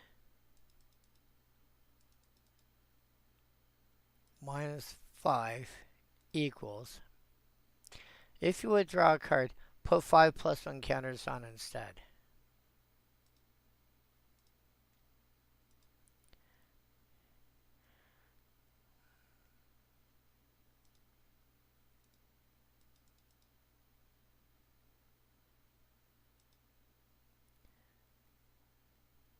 Yeah, 79,999,975.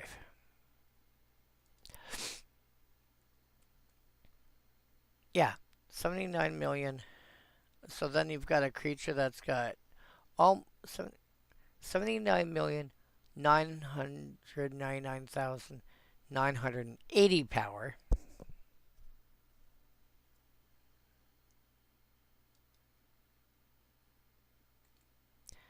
Yeah.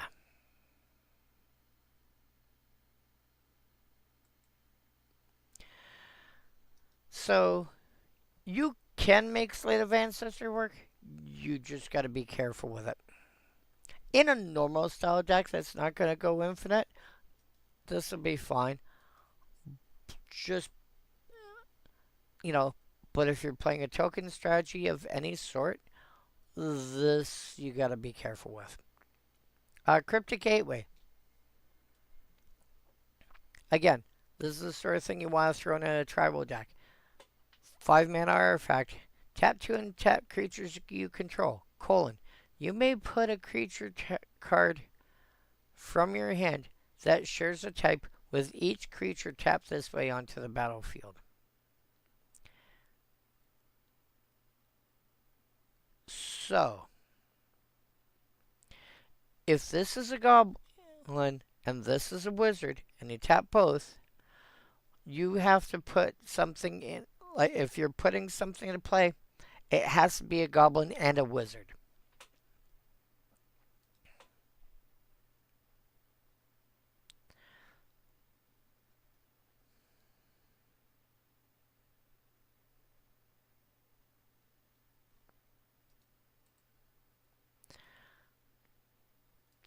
And then, let's go land.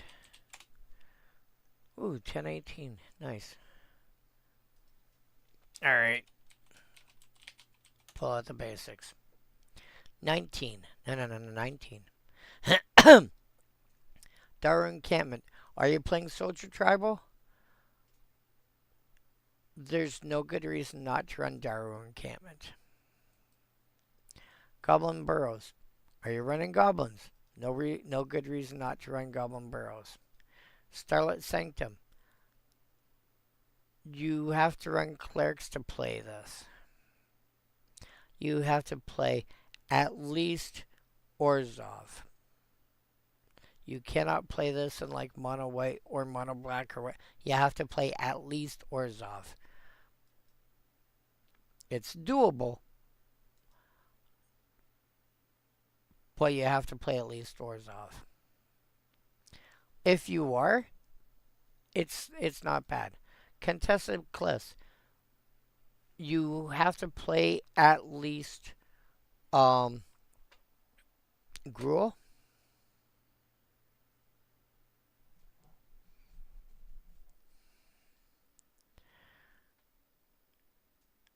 And then you get, if you're playing Gruul and you've got enough beasts, you don't need a lot. You need enough. Like, I'd probably say, like, I mean, if you're on 11, just because the way if you go back to the spreadsheet here, my blank,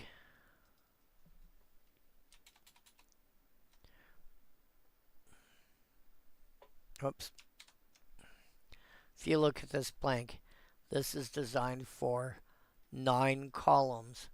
1, 2, 3, 4, 5. 1, 2, 3, 4. This is designed for 9 columns of 11 cards each.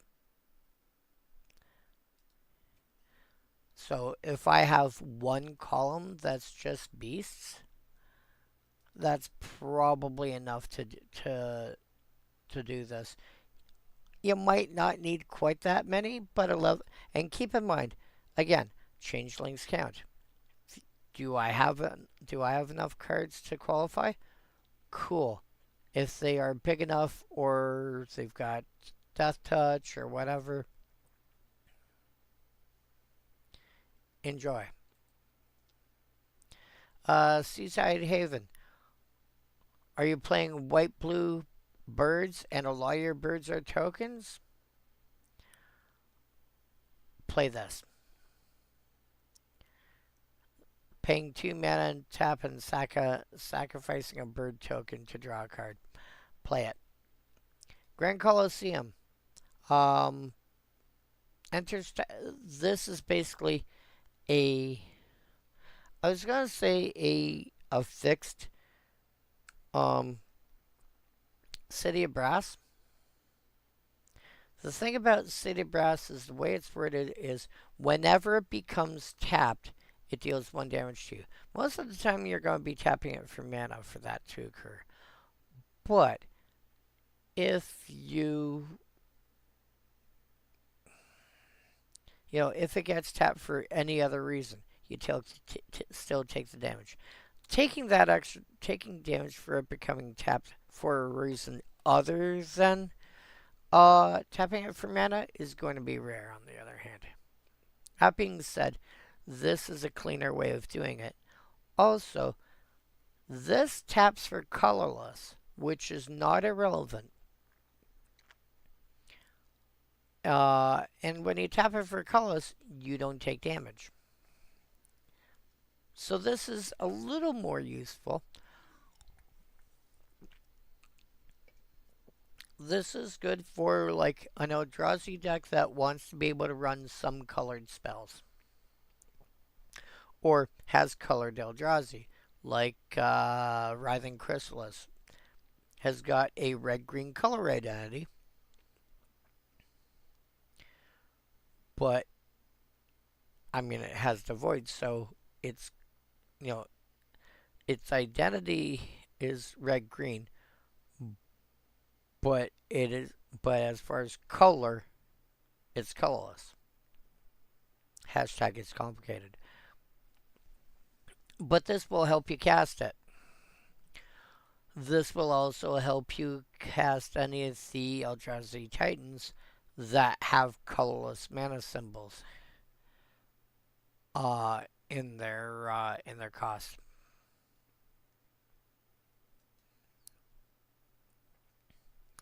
Like Kozilek the Great Distortion.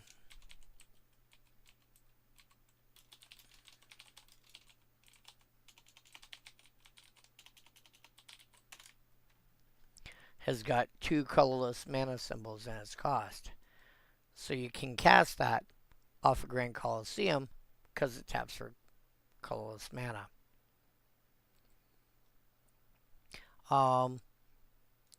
Also, the fact that it deals damage to you and it doesn't have a color identity in and of itself, you can throw it into something unusual like King Darian of Keldor.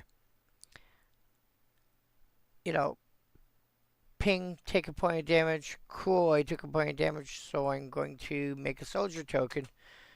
Well, soldier token comes into play. Soul Sisters kick in, and I get my life back.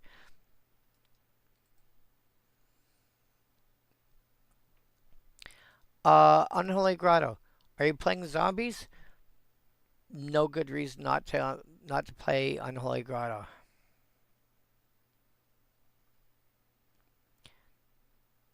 You know, getting your zombies back from the graveyard.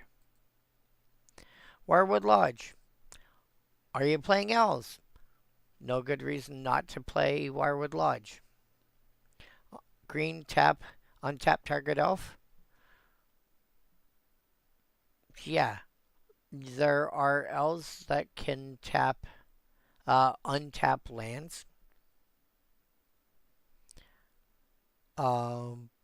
If you have one that says tap, untap up to 2 target lands. If you've got one that can untap 3, you can actually generate mana. Because you untap, say, a forest, this, and something else. And that third land is just going to be your extra mana. Or if one of your lands generates 2 mana.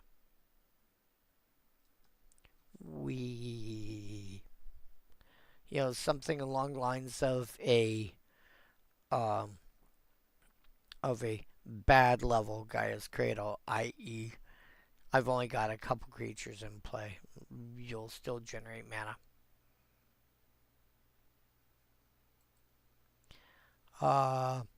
Riptide Laboratory. Are you playing wizards? Are you playing wizards that, especially that wizards that have come into play abilities? Wizards with come into play abilities are the better ones.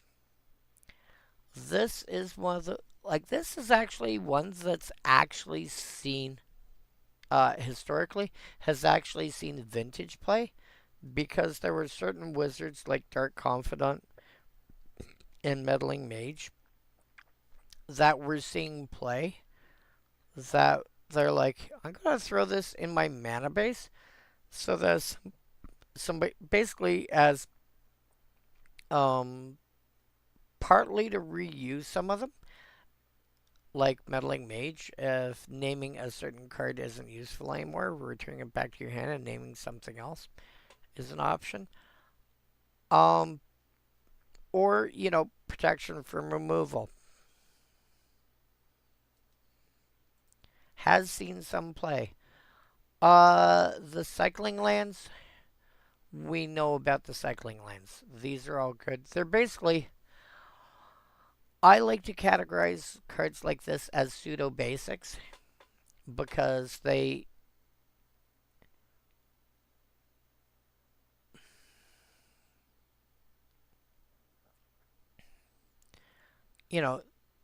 there's one for every color. And they tap for 1 mana of the appropriate color. And often, because they're pseudo basics, like they don't have the basic land type, they enter tapped, tap for 1 mana of the appropriate color, and then some other minor detail. In this case, cycling for 1 mana of the appropriate color. You play them, because if you need the land, you play it, and if you don't need the land, because this is like your 12th land or whatever, you pay money to pitch it and you draw something new. And then the 5 OG fetch lands. They're all really good because you tap them, pay 1 life, and sack it to search for a land that has one of 2 basic land types. But it does not have to be a basic land of that type. It just has to be one of the 2 basic land types. So, here's a good example. Lands that Wooded Foothills can fetch. Anything that has the types mountain or forest. Sort by release date, ascending.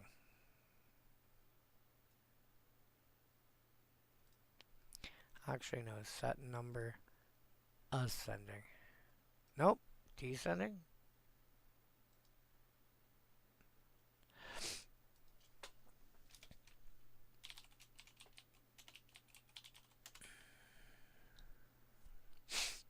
There.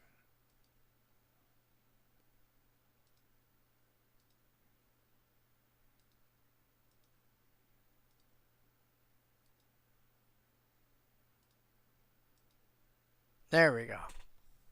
Now it does what I'm looking for. 6 of the original dual lands. Sorry, 7 of the original dual lands, because Volcanic Island didn't get printed until beta because it was the one of the 10 that got missed. The 2 regular basics, the 2 snow basics. 1, 2, 3, 4, 5, 6, 7 shocklands. Dryad Arbor, Murmuring Bosk.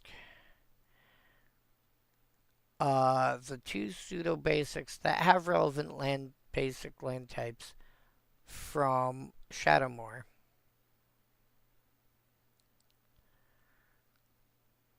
And 1, 2, unless you control 2 or more basic lands.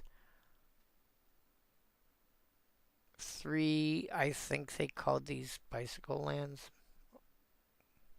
Or tangle lands. No, these are bicycle lands because they cycled. 3 cycling lands. The 2 thrown pseudo basics. All 5 triomes would have one of the 2 because they were wedged, so you always hit one of them. 4, 7 common snow duels. 4 Capenna triomes. So you only didn't get one. You didn't get the Esper one. Ignoring these because these don't exist in paper. 8.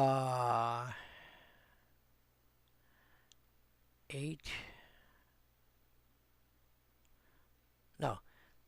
The 7. Right. The 7 common duels that have the basic land types from Dominator United.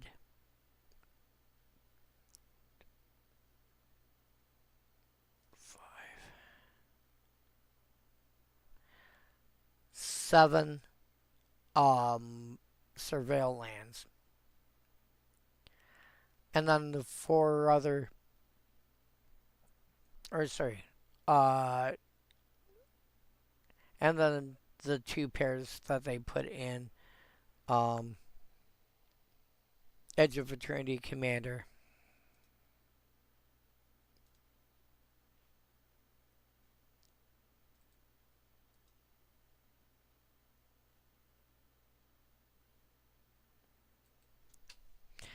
Anyway, but yeah, like, there are 66 cards that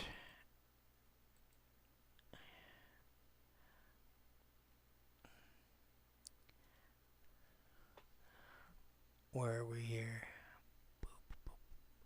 There are 66 cards that Wooded Foothills will fetch, and by extension, there's at least 60 cards that any of the others will also fetch. Anyway, that is Onslaught. So around the same time tomorrow, because I got to make up for last week, I'm going to try and get Legions done.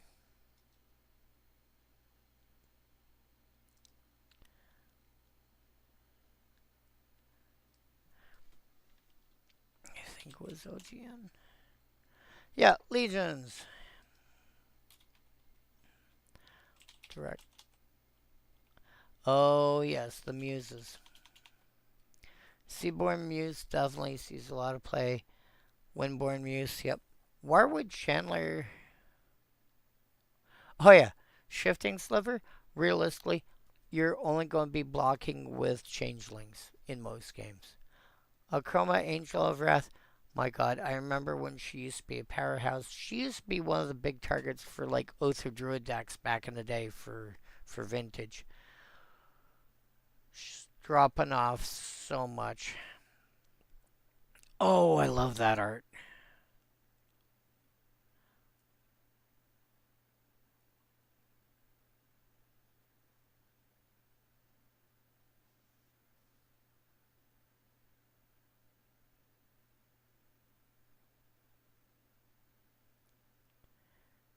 Yeah. Um,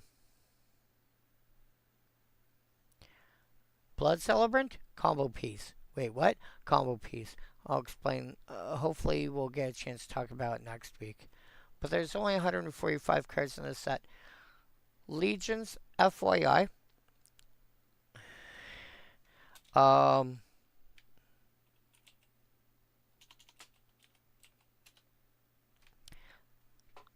no colorless cards, which also means no artifacts. It was 145 cards. Everything was a creature. Everything had one color, at least in its, in its mana cost up here. So that means there were 29 white, 29 blue, 29 black, 21 red, 29 green, and they were all creatures. Well, how do you get spell effects? By looking at things like whenever stuff enters, or if I can find one, when you cycle it, or when it's turned face up. Stuff of that nature. Anyway, I will catch you guys next week. Actually, no. I will try and catch you guys tomorrow. I'm gonna head off for now. Have a good night, everyone. Bye bye.